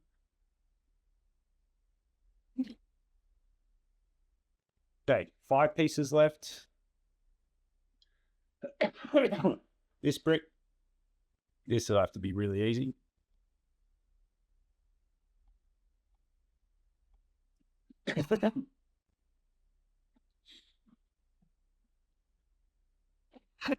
Oh, and can't get rid of this cough.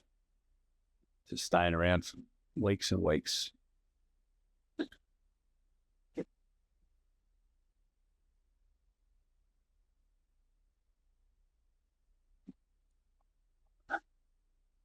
All right, I don't have a single block like this part. I think I've only got larger bricks. All right, it's going to be very similar to this. I think we'll open that one as our starting point. This one here. So this part that we're going to do is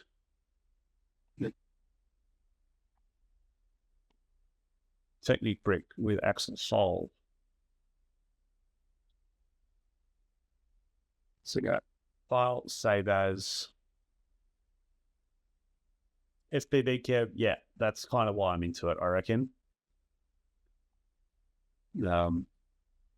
And you know, I'm starting to build this library, and I'm sure there's other people that have done similar stuff out there, but I see it that something is just going to evolve over time, and other people might join in.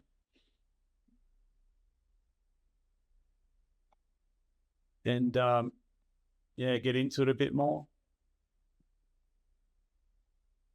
And eventually, yeah, I don't know what it will turn into, but maybe some more classes or courses. That would be cool. All right, so this block is going to be pretty simple. I just need to extrude it up full height.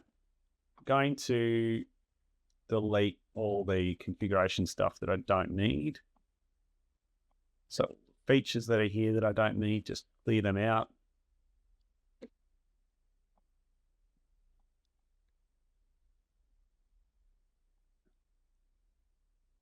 Okay, so first feature, what did I say? 9.6. Yep, and then the studs on the top, they're the same, except they're, not the same. I'll just put a internal wall, 0.9. So let's offset that, reverse, 0.9, and then mirror that one. And now I just get the stud on the outside, perfect. Now it has, I'm going to do the cut.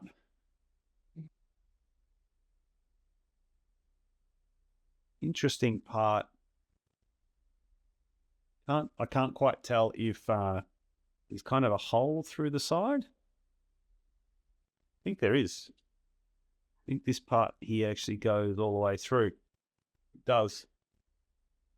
So it's not, the shell isn't quite done afterwards. The shell's done beforehand, so we can leave the shell in. Let's just update thickness because it does look a bit thicker. 1.5. Then we have, there is a bit of thickness that goes through the middle, 4 millimeters. Doesn't go all the way down, but we're trying to move pretty quickly on these last ones. They might not be as accurate as everything else, but any interferences we'll deal with when we get to the assembly. I'm not too concerned with that. We're going to go up to next. I'm going to offset it 1 millimeter or a bit more. And then it's got a round bit in the middle. That is 3 millimeters. That one there. Let's start on that face. Change the sketch. Inside, change that to 3. And edit this feature to come down to surface. And then on the side, we put our cut through. And so we're just picking one side and we're going to find that size. It's going to be 5 by 5 by 2. Yeah. All right. So this one's actually, it's a circle, 5. And then we put a little corner in like this, make that equal. We're going to do a little circular pattern, but the pattern's going to go around the midpoint of like that. And then I just have to fully define the whole thing. So put that vertically above the origin, and then I find the lowest point in the circle, and that is 3.4 from the bottom. 3.4. And dimension one of these to 2 millimeters, and then use it to cut through.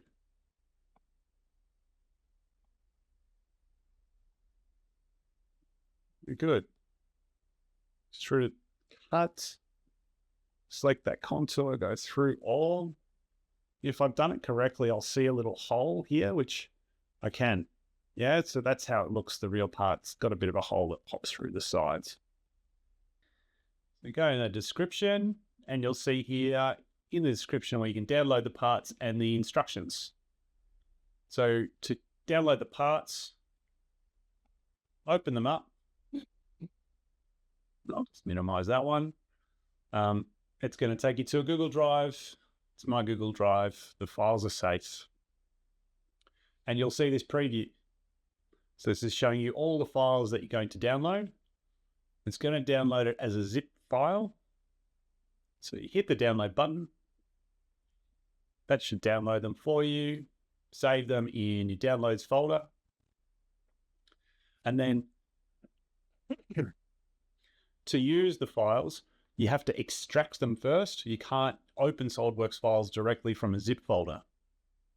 What that means is I recommend setting up a folder where you can drop the files. So I've just put a temp folder here. And then when I open up my zip folder, which is this one, these are all the parts, and there's one assembly in there as well. So we're going to grab all those parts. I'm going to extract them into another folder. Very quick. Get rid of that. Get rid of that. And then in this folder, you will find there is one assembly file. And if you open that assembly in SolidWorks 2023 or newer, you'll get all these parts. That's how you do it. Nice and easy. If you have any problems with that, if you're following the stream later and you have any issues here, please put a comment in the video and I'll add some more instructions or more ways that you can download and open them up. This is what we're building tonight. This little Microfighter, Boba Fett Microfighter. So I don't quite get it in focus, but it's a nice little set. And I reckon we'll get through it in pretty quick time. And here they are popping up. Now, when I use these instructions, like anything, I like to work dual screen. I have an ultra wide monitor here, so I can often have these off to the side. I might have them on screen a little bit so everyone here can follow along. 2-page view, show cover page, and then we want to go down a page at a time. And we're going to start here from step 1. So I'm just going to make these a bit smaller on the page for reference. I'm going to pop them in this corner. Now try and keep them out of the way as much as we can as we're building. Yep. Oh, thanks. So reach that. All right, that's going to stay on top. And so you can see all the parts we've got here. Cool, Kev. The future set 77256. We'll have to have a look. All the parts that are prepared for you here match everything you can see on this last page, last 2 pages. And that's how we know we've got everything. I've roughly put them in order. Now, one thing we don't know is whether or not they're all perfectly accurate. So what we'll find as we go through the assembly, we'll probably have some interference issues, some parts maybe not fitting. in which case we're going to go through and edit them as we go. Now, for me, I'm editing the files that are live in my public folder. So as I do those edits, and when I update the export folder, anyone that downloads the files later, you might have updated files, just to explain that. Okay. And as we go through the assembly, I'll be giving you some tips and tricks about how I set up and manage an assembly like this. It's not overly complicated, this one, but there's definitely some things that we can do along the way that are going to save us time, make us more efficient, particularly using the mirror component tool for something like this, where there are two sides, left and right, which are very similar. So I hope you enjoy. Now, anyone that's watching, if you have questions, comments along the way, please ask. I do have one question from my school community, which I will answer a little bit later in the stream. But yeah, if you've got anything to chat about or ask about, feel free. Kev, no worries. I know that. I know that feeling too, but that's part of the fun. Yeah. All right, so let's get into it. Now, I'm going to flip over to a larger display. There we go. And you'll see how I've set up all these files. Yeah, they look kind of organized here. I've just put them in a folder for assembly ready. Nothing is mated, so I've got no mates in this assembly. And I've got my planes here. If I show those planes, it's going to give you an idea about positioning. I just want to move all this stuff away from the origin so that I can do my work, move things, mate things, etc., without him being sort of in my vision there. All right, so I'll just move those to the side to start. And then, the very next step, we're going to start the assembly. There's a few ways we can do that. We can fix the first part, or we can just leave it floating. I would kind of, if I think about a design that I'm putting together, if I haven't already designed it from a master part and the plane's already organized, then I'm trying to look at the finished product here and think about what orientation the finished product's going to be and whether I should mate the first part in a plane that's going to match that. Because the planes will matter, particularly like the right plane or the front plane if we are using the mirror component tool. Okay. So from my point of view, I think what I'm going to do with this one is actually build it like it's shown. So I'm going to have it laying down to start. I'm going to have it like this. All right. And then later, this first part, I'll be able to free up, remove a fixed mate or whatever and move it and rotate it up. Or show you some other tricks where we might actually keep the whole assembly like this, but we can put this assembly into another assembly to then get any orientation we want. If we get time at the end of this stream, we'll do a little bit of rendering. But we'll see. We'll see how we go. So maybe it doesn't matter too much in this one. It is a pretty simple model. Kev, if I mirror an L-shaped piece, why is it mirror inverted? We're going to find out. We can talk about that a little bit in this stream. Okay, now, very first thing, I want to make sure my front plane is the front of the object. And then if I go isometric this way, I kind of want it facing that angle. So I'm not going to have, here's my first part. I'm not going to have it facing like this because I know this part goes up and down the middle. I want the right plane to be in the middle of my object, middle of my design. So I'm going to grab my rotate component tool, going to grab this part and just move it around a little bit. And then I'm going to look at this part and click. When I click on that, that's going to find it for me in the feature tree. I'm going to find what plane is in the middle. You see the way it's modeled, the right plane is not in the middle. The front plane is the one in the middle. That's fine. All right, could be front type, right, whatever. But now I'm going to hold control and the right plane, and I'm going to make them coincident. All right, that's my first part. And the other thing I'm going to do just to get started is I'm going to mate the top plane and the other one to stop it moving around, which is the right plane. So right and front. And this is going to fully define that part. Those are the first 3 mates of my assembly. I know later if I want to rotate the object, I can delete those mates or suppress them. And I'm going to make a new folder. So I'm going to drop this one out of this folder. So to move a part in your feature tree, so next thing I should do, I'm going to save this file, save as. I'm going to change it to assembly whips work in progress. So I keep the assembly ready one there just for reference for other people. This is my work in progress one.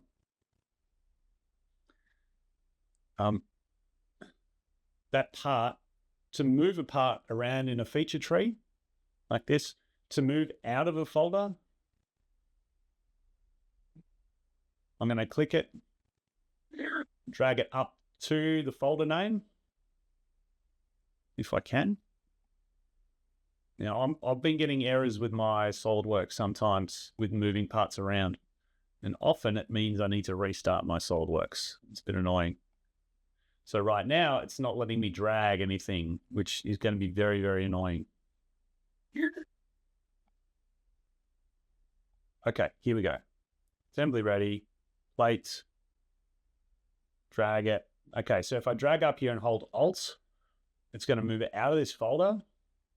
And so you can see the part there in the feature tree. I'm going to make a new folder, call this assembled. This is not for any particular reason other than just getting organized with my feature tree. I'm going to hide these 2 planes as well. I don't expect to need those. I will keep the right plane visible so we can just kind of keep our bearings. All right. And we can always come back to isometric view as well if we get lost. Okay. So save, and now next step. Now, I know from the orientation that the green part that we're about to do is higher up on the Starship. So I'm going to do that towards the back. So we go over here to our parts, and I'm going to grab that part over here. And now we're thinking about the mates. I'm going to try and teach you as many shortcuts or efficiencies as I can in this little stream. So the first one is pretty obvious that, okay, we want to mate, let's say, this stud and this stud, because that's going to line up the parts if we've done the dimensions right. Now, when I select those 2 faces, I select one by clicking, I hold Control, then I select the other one. And see the little shortcut menu that pops up? I'm going to go here to concentric mate and add that. And then this other option that comes up is to flip the alignment or to lock the rotation. I don't need to do either of those. I'm just going to leave it. I'm now going to move the part up. You can see how it rotates, but it is aligned. And the next step, we're going to do another mate. And in the past, for good 15 years, I did my mates a lot by clicking the mate tool and then clicking the faces. Now, that's okay, but a quicker way of doing it is just selecting the mate tool entirely and just selecting the faces that you want to mate. So let's say this one and this one. And then I let the pop-up do its thing, and then I can just choose the mate here. It's very, very quick. Nice and easy. And that part's now fully defined. And so if you are a beginner with SolidWorks and you don't understand fully defined in an assembly yet, that's where your parts are fully defined with reference to the origin, just like you would do in a part file with either sketches or your geometry. So if we look at this folder here, this part, we can see next to it, there's no minus sign identifying it as an underdefined part. which means it's fully defined. Now the whole assembly still says underdefined because all the other parts can still move. But these two parts here, they're both fully defined. I'm going to drop that one down in that folder, save, and then keep going. Kev, I've got those files, they've come through. We'll do a bit more of the stream, and then I'll jump over in Discord and have a look. I do have them. Thank you.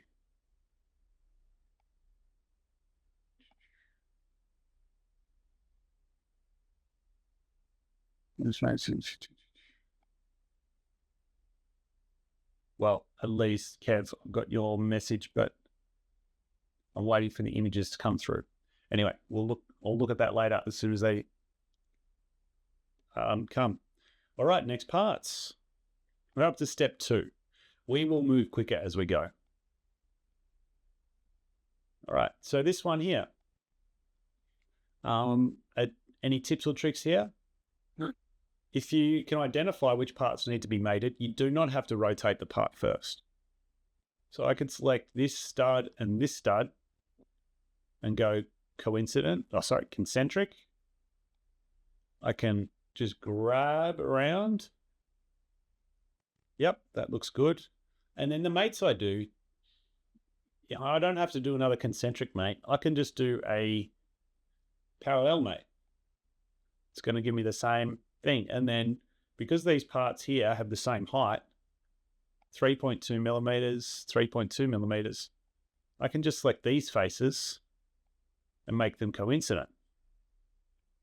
All right, that's very quick to get that part then assembled in the right location. And you can see from what I've learned from previous modeling, there's already clearance built into these two parts. So the fitting is looking okay. Let's keep going. All right, step 3. Now, step 3 says, hey, turn it upside down. We're not going to actually change our mates. We're just going to change our view. And then we're going to have one of those round parts and 2 of those smaller gray ones. So I've got this part here, and then the small gray round ones. Let me see where it's hiding. This one here. So I'm just going to bring those over towards the assembly. So I do regularly do this. I'll move parts closer before I get to mating. And so this one is upside down. That's fine. So this is an example here where I'm going to select the 2 faces to make them concentric. But then in the next pop-up, I'm going to flip the direction. Okay, and that's popped it down here for me. I'll just bring that back up. And now if we're trying to find the right height for this one, it's probably going to be these 2 faces being coincident. Okay, and that may lead to some interference in this shape, which we'll deal with later. Right now, the process we're going through is we're going to try and mate everything, and then we'll go through and do interference detection. All right, next ones. So we're dealing with the underside of these Lego parts, but we still have some circular geometry that we can use to get them fully defined. And we still have some parallel surfaces, and because the parts are the same height, coincident faces. And we can see, look, the heights are the same, the clearance is there. So that is nice and quick to update and continue with.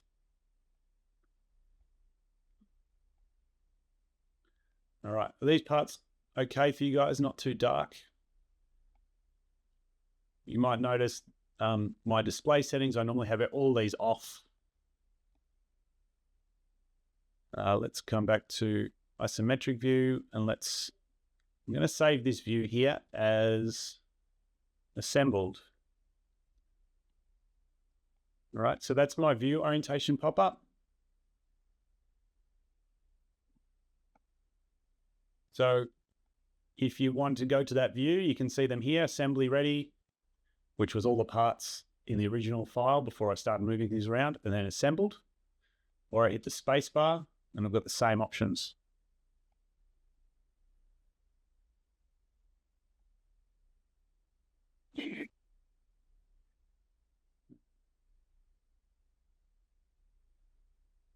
Cool, Kev. I've got those images now. Nice. Okay. So 3 parts. Step 3 done. Step 4. Okay, we want to go back to the underside. I shouldn't have rotated around. We're going to find the 2 transparent orange parts. Now, when I'm moving around my assembly, I'm usually just using my scroll wheel, zoom in and out. And depending on where your cursor is, it will zoom in towards your cursor. So if I want to zoom in over this section, I move my cursor over there and then zoom in. But when I zoom out, it always just zooms out straight from the middle. So my cursor could be anywhere and it's going to zoom out from the middle. But if I want to, let's say I'm over here and I want to zoom in on this side, I move my cursor and I move the scroll wheel and it's going to zoom in to the position of the cursor. Nice little trick. Okay, next step. This one here. Now, you might notice I skipped one of these. I'm going to get to that one soon. We're going to do a few more parts and then we'll do a mirror component. All right, so hang tight for that one. Now, we have a transparent part here. If you're having trouble mating parts like this, you can turn the transparency off or on. When it's transparent, like it can sometimes be hard to select the right surfaces or edges. If you ever have that trouble, if you hold the Shift key, it's going to select whatever surface is the top surface. Now, we're going to mate these 2 faces here. So concentric. I'm going to make this face, also coincident. And then I'm going to rotate this around and make these 2 parallel. All right, our clearances still look pretty good. I'm pretty happy with that. Save. Okay, let's flip back around. And we'll do this step and then we'll do a mirror component feature. Okay, so I've got the 2 parts here. I think it's this one I need. This is the right side. And I'm going to make these 2 concentric. I'm going to make these 2 coincident. I'm going to rotate this around and make this parallel. All right, and now we're going to experiment with the mirror component feature. So we've got 3 parts we want to mirror. Let's save first. And I'm just going to hide this while I give this little demo. So we've got 1 part on the front, 2 parts on the rear. These 2, we want to mirror those components. We're going to use, well, first up, we're going to select the plane. And then I'm going to go to linear component pattern, drop down mirror components. The first thing we need to do is select the components.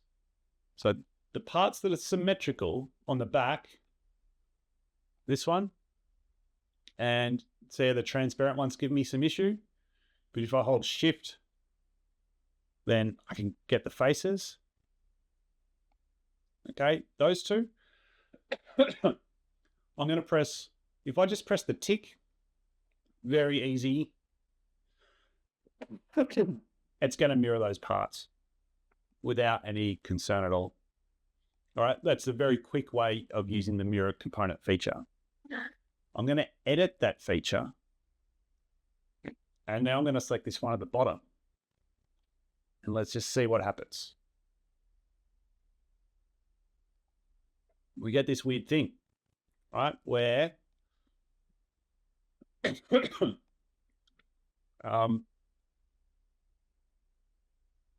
not only has the part changed color, okay,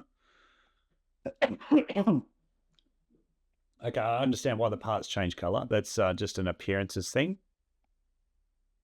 I'm going to fix that very quickly. All right. but it's kind of flipped the orientation and not in the right way.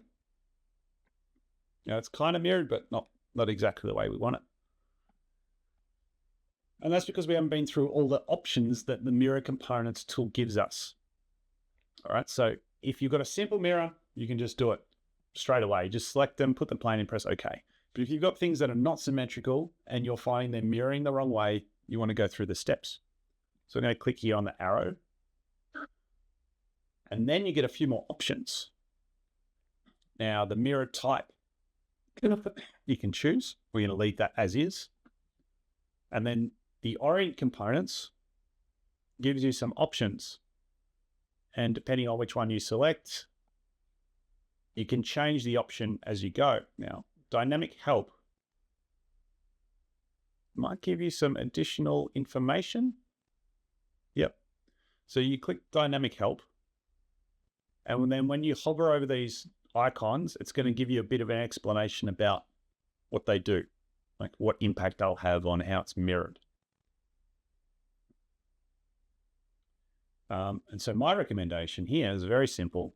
You find the part causing you issues. In this case, we know it's this wedge part.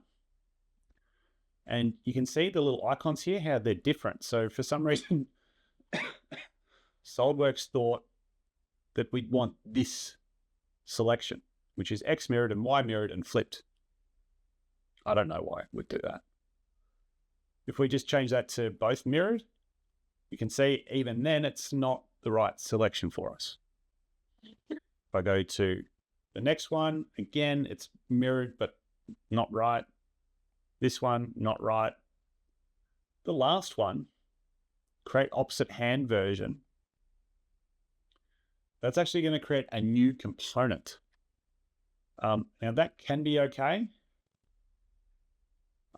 If you've only created one side of a part and you want to create a left-hand part. And what that will do, if you click on the arrows for the next step, you can see the opposite hand versions, and it's going to create a new file based on the original. And you can choose to add a prefix, a suffix, or custom name the file, right? So you get to name the version. In this case, you could call a different number on the left. When you press the tick, it's going to save that new file. It's going to put it in its position, and it's going to have a reference to the original file, which is a very similar process to how we actually created this part over here in the first place. So we've already been through the process of creating a right-hand, left-hand version of this, so we don't need to do it in the mirror components feature. But for anyone out there who's experimenting with this, it's a good tool to play around with and try the different options to see if you can get one that works. Now for us, we have the opposite hand version. So I'm going to go arrows back to the start, and I'm going to unselect that wedge part and just press the tick.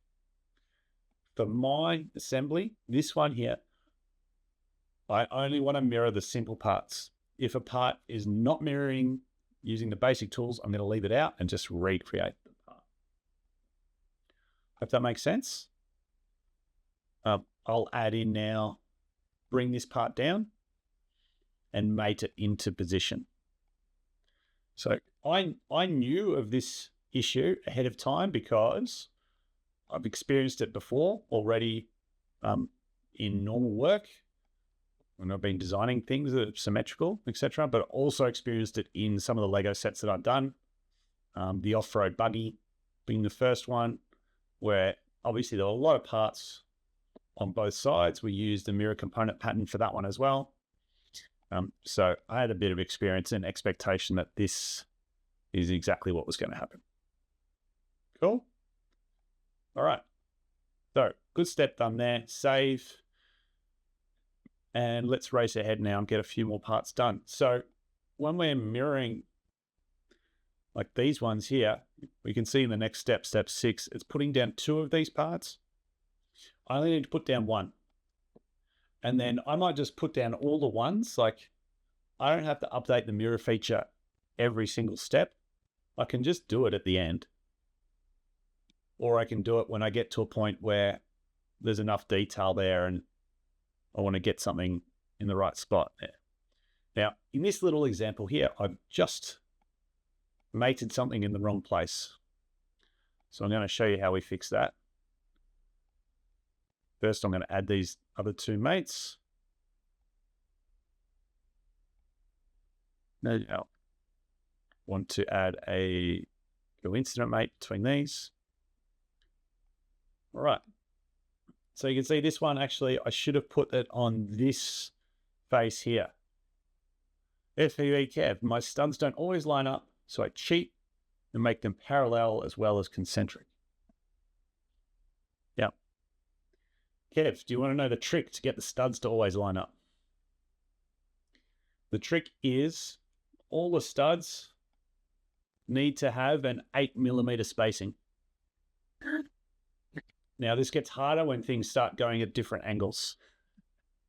But, yeah, keep to 8mm and that should help. All right, so we've got a mate here on this part that is wrong. We want to change it.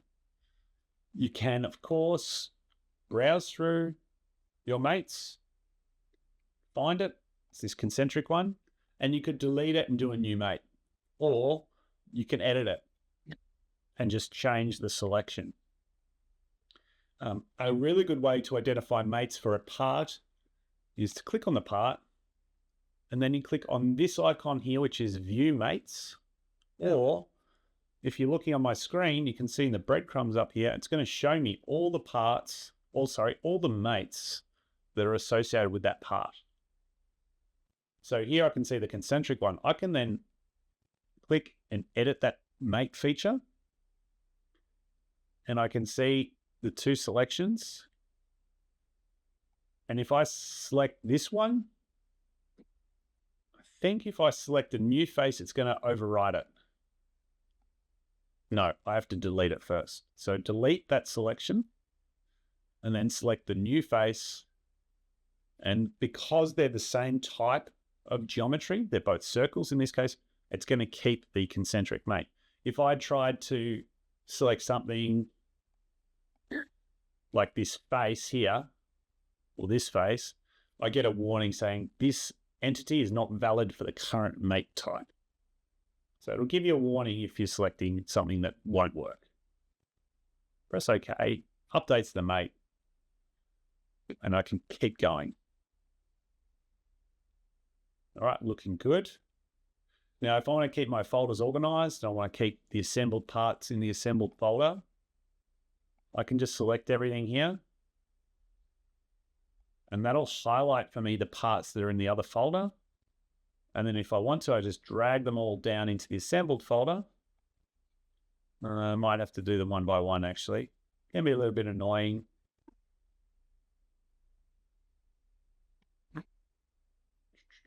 I thought I could drag them all in one hit, but I think that's only if they're all grouped together and I sort of manually select them like this. This is completely optional. This is just me trying to stay organized with my parts. You don't have to do this. All right, I'm gonna save, keep going up to step 7. This is the smallest step. I'm going to click that, drag, bring that over.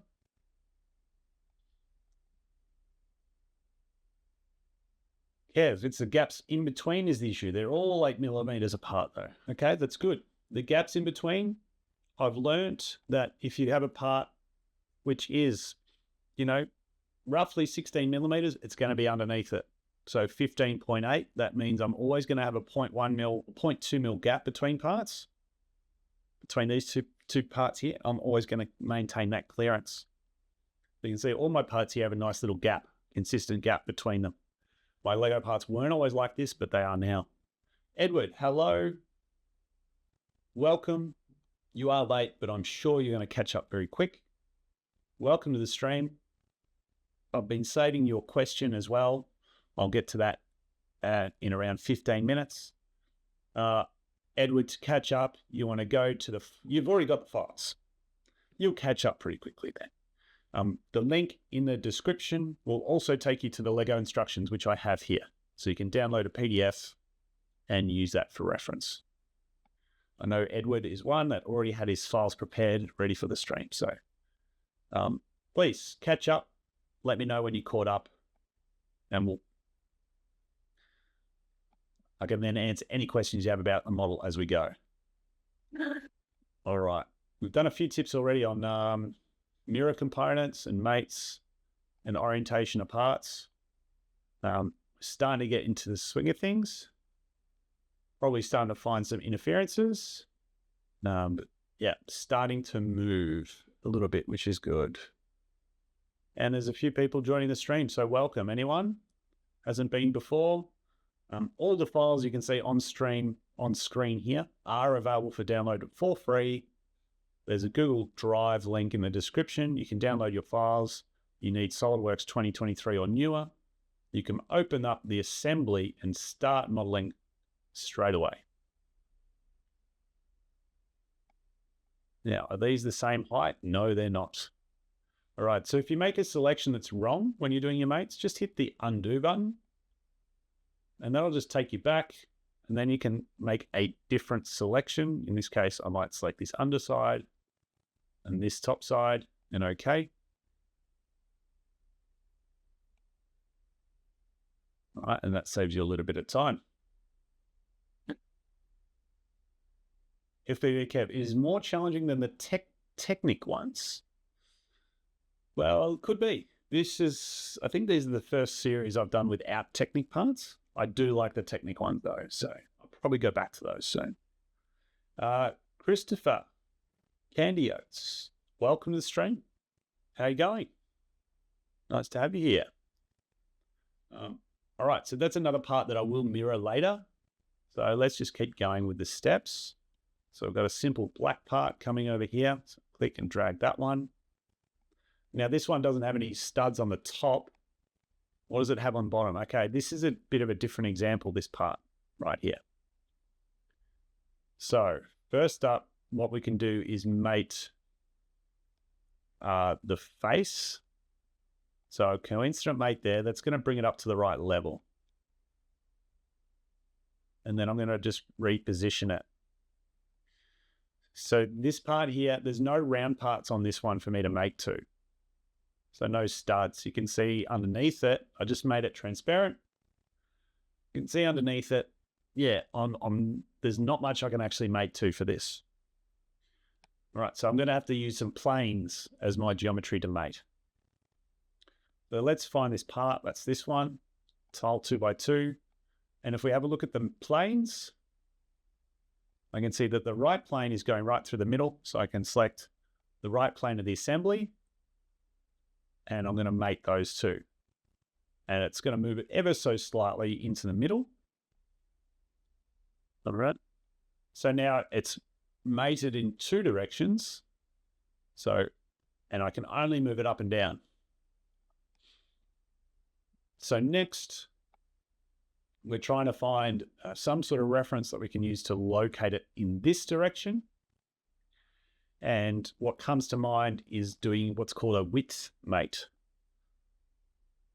I think it's a width mate. Hold on, let me just double check. It's under the advanced tab. And then, symmetric is another option, but width is probably better. Okay. Now with the width mate, what we're going to do is I'm going to select two faces on this part. So hold control, select those two. The order of selections is important. So select those two first, and then I'm going to use this gap. And I'm going to use this gap because I know the gap is right in the middle. So I select those two, and now I'm going to press mate.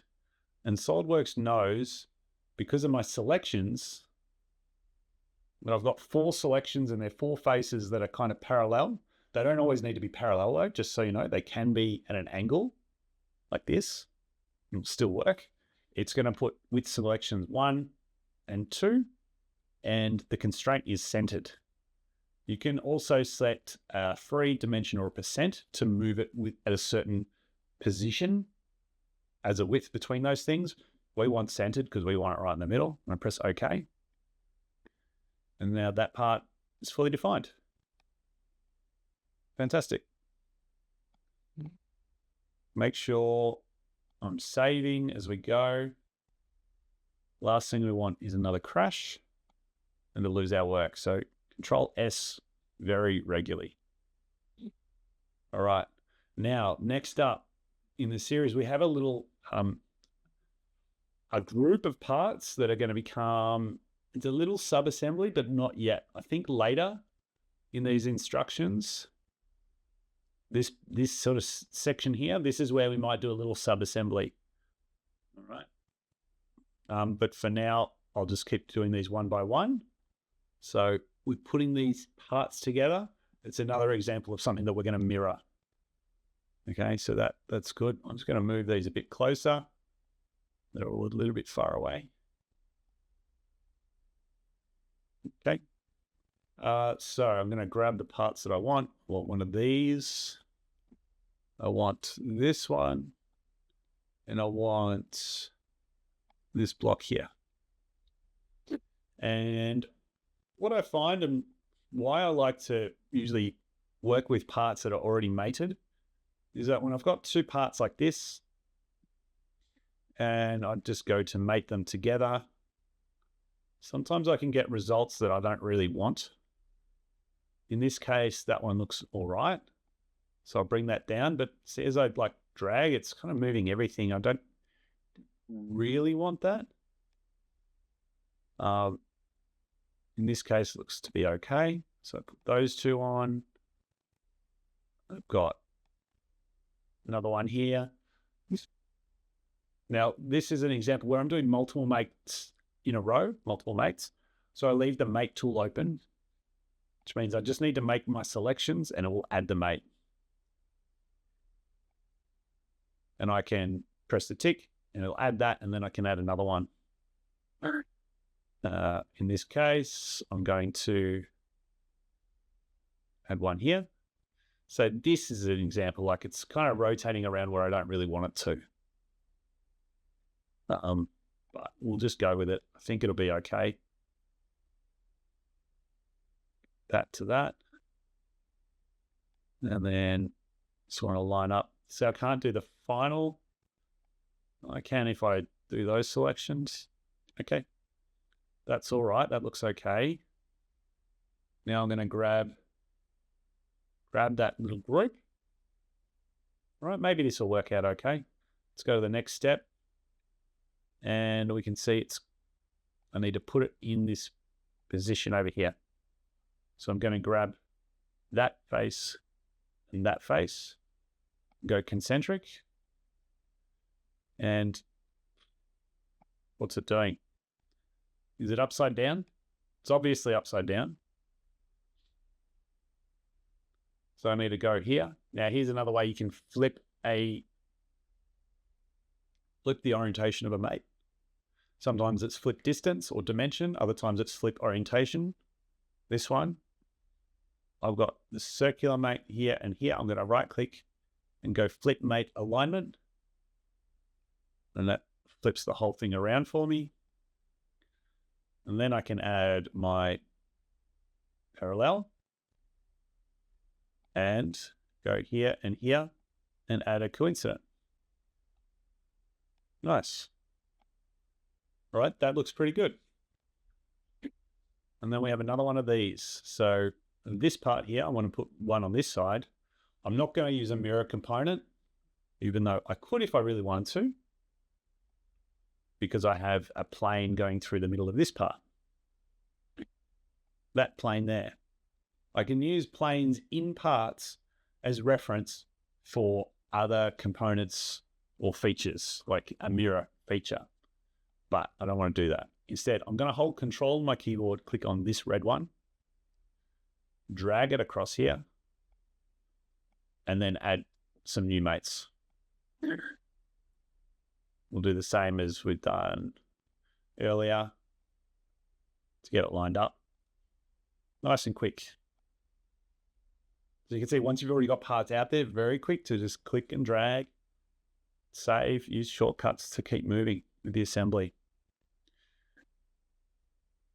Right, and so we've got left and right versions of this part.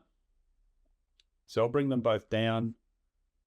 This is the one to go on this side. And it looks like these two concentric. And then let me just bring it back up. There we go.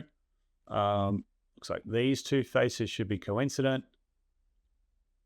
And this one and this one, parallel. Now, how does that angle look? Is it supposed to sit off like that? Yes. Cool. So that looks good. We'll put this one on the other side, and then we'll update the mirror feature.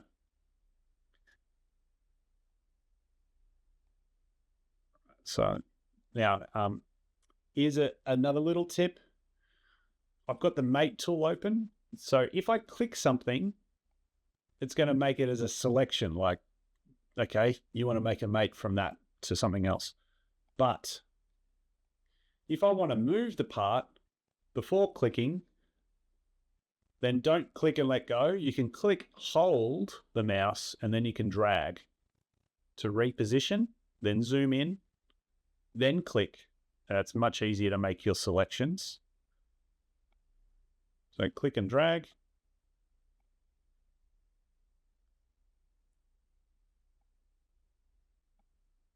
Click and let go if you're trying to make a selection. Nice. Okay, good number of steps. We'll get this last one in and then do our mirror feature. So another concentric mate there. Coincident mate here. And rotate that around. These two coincident. Cool. All right. Gonna save. I'm gonna drag all the mated parts that I can see down into my assembly folder.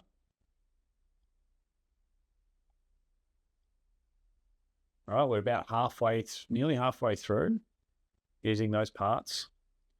Now I'm going to update my mirror component. So I'm going to edit that feature. And it's a feature just like anything else in SolidWorks. Any other, like a part feature, you can edit it and change it, delete it. And so now I just want to add in more parts to the mirror. I'm just going to select those parts. Very simple. And then I'm going to press OK. And if they look good, I'm going to keep them. But you can see these triangular ones, I'm getting some issues. So I'm going to edit the mirror components feature, click the arrows, find the ones that are being funny. It's these wedge corner ones. And just see if I can change the setting. If I can't, which unfortunately looks like I'm not going to be able to get the right setting, I'm not going to go through this component orientation axis. Should I try it? Align to this. Align to this. Flip, flip, flip, flip. No.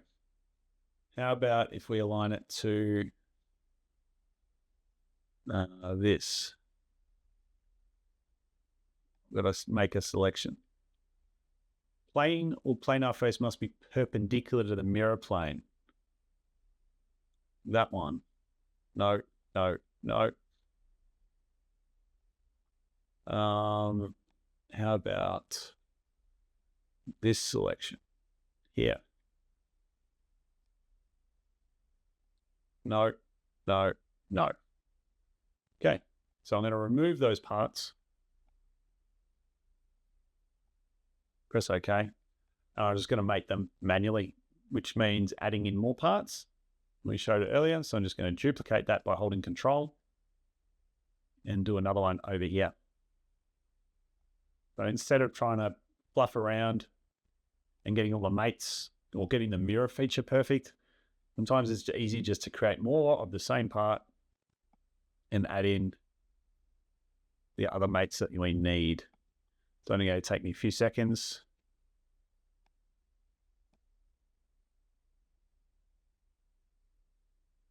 Couple of selections. Those ones are added. And then do this set over here. Look, can't see it. Eccentric.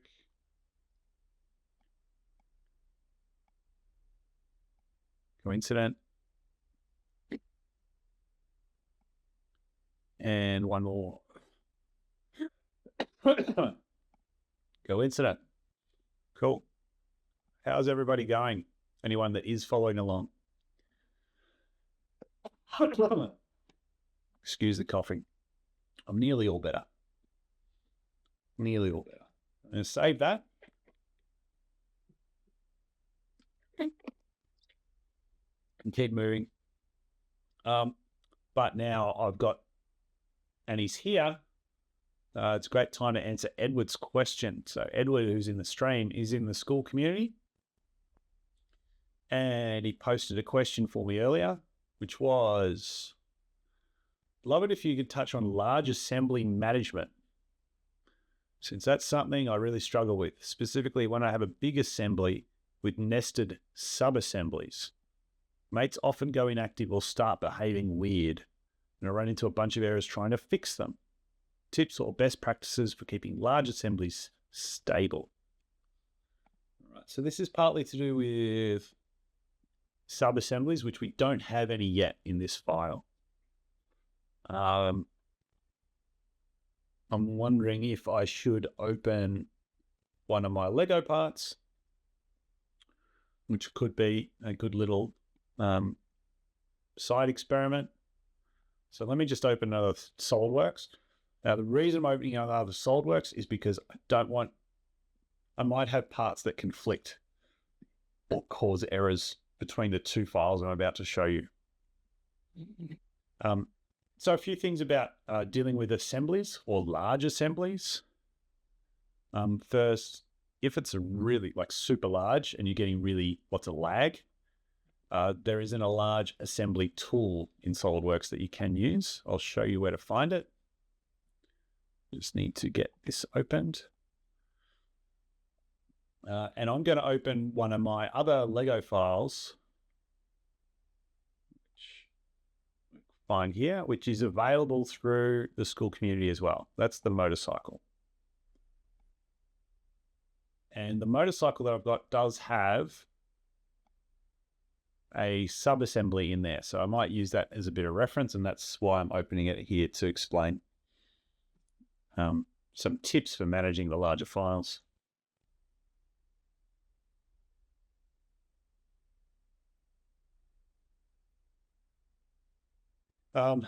So with managing sub-assemblies, one thing Edward's talking about is how the mates are managed. So your mates in a sub-assembly are contained to that sub-assembly, but when you've got the sub-assembly up a level in your larger assembly, the general assembly, you can still suppress mates and turn them on and off and edit the sub-assembly like you would a part. So you can do editing in context. And if you start to create references or mates that go between the sub-assembly and your general assembly, and then things change, it can get messy. I think that's part of what he's explaining. I think his question also touched on, if we just have a look here, the nested sub-assemblies. And what that can be to do with is, if you're in an assembly and you create a sub-assembly from the parts in there, what will happen is the mates that are just between the parts of the sub-assembly will get nested into that new sub-assembly. All the mates that are not internal to that new sub-assembly will stay in the larger assembly. There's a lot of assembly words going on here. It can be a bit tricky to explain. If we look at the mates folder in this file, I have a couple of mates here up the top, the angle mate, and then I have a folder for all the standard mates. And I think as I was going through this project, I had a lot of things there, and so I created a folder just to hide them so that I had some more visibility of these mates. And this assembly has a sub-assembly in it, which you can see here, the front wheel sub-assembly. And if I press the drop-down arrow on this one, you can see it has a folder for mates as well. And as I was mentioning earlier, I can edit these, like I can edit the feature. If I click edit feature for any of these mates, it's going to take me into edit component mode. Right, so you can see edit component is now on. All those mates are blue, showing that they're active, like I'm actively editing this sub-assembly. This sub-assembly is blue, showing I'm actively editing this. If you're trying to get your handle on dealing with mates in a larger assembly context, try not to add mates when you're in the next level assembly up. You know, don't do this edit component thing. Turn that off, open up the sub-assembly, do any mates you need to in this file. That will save you a lot of trouble. I mean, that anything you're working on, it's contained in here. If you start to find, as you go through the project, and as you clean up and organize your files, Edward, and for anyone else, you may have a lot of inactive mates that are now redundant or obsolete. And you can see in this file here, I've actually got some. These mates here actually link to this multi-board snap. The multi-board snap is the part that I've designed up there on the wall to hold that motorcycle. You can just see it over there. I won't get it. Leave that for another time. Okay. But there's a lot of other, like all my mates here, I really deleted everything else. There's not much that is suppressed or not needed, just those couple at the bottom. What can happen is as you're developing, as you nest sub-assemblies into another one, mates become redundant. Just go through your mates folder and clear them out. Another thing you can do to organize your mates and organize your assemblies, like I've done here, you can create folders and you can also rename them. So in this assembly, there's a couple of really key mates, like here. Just for display, I put this on an angle, and I've just named that mate front wheel angle. And that helps me know what that one's for. I've got one here for the seat bounce. So this seat can move, well, the sub-assembly. Hold on, is it about to do it? That's fully defined at the moment. Oh, it's fully defined because of this mate. But if I suppress this mate, then this seat can move up and down. Right. So sometimes adding descriptions for those mates will help you understand what they're for, help you know if they're one that you need to keep or not. Often you might find a lot of coincident or concentric or parallel mates that are suppressed because they're no longer active. If everything you've got is fully defined, you don't need those mates. You can just go through and delete them to clear things out. And if you're running into a lot of errors when you're trying to fix mates and your assembly, just clear out the mates. Clear out the ones that are causing errors. I usually start, if I had an error, I'd start with whatever mates at the bottom because they're the ones that I've added later. So you just grab those mates, delete them, and try and work out a different way to correctly fully define your assembly. Edward, I hope that helps. If you have follow-up questions, let me know. And for anyone else, if you want to ask questions, feel free in the chat or jump in the community. Send a member request, get in there, and you can post and ask questions anytime. Okay, we are halfway through the stream, and the little man here on the assembly is not halfway through yet. So this next hour, we're going to really power through to get this done, because I do want to wrap all of this assembly up in one stream today. Edward, you're welcome. All right, so let's go with our next steps, and we're going to move a little bit quicker. We've given lots of tips so far. which I'm sure will be very useful. But now there's going to be a little bit of repetitive stuff, I think. So let me just try and move as fast as I can through this. So I'm going to probably start using my space mouse. I always need a bit of practice working with this too. So that's what I use on my left hand. Ooh, don't want to do that, mate. Parallel. And using the space mouse, what I can do is let me flip to more quickly get to the different views that I need for mating. So remember, only doing one side at a time, because I'm going to mirror everything else. Going to mirror everything that I can to save time. Now, I think I just put that mate in the wrong spot. This one. Just going to edit that. Change the selection. Good. Next one. Good.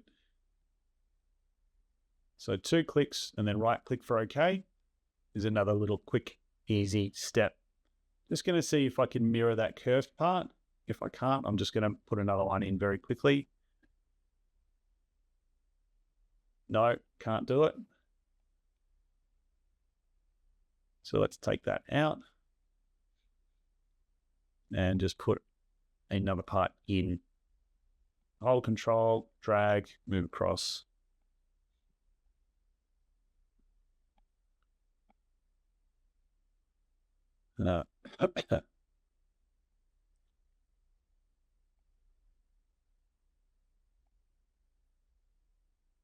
Okay, step 16.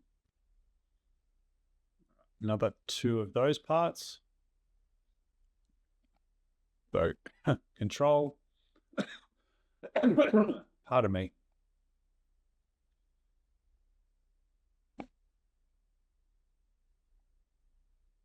Concentric.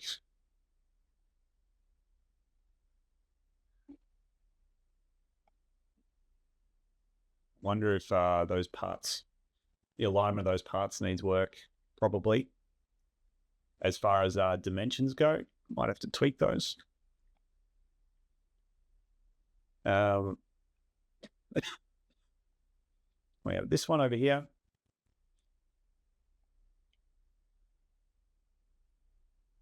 It goes on this side, I think. Now, so yeah, everything keeps jumping off camera. It's a little bit annoying, but it's not going to slow me down too much.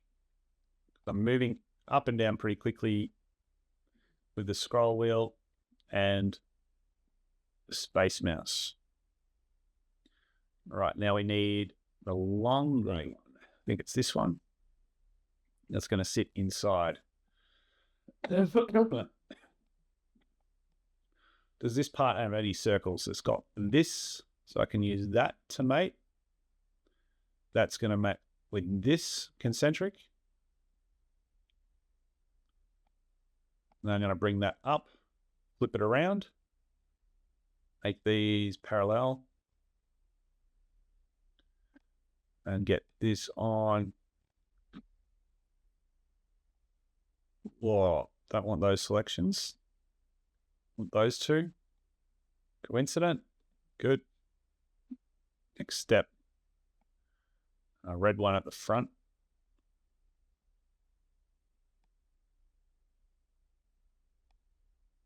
Okay, so I think I put these 2 parts 8 millimeters apart. Yep. So that little round cut, that is going to match with this one. I'm always just looking for, the shortest, the quickest way to mate and orient these parts.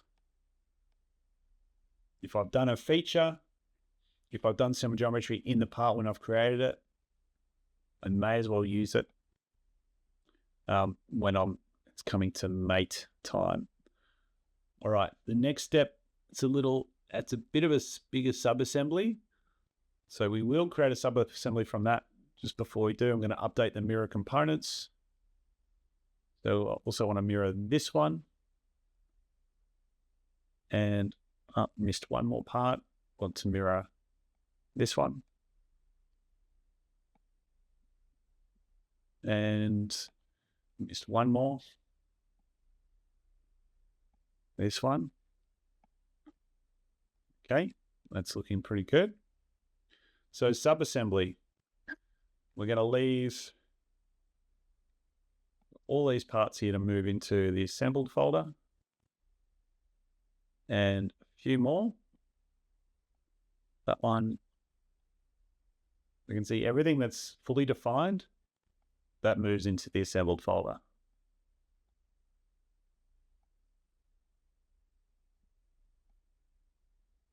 And mirror components folder stays down there. So we've still got quite a few parts to go. Let's grab all the parts we need for this sub-assembly. So I've got this one, and I've got another one of those round ones, which we put on the back of the device, back of the model. So I'm going to control, drag that, bring it over. Green square, bring that over. So here's an example where I'm just going to bring all the parts kind of close together so that hopefully I can do the mating as quickly as possible. Duplicate that one. Now I've got this black one over here. I've got this small step. I've got this green 4. I think it's this one. Yep. And I've got this part. And this little green one. And this gray one. And then it's gonna mirror them along the green one. Yeah, so this little sub-assembly is really starting to capture a lot of the parts, a lot of the remaining parts. So when we get through this one, I think we'll be a long way close to finishing this model. It's going to have those two as well. It's almost everything. And another one of those. We've already got those. Okay. So I've got all the parts to do this little sub-assembly. And it's going to start from this one. Now, just to get the alignment right, I'm going to flip that one around like this. And we want to put this in a little sub-assembly just as practice. I think, why not? Because what that means is so what we can do, I can select all those parts. I can right click. I can go form new sub-assembly. Now there's no mates for all those parts. So it hasn't created a mates folder, but it has created a sub-assembly, which I can then open, which means now I only have to deal with these files. All right. So that becomes a little bit easier to manage. And then I can grab this file. This is going to be my first file, and get this one to match up and be fully defined in this sub-assembly, which is, I think, going to then save me some time or make it easier to put everything together in this. So we're going to try and kind of speed assemble this little sub-assembly. So let's see how quickly we can do it. We start the timer.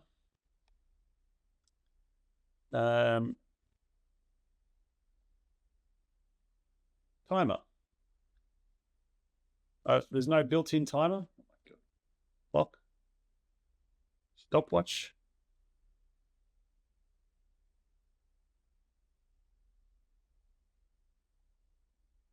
Give me a stopwatch. So annoying. Never mind. It's 10:18. Let's go. Let's see how quickly we can do this. This could be a challenge for Too Tall Toby's community. If you don't know who Too Tall Toby is,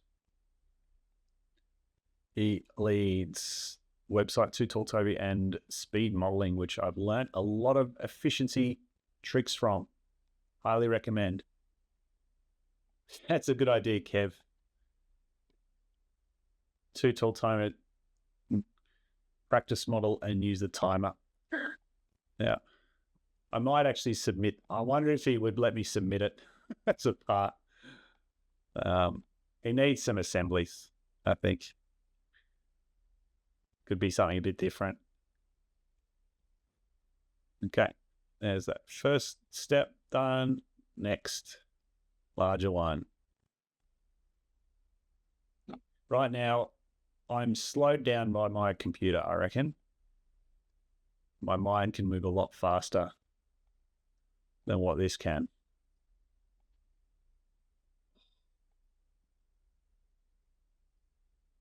Or what my hands can.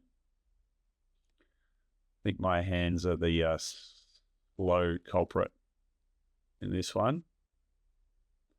Another one of those.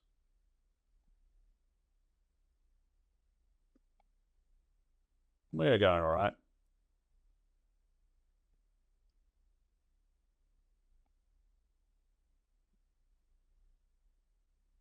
I wonder how you'd make the challenge. You have to get everything fully defined, or maybe it's just in the right location.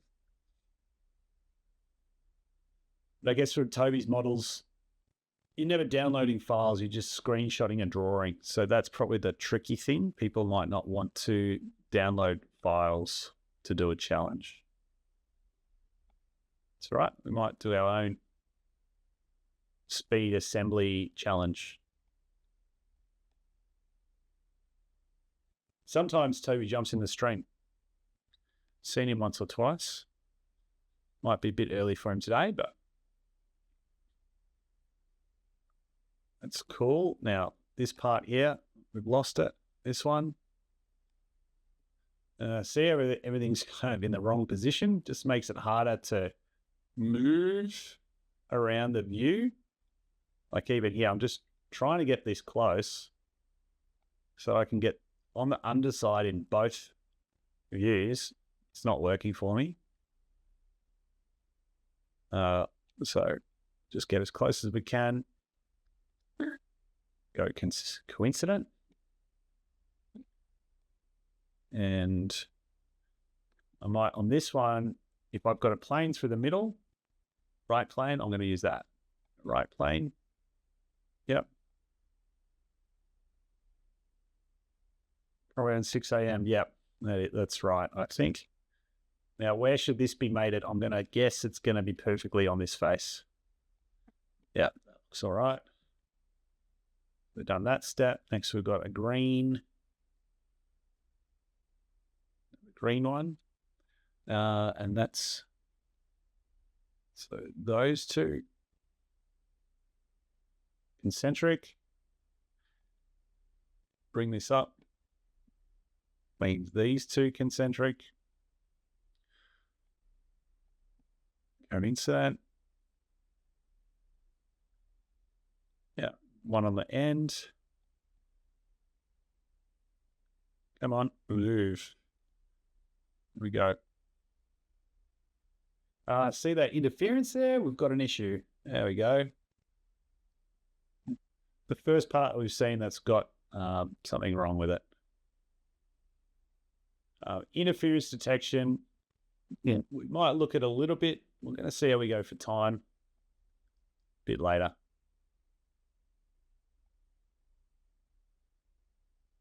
But I reckon right now, this part, we might just fix it right on the spot. Wonder if it's this one, undersized. 3.2, 3.2. So what should it normally be? 3.2 times 5. 3.2 times 7, 22.4. I reckon the black part is oversized. So this one. So if we edit this component, it actually won't let me edit it until I've saved the assembly. So I'm going to save the sub-assembly save as. I'm going to say sub-assembly.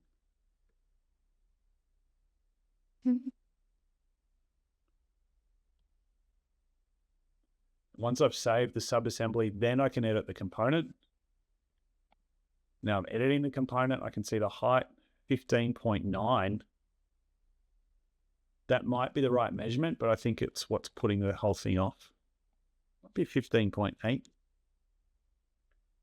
No. No, that's interesting. 16 is the right number.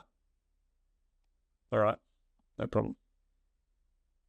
I've got the part here, I might remeasure it later.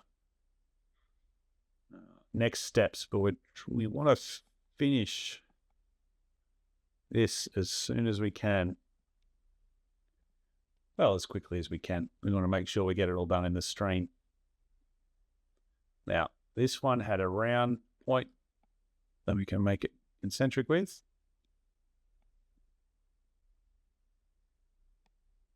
Where is it gone? It's over here.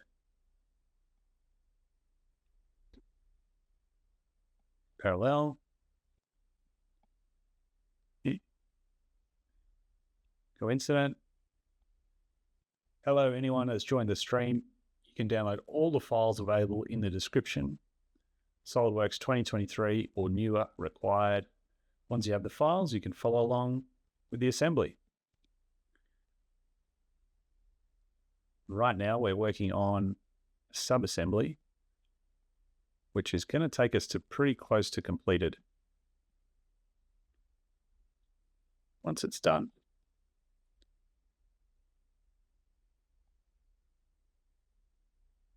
then I'm keen to maybe play with a little bit of rendering if we get done. Now, the green one we're going to mirror, but this one here we're also going to mirror and change the color. So we'll leave that for now. Bring this one over. So the way the parts are made, all the different colors, the colors are in configurations. That way I don't have to have multiple parts, multiple files for the same part. There's just one file per part, and then configurations control the color. And so if I come across a part that I've already made before, I can reuse the model and just add a new configuration with a different color. This also means that I can change color on the spot by editing the configuration, the current configuration that's used. All right. Let's move these a bit closer. Oh, they're a long way away. Move them over here. Move them over here. Better. All right, they're a bit in my view, but I don't mind now. I want everything a little bit closer. And where's the flat one? There. This one have any round bits under it? No, it doesn't. So this one, we want to look for the right plane. And then I can see it inside here. It's a bit annoying. What I have to do is grab that, drag it up so I've got access to it, and then I can get it in the right position. And then the next one, I have to get this position right. I'm pretty sure it's going to be, what size is that? 7.9, yeah. So we can do the width mate like we did before, or we can do a symmetric mate, which means 3 selections instead of 4. So it's going to put the plane in the middle of those other 2 selections. That's good. All right, these parts here, this one goes here first. We won't be able to mirror those. So before I get to that step where I need the next one, I'll probably mate it in place. All Wrong selection there. Concentric. And coincident.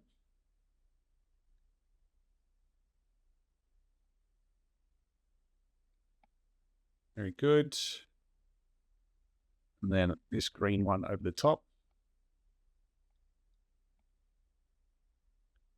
Does that have any round parts on it, round features? Yes, it does. I wonder if it's going to be in the correct position. And we're going to flip that. Good. Make that and that parallel. Yep.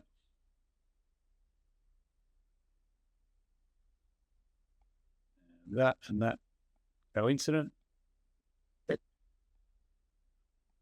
Now that might have some interference underneath it, but again, leave that. It says flip around the other side. I'm going to put one of these on. I'm just going to put the one on that is already matching the right orientation, because it makes it easier. In saying that, I don't have an easy mate for this position, so I'm going to say these two coincident. And then how big is this section? 8.3. I'm going to grab this one and the right plane and use a distance mate. So it's going to offset it a gap. Now I want to make sure it's the right gap. So I just put a big dimension in, flip it, and then I put the actual dimension in. And so then I know it's on the right side. And this has another one of these parts, but a gray one. So here's the example, the configuration. I select this, change the configuration. No, it's the wrong part, sorry. That's one of this one here. So let's rotate that around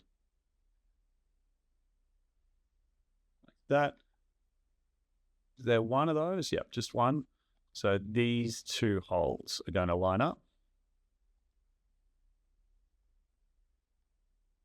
And this and this should line up.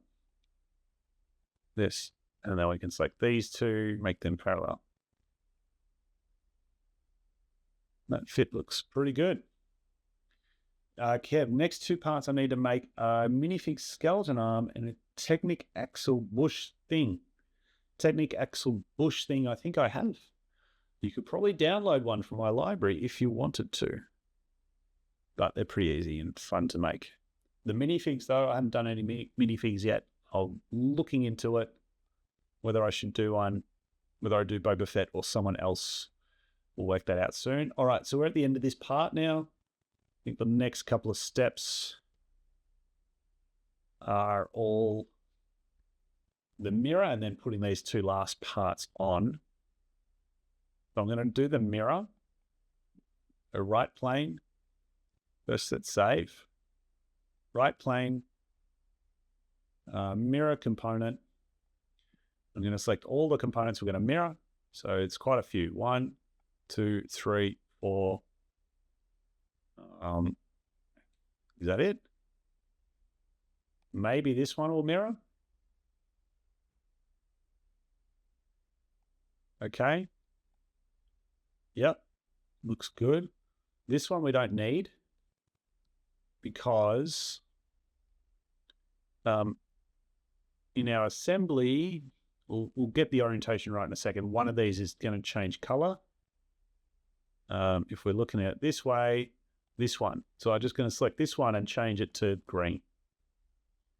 And it just changes that version there. The others stay the same, keep their same color. And then I need to put this plate down on the other side. The color's wrong. I'm just going to grab this color and paste it. And, oh, I missed a part. This black part, that one needs to get done as well. So put that in. So now I can mate these two. looking good. These two, and this. All right, and now the sub-assembly I think is done. Quick spin around. Quick spin, looking pretty good. Everything's fully defined. If you look at all our mates, all our parts, part down here says fully defined. It's good. We're going to save that. I'm going to save it. I'm going to close this file. It should already be open in the assembly as the sub-assembly, which is here.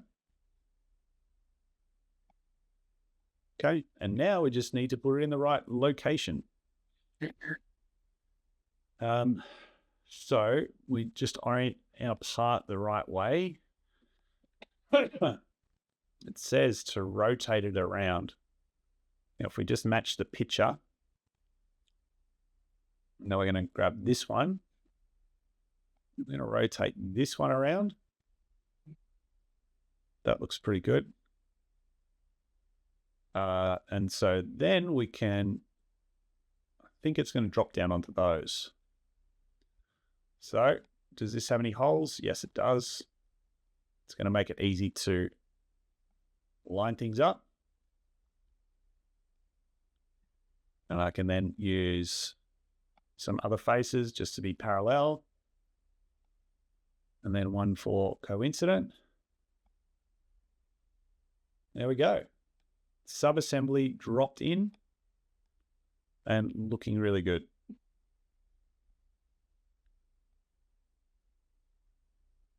Fantastic. Drop that into the assembled folder. And so now there's only a couple of parts to go. How are you going? Everyone following along? I think we're going to hit our timing target and get this done and experiment a little bit with some other tools. Little bit of interference detection just to see what interference exists, and then some quick rendering, probably not in SolidWorks. We'll see.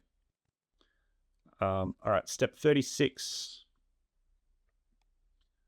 So I'm going to match the orientation on the screen. I've got one of these. Okay, kind of rotate the part. Now, I don't think there's any circular details on this that I can use to align it. So I have to do it by other means. And I think what those other means are is maybe this face and this face, making them coincident. And then this and this being coincident.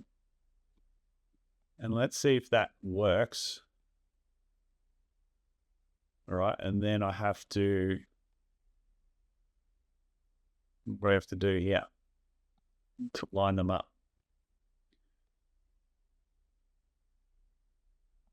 I can select that part.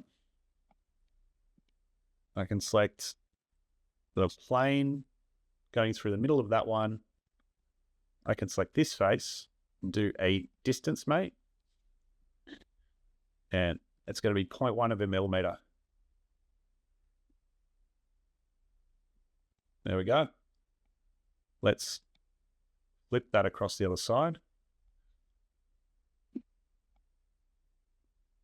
Do the same thing. I want to grab this face and this face. Coincident. Flip. Yep.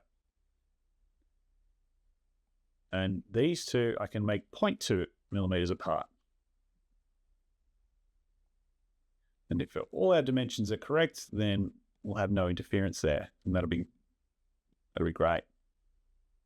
Let's check if the mirror component will work for that. I think it should. Nope. Oh, man, that would have been nice. Curved. Why won't you, mate, flip the right way? Or is that right? No, it's upside down still. So annoying. But yeah, there's probably quicker ways to do it.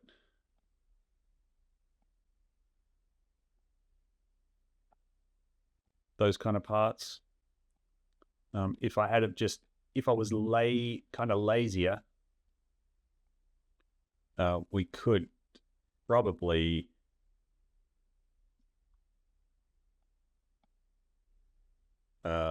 use the mirror components and made the duplicates of the parts, but then I'd have other parts in all my folders, which I don't want. Trying to keep those folders clean. So I've already got some of these in the right position. So adding a couple of mates to get these in the right position doesn't take too long. Concentric is a good mate for this that I actually didn't think of until just now. As well as like, parallel, coincident. Yep.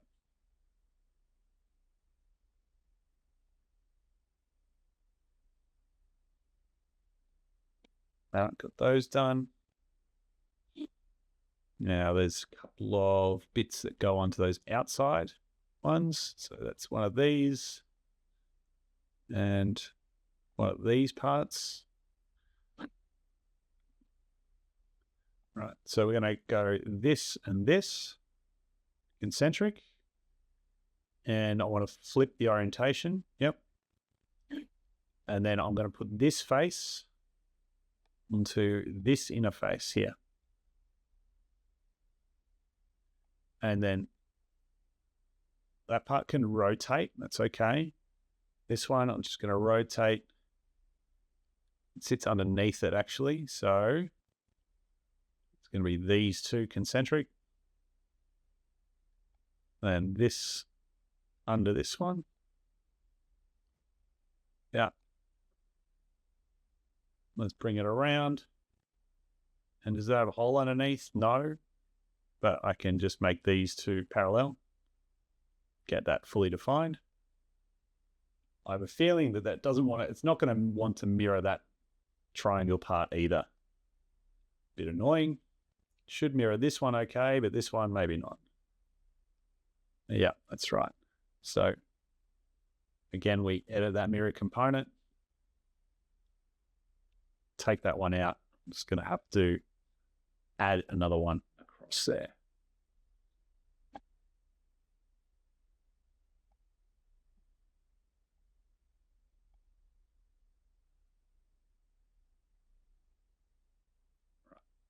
Grab that and quickly mate that one, that one.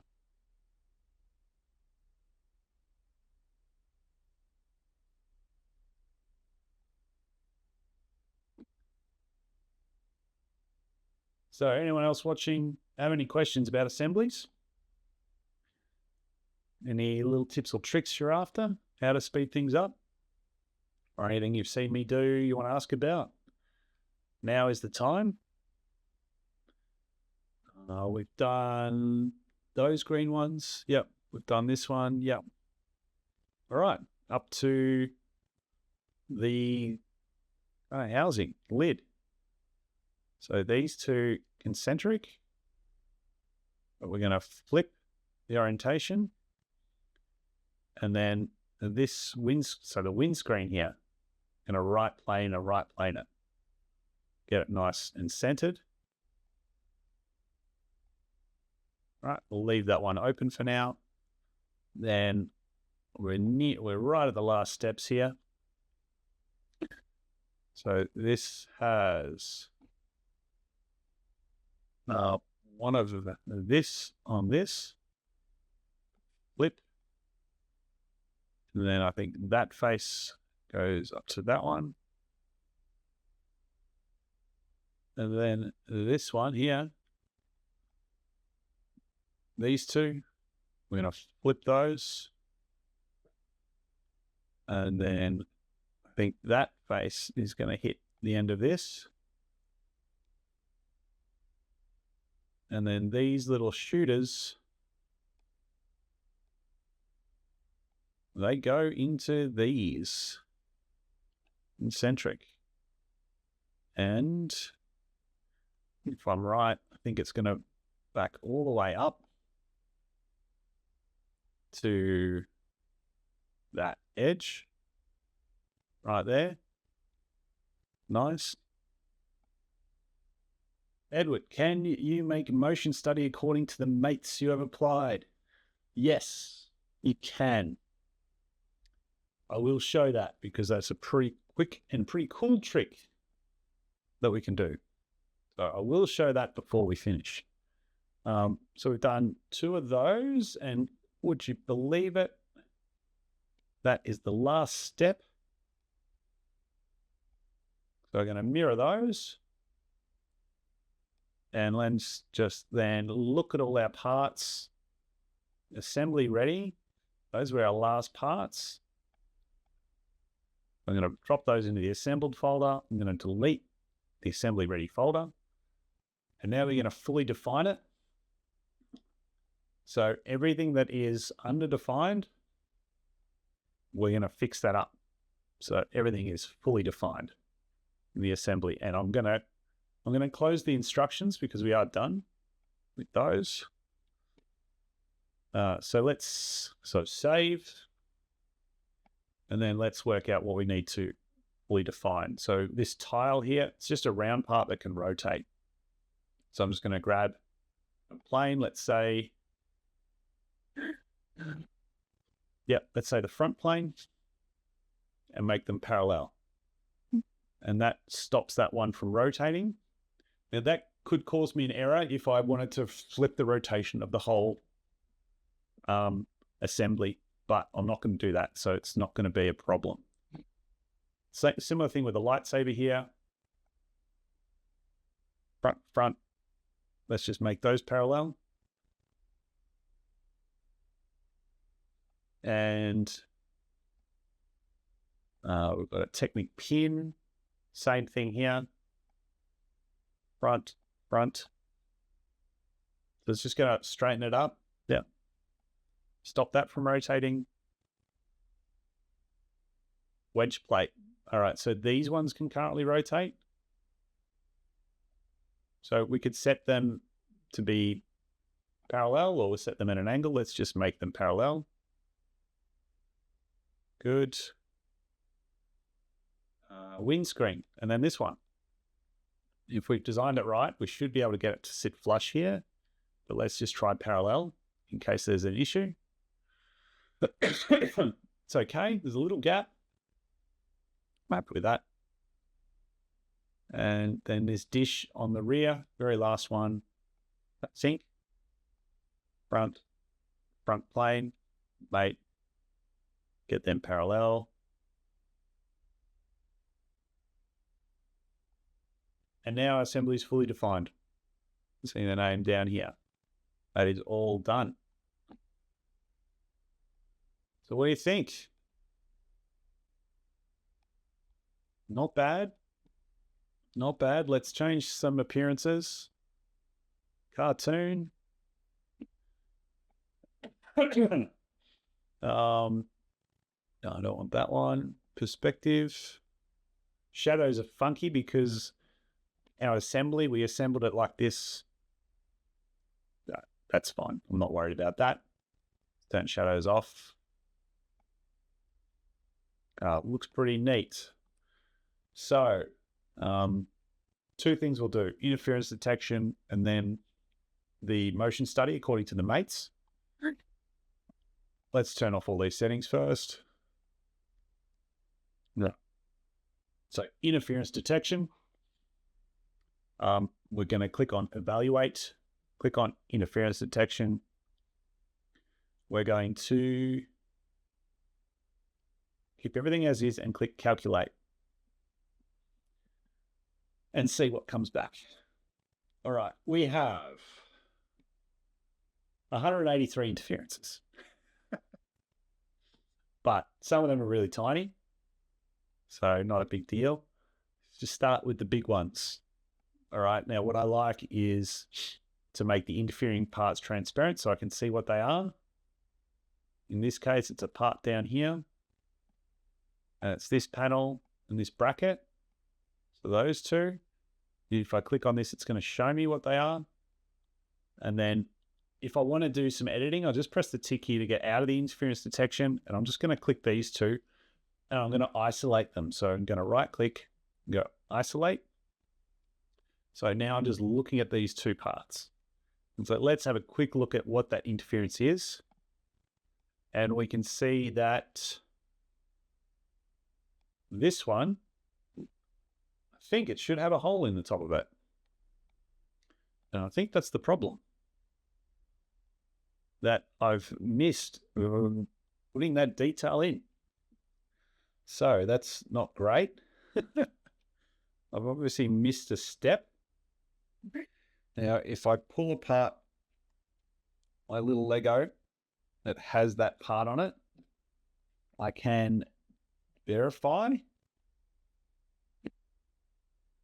validate, check, and okay, I've noticed the issue here. All right, this part is correct. There's no hole in top, no problem. But if I close that, this part is wrong. And the reason this is wrong is I made this from another one originally where it was half the size. And so it had one of these in the middle. But the new one, when I go to this size, actually has two that are separated. So I have to update this detail. And it's not going to be in the middle like this. It's going to be to the side. I'm going to use the right plane. I'm going to mirror those. I'm going to dimension them 8 millimeters. Press OK. Save the file, close the file. And what's happened now? Positioning is off. And I'm looking at the mirrored component here. So I actually want to get out of this and find the original, which is over here. So these two parts, I'm going to then look at these two. And now I'm going to find the mates related to these two. So it's this concentric one. And I'm going to change it. I'm going to remove it from that big stud on the top and put it to this one on the bottom.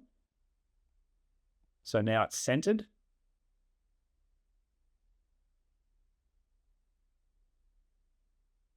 Is that right? Oh.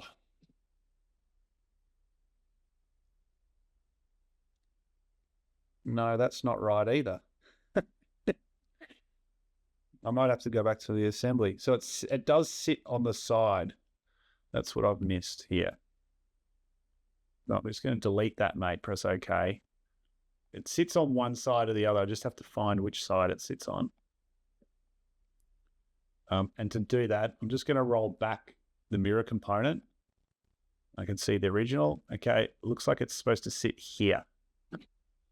So what I'm actually going to do is grab these three parts, isolate them, have a look, see what's going on. Okay, so these two are what I should be mating because they're going to be aligned and they're kind of lined up in the gap. We can see that now. So I'm going to try assembly, mate, makes those two concentric. Right, that's now fully defined. And while I've got just those three parts here, I can do the interference detection again. And if I want to, I can go ignore hidden bodies components. So it's just going to check what's visible. And now I've only got this very tiny interference, which this kind of interference could be the intended interference from Lego for how the parts snap together. So I'm not going to change that one. I'm going to press the tick, exit isolate, just do a rebuild, and just show.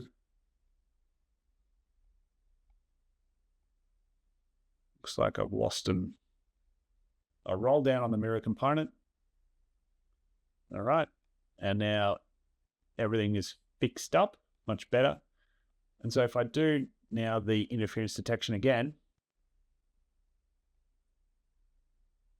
and go calculate, then it'll come up with the next biggest interference for me to address, which is around this bar, right? And so that's how I could go through the model, tick things off one by one until I get rid of all the unintended interferences.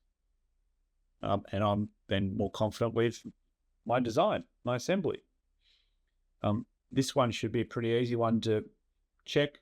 Once I get the calipers out, I'll be able to measure it and put that back together. So yeah, that's probably like the interferences I need to fix from this model are going to be those big ones. Looks like there's one here. Looks like the position that I've used or the detail that I've done on the interior of this part needs some adjusting. Okay. Or the position of those needs to move out slightly. So those parts are going to need some work. That's all that series of interference. And so that's common. Like often I'll find, all those big ones there, they're just related to two parts. The next one down, another sort of curved part, there's an interference there. So again, that might be to do with the position or detail I've done. What else? We get one on the inside here.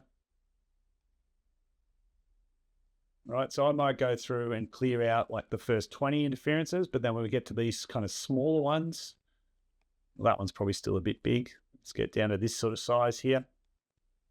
These are the ones I'm probably not going to worry about because I think they're part of the clipping features that LEGO have. Okay. Hey, thanks for watching the video all the way to the end. If you enjoyed it, please like and share. If you've got any suggestions for other content, leave it in the comments below. If you haven't already, please subscribe. And there's some other videos here. Check out. Thanks.